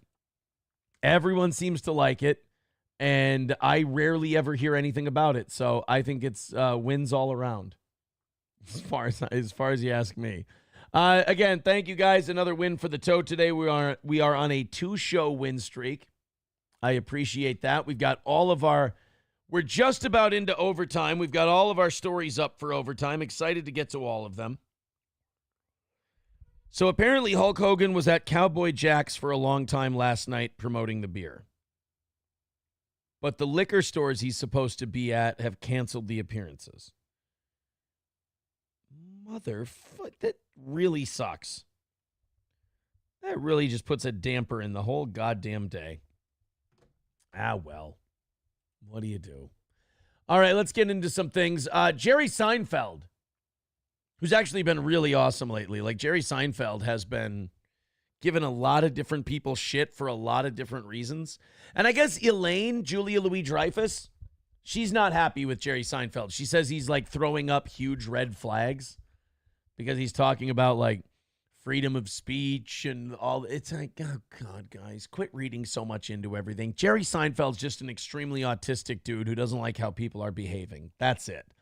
And now, apparently, people are going to Jerry Seinfeld's comedy shows and heckling him on behalf of the Palestinians. Like, anti-Israeli hecklers show up at a Jerry Seinfeld show to heckle him about the Middle East. Now, I don't know what you know and what you don't know about Jerry Seinfeld, but he is indeed Jewish.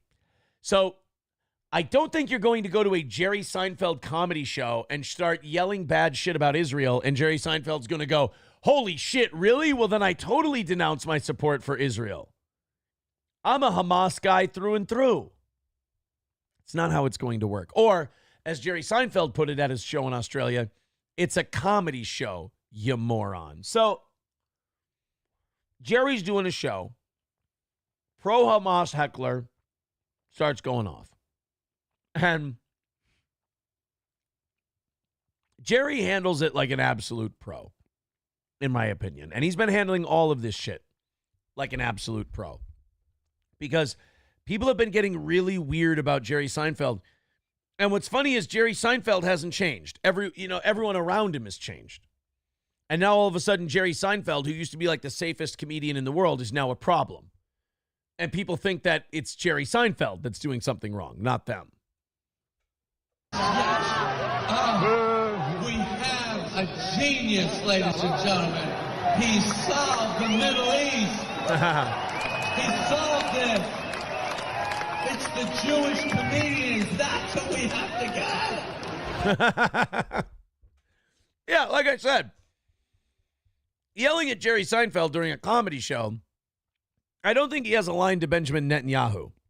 I know David Duke thinks he does, but I don't believe it. Like, I don't think Jerry Seinfeld can go, "Hello, BB. It's Jerry. What are you doing? What's the deal with the bombings? You got to stop.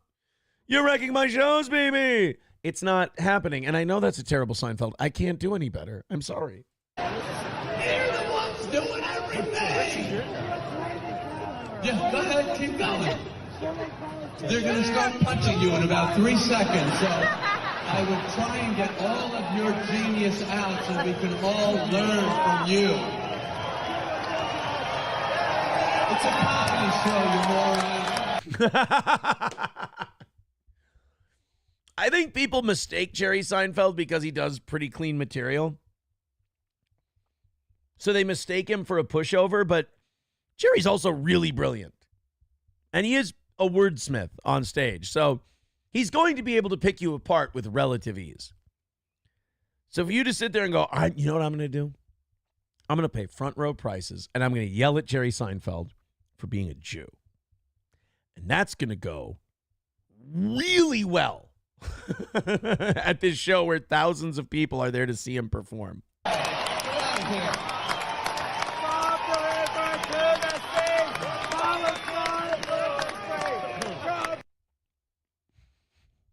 Did you hear that? One or two assholes start yelling, from the river to the sea. Could you imagine not taking shit off for one fucking night to go see a comedy show? Can you imagine being so obsessed with politics that you can't stop screaming your head off about this shit to see one of the greatest comedians who ever lived perform live? From the river to the sea, Palestine will be free. Guys, he's telling jokes. We don't need to hear you chant that for the 14th time today. We're good. We got it. You think Israel's bad. Continue. Yeah, this is so important. Imagine, by the way, imagine if this guy actually did solve the...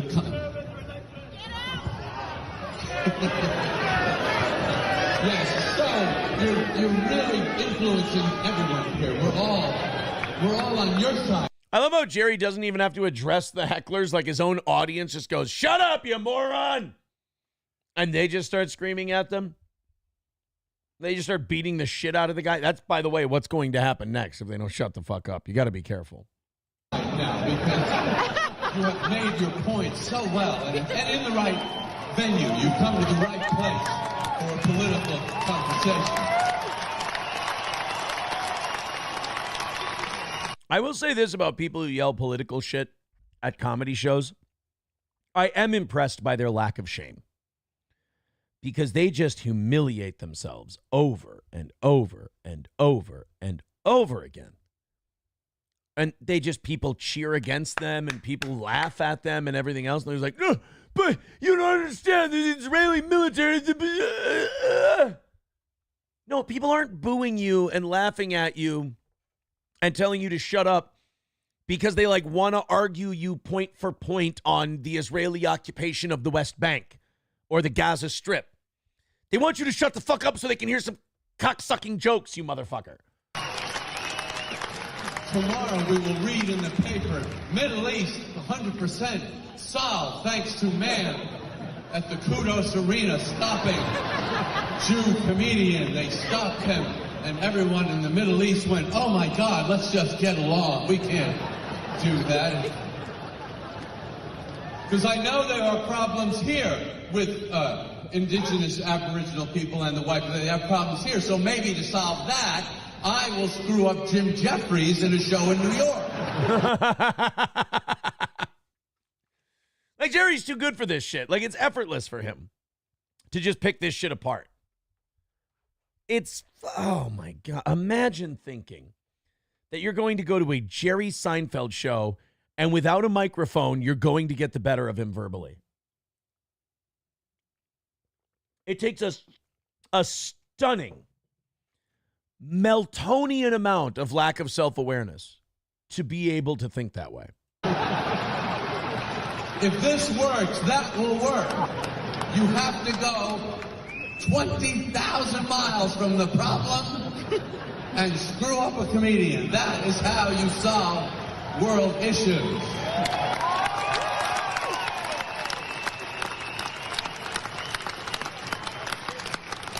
I will say this. It did seem to quiet those from the river to the sea chants pretty quick. So eventually they did feel retarded. And they stopped.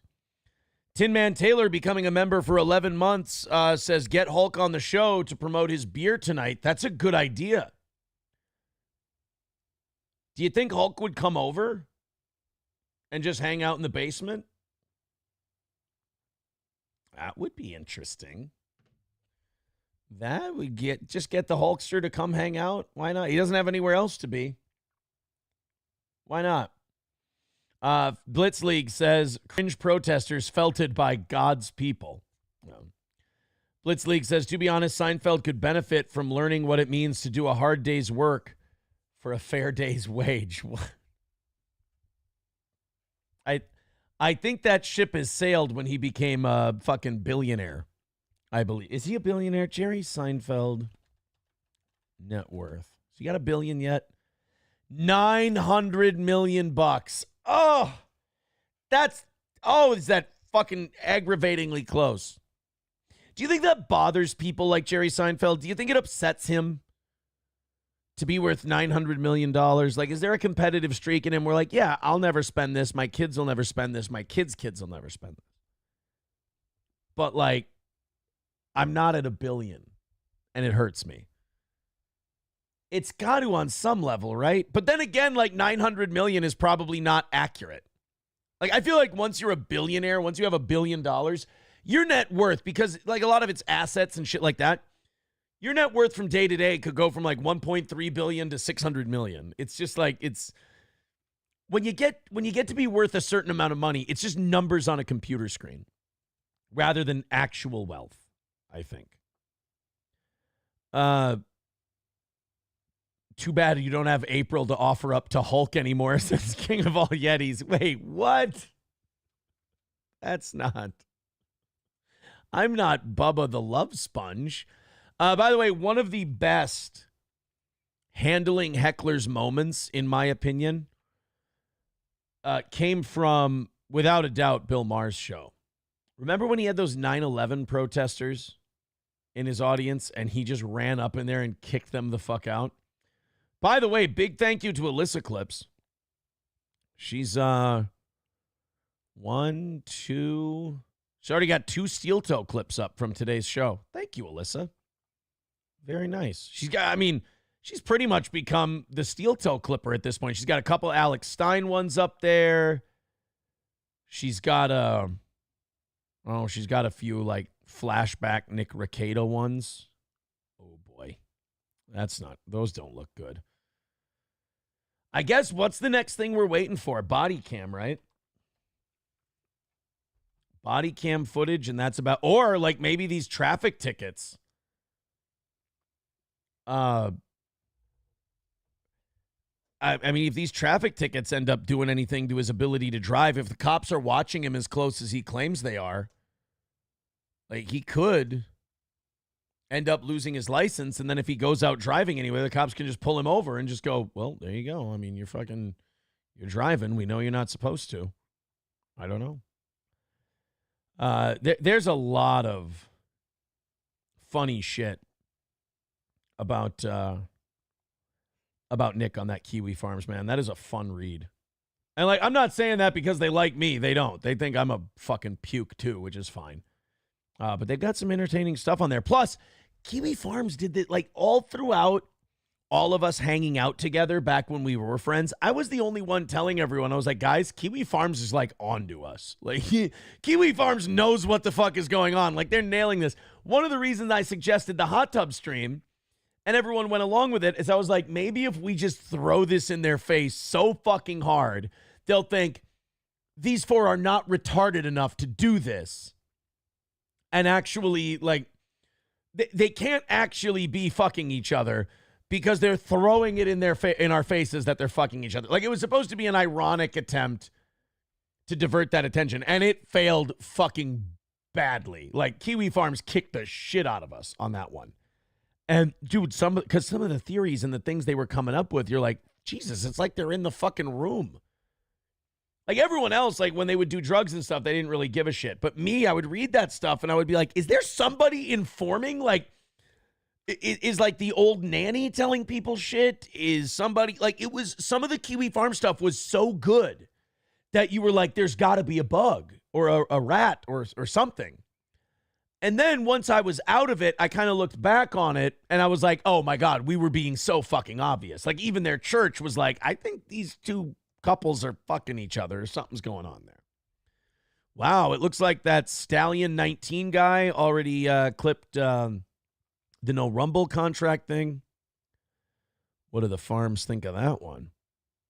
He doesn't have a prayer of a Rumble contract with this bait and switch content, virtually no trial streaming, fall into absolute degeneracy, and the announcement that Rumble was planning to phase out guaranteed money contracts for better monetization. The arrest and possible conviction is just the little boy cherry topper on top of the H-bomb sundae. Yeah, that's pretty accurate. I didn't know Rumble was getting rid of the guaranteed money deals. That's a better idea. Rumble's having to do this thing now where they've been brought afloat by investors, and they haven't yet turned a profit on Rumble. So they handed out these big contracts to like Rekieta, Crowder. I'm not saying Rekieta got Crowder money, but like Revenge of the Sis, like some of the Dan Bongino. And I bet you Bongino and Crowder will continue to get guaranteed money, but a lot of the other guys, they'll probably be phased out and they'll just go, look, we'll give you a bigger cut of your ad revenue. Or we'll give you 90% of your Rumble rants versus 80% or something like that. And they'll have to, a lot of these places that got guaranteed money will probably have to go back to seeking donations because Rumble's like, look, guys, our investors are going to bail on us if we don't start getting close to the break-even point and paying them back. So, you know, it's smart. Once you get that investor money up front, invest, spend a bunch of money to get a bunch of eyeballs on your product. Absolutely. But then eventually you'll have to scale it back again in order to get the books back under control. And hopefully that's what they're doing. But yeah, as far as the Rumble deal, I mean, I didn't think he was lying about the Rumble deal coming and being on the way. I think that he wanted to believe they were going to re-sign him, because his pride wouldn't let him take that hit. And I also don't think he wanted the girls to know that he had fucked that up. Because he did. Like, if he had been watching trial streams and shit like that, Rumble would have renewed him until the end of time. He would have been one of their biggest draws. But showing up drunk, telling people to K themselves on stream, canceling shows at the last minute. I mean, there would be some times where he would do a show a week. They're not going to pay for that. Or he'd do 2 shows a week. They're not going to pay for that. And so when he kept telling me, he's like, yeah, the Rumble contract's coming, the Rumble contract's coming. It reminds me of like, you know, every year I'll talk to radio companies. They'll be like, we want to bring you back. We want to bring you back. We want to bring you back. And I know better. I know how radio works. These things take years to fucking come together. It's infuriating how slow that business moves. But I also know when someone is legitimately working on a deal and when someone is wishful thinking, because I do both of those things. And his sounded a lot like wishful thinking. And there's definitely no Rumble contract. Now, I would argue he probably hasn't had a Rumble contract since December. Or the end of December, whatever. That he hasn't had a Rumble contract. Because I remember Kayla one time going, I'm going to have to cancel some of our subscription delivery services because we're not going to have our Rumble contract. We got to scale back a little bit. I don't know. Elza Belza says there are quite a few intelligent posters on Kiwi Farms, unlike Reddit. Yeah, you definitely see the difference in quality of poster when you go to Kiwi Farms versus Reddit. But I just go there to see if there's any new news on things. And I don't know. When you have that body cam hanging around out there somewhere, it makes me go there and check things out every once in a while. Bouncing Toast, becoming a member for his 25th month, says, sorry, I just got here. Is Johnny okay? Oh, Johnny is fine. Johnny was suspended from YouTube. He did get his suspension lifted today, I guess. So he could have been on the show, which would have been great. But we're going to have him here Thursday and maybe tomorrow night, I believe. Those might be his 2 days for the show. Devil Pup says, anyone believe this mass amnesty that's about to happen? Yeah, because it's going to make Biden look better on the border, of course. He'll just give away legality or citizenship. So there's not as many illegals on paper living in the United States. A Texas police officer saved a woman from a $40,000 scam. And I don't know if this is a good thing because I don't think scammers need to be taught a lesson because they'll always be scammers. I think the scammed need to be taught a lesson. Enough with these people who get cold called on the phone about like, you know, would you like to give us a shitload of money and we'll buy some crypto for you and you'll make a fortune? And they're like, yeah, I've heard of crypto. Here's my bank information. Here's $10,000 to get me started. Oh, well, here's a screenshot of you making $19,000. Would you like to give us another 40? Yeah, sure. Why not? Hey, I'd like to collect that money that I won. What money? The number you have dialed is no longer in service. Like, those people need to be taught a lesson, not the person scamming. The person scamming is just doing something dumb. The fact that somebody might actually fall for it, that's the person we got to be training. Let's go to the phones. Hello, who's this? Yeah, Aaron, I'm with the folks at Nobel Peace Prize, and we're looking at you strongly over your heroic deed. Would you mind elaborating on making SpaghettiOs for the children? Well, the children would say they were hungry, and nobody would do anything every time necessarily, and I would go and I would make some SpaghettiOs. But I made other foods, too. I don't know why it was just SpaghettiOs that caught everybody's eye. Sometimes I would make Easy Mac, which is very difficult. You throw that in the microwave. It's hard. But sometimes I would actually cook. I would make, like, spaghetti. I'd make my own sauce, the whole deal. But I don't know why the SpaghettiOs thing became the meme.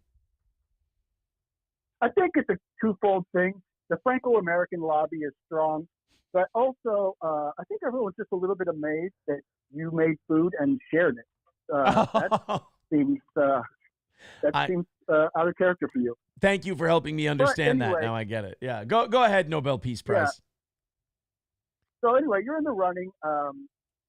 It's an illustrious award. Anything else you want to add to kind of sway the judges in your favor? I really, if the SpaghettiOs and the Easy Mac and the spaghetti doesn't get me the prize, I really just feel like I don't deserve it because I feel like I've done enough to get the win here. Yeah, you also traded a wife for 500 viewers. That was, I'm not sure if that's good or not. But I don't think that's what I did. I don't think that was my conscious decision. And for the Nobel Peace Prize to say that seems like a bit of a cheap shot for you guys. No offense. Well, we also have an award in economics, and that seems like good math to me. Okay. So am I in the running for that one too, or did I get phased out? Oh, no, you're in the running for all of them. And good. also the Inspiration Award for every time you put on a pair of pants and don't tip over.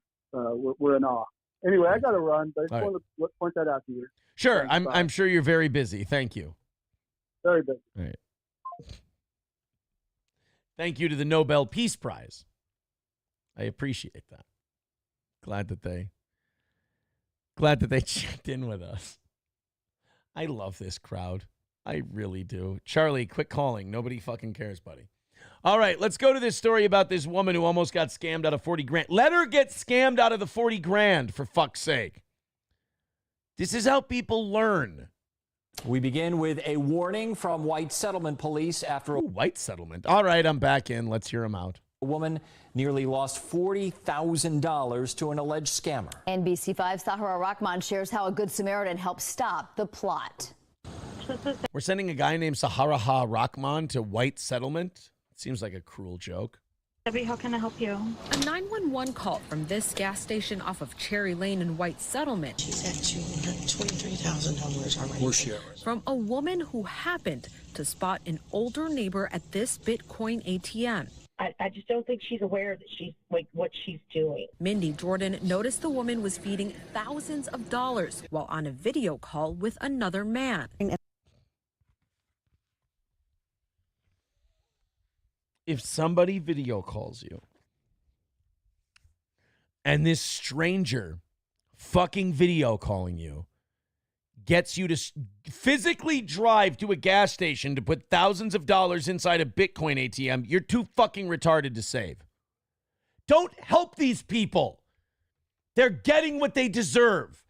If a guy shows up on a video call that you've never seen before in your life and he can talk you into putting thousands of dollars into a machine You deserve to lose that money. It needs to go into somebody else's hands immediately. And I said, ma'am, do you know them? And she said, no, I got to do this right now. She's very upset. She's visibly upset. Jordan called the police and Sergeant James Stewart arrived. Someone posing as Chase Bank security had told the victim she would be arrested if she didn't deposit $40,000.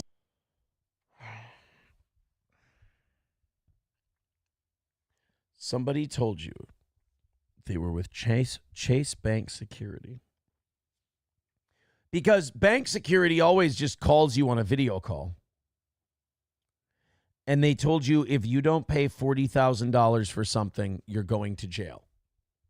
Again, somebody please tell me where this woman's a victim. She's a fucking rube. She's a dummy. Nobody, like, you shouldn't be allowed to have a car. You shouldn't be allowed to live on your own. You shouldn't be able to do, this is good that this happened to her. Because now she can get put in a home somewhere and she can live out the rest of her days being cared for because she needs to be cared for because she's too stupid to hang in there. I have the bank on the phone. Okay, let me talk to who you're talking to on the bank. I'm in danger. Okay, no, you're not, ma'am. This is Chase Bank. Let me talk to them. Luckily, it's not Chase Bank security. And Chase Bank security doesn't have the authority to throw you in fucking jail. Jesus Christ. Even if this person was who they said they are, which you're fucking dumb for believing, they don't have the authority to do what they're saying. I hate her. I don't understand how we live in a world where people take her side. Because people like this need to be phased out so we can all be smarter. investigators say Bitcoin is sending back nearly $24,000 the victim had already deposited. Only thing that would have made it better is if I could have got my hands on him. Oh, Jesus. I would have loved to have taken him to jail. Yeah, okay, nice save, nice save. That's a cop who's definitely shooting an unarmed black guy eventually. That's, man, I can get my fucking hands on. You can tell with some cops that shit's just bubbling right below the surface, can't you? I wish I could have gotten my hands on him. And then in his head, he's going, I'd fucking hold him down, beat the shit out of him. I'd probably fuck him in the ass and fucking just beat him bloody. And then he goes, I would have loved to taken him to jail. Swallow that anger and hatred down, my man. Jordan, who is also a scam victim herself, is grateful she was in the right place at the right time. All I could think of is this lady is here by herself, scared to death, and I would want somebody to help my. It's always like either an elderly man or woman, or it's some dumb young chick. Dude, if anyone calls you and just starts saying you need to give them money, tell them to fuck off. Because even if they are in the right, they'll send you something in the mail. They'll send you a text. They'll send you an email. They'll send you something official like a bill or a past due notice or something like that. But they're not just going to call you on the phone and go, hey, pay up. That's not how it works. Grandmother, my mom helped me in that situation. Tahira Rahman, NBC5. A reminder from police, just because your caller ID may say it's your bank, that may not be the case. We've got more red flags and tips at NBCDFW.com. See, I need the scammed people punished as well, though, because that's the only way we're going to get better. Scammers aren't going to stop. They're not going to feel bad and go like, oh, I'll stop picking on old ladies now. This seems wrong. No, you've got to toughen up the dipshits who would actually hand over money in these situations. Yeah, wasn't there one? I mean, it became a Law and Order SVU episode. It was the Robin Williams episode where he was Merrick Rook. Merritt Rook. It's one of my favorite SVU episodes where he would call a guy and say, one of your employees has been stealing. I need you to go stop him. I need you to go search him. And he would search one of the female employees. And he's like, it's Detective Pembroke or whatever. And it's like, there isn't one, you fucking idiot.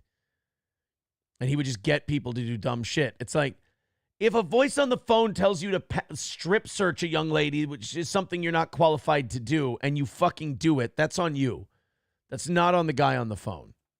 Do we have that? The Merritt Rook fucking thing? Robin Williams portrays vengeful man creating his own justice. The one Law and Order episode NBC refused to air again. Ooh, fun. You take the east side, I'll go west. Yep. That doesn't give you the right to destroy his life. Oh, no, there's a different one. This is, all right, that's a different clip. But no, that's, I mean, you call someone and tell them to do something. That's not reason enough for someone to excuse someone from the dumb shit they did. This is embarrassing. Adults have surpassed preschoolers as the biggest toy consumers. Guys, it's time to let it go. All right? If you want to keep your old toys and you're, I guess what, proud of the fact that your old toys they've been kept in good shape or whatever, okay, I guess, maybe. But Jesus Christ, man. I mean, buying new toys at 30, 40, 50 years old and putting them on display and fucking, ugh. Grown adults, people 18 and older, have officially overtaken preschoolers as the largest consumer of toys. Adults are now considered the most important age group for the toy industry. For the first time ever, toy demand from preschoolers was surpassed by demand from toy enthusiasts over the age of 18. Nerds. Let's use the proper verbiage. Nerds. With the latter accounting for $1.5 billion in sales from January to April, according to data from Circana. Circana, which tracks consumer trends, described 18 and over as the most important age group for the toy industry, pointing to a recent survey showing that 43% of adults purchased a toy for themselves during the past year. Like, I don't think it counts if you buy someone a gag gift of a toy of something they really like. Like, if they like a certain athlete and you buy them an action figure of it, that's fine. That's whatever. That can be a sports collection. But I can't really forgive anything much further than that. I mean, oh, did I ever tell you guys? Oh, shit. This is gay. I bought for, I don't want to tell you this. I bought Kayla a couple Star Trek action figures for Valentine's Day. Speaking of buying toys, what a fucking rube I was. Oh, Christ. And then for her birthday, I bought her that little red Frigidaire mini fridge, the throwback looking mini fridge with the freezer that she could keep her little snacks in. What a faggot. Jeez, that was for her birthday, though. Tony with $2. This is a good point. He says the 45-year-old wearing a wrestling shirt. 37, first of all. And second of all, this was for the Hulkster. I was going to wear this for Hulk Hogan. I was going to have him sign the W in the NWO, but all the things got canceled. Thanks, Tony. He did kind of get me on that, though, didn't he?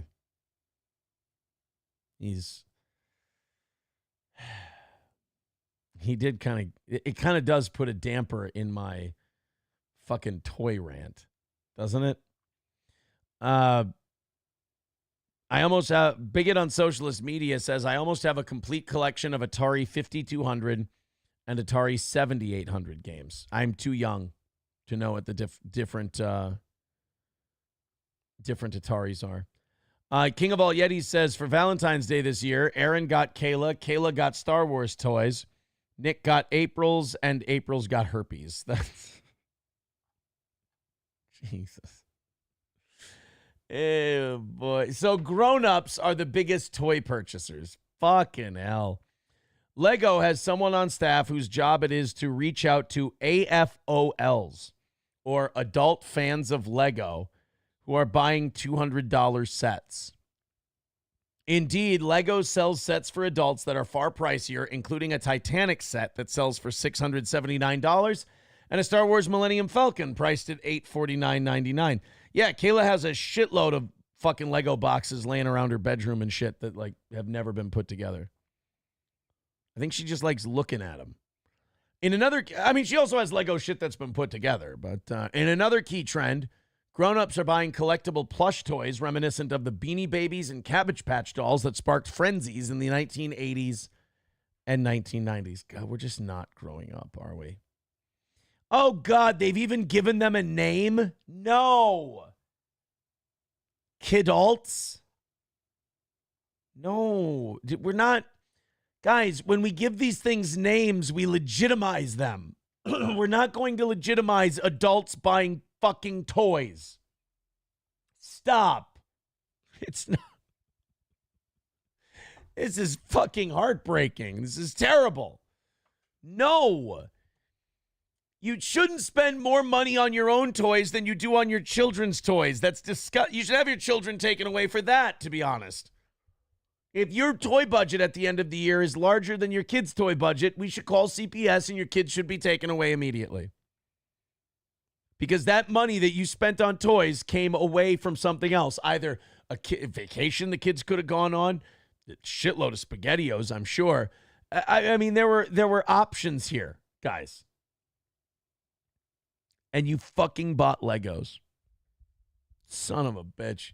All right, guys, we got to start wrapping it up. There's the links to tickets to the Steel Toe 10th anniversary show and the roast and anniversary tickets. There you go. The links are in the chat. Go ahead and click that and get your tickets. It'll be a really fun show. Before we go, let's take one more call and then we'll get out of here. Go ahead. You're on the air. Oh, hi there. Is this Aaron? Yes, wait a minute. Is this Jeff Garcia? Favorite quarterback. How are you, you little grumpy Gus? Jeff, how are you, buddy? You put a smile on my face the minute you call in. Fabulous, my love. How are you? Go ahead. Wanted to just tell you. Oh, I'm sorry. Please forgive me. You speak. It's your show. No, I'm sorry. No, I was just saying I'm doing very well, Jeff. Thank you. And I hope you're doing well also. Oh, wonderful, wonderful. I'm just bathing here in my pool. Oh, the sun just glistening over my conquistador skin. And I just thought, well, let me give Steel Toe a call. Yeah. But listen, don't get this whole April situation. Don't let it get you down. I mean, God forbid you even talk about it. I mean, God, you sounded like you went radio silent about the whole situation. But let me know. I'm getting myself in a tangent. I was just thinking. I hear you have this new little minx in the boudoir. Yes, Jeff. Oh, I'm telling you, I think you should think about maybe switching to the other team. I'm not interested. Jeff, I feel like we've had this conversation before, and I'm just, it's not for me, I don't think. Aaron, it's all same old hat. It's a one-trick pony. I'm telling you, and it's our month. So, I mean, you come out. I mean, I hear you're being nominated for some type of award. Listen, if you do it, you play your cards right, I'll get you at a Harvey Milk Award. It'll be beautiful. Think about it. I mean, coming out on this month, oh, fabulous, fabulous. Listen, I won't hold you up anymore. It was wonderful talking with you, beautiful. So, toodles. All right, bye, Jeff. Thank you very much. I appreciate that. Yeah, love you. Love you. Yep. You're great too, Jeff. Jeff, I love your work. There you go. Jeff Garcia checking into the program, and that's it for today. Thank you guys very much. We're out of here. Back again at 7 o'clock tonight. It will be Matt and I doing the evening show. Tomorrow we've got Keanu. I think Wednesday night we'll have Johnny. Thursday morning we'll have Johnny. And then Gino is back on Friday. Take it easy, everybody.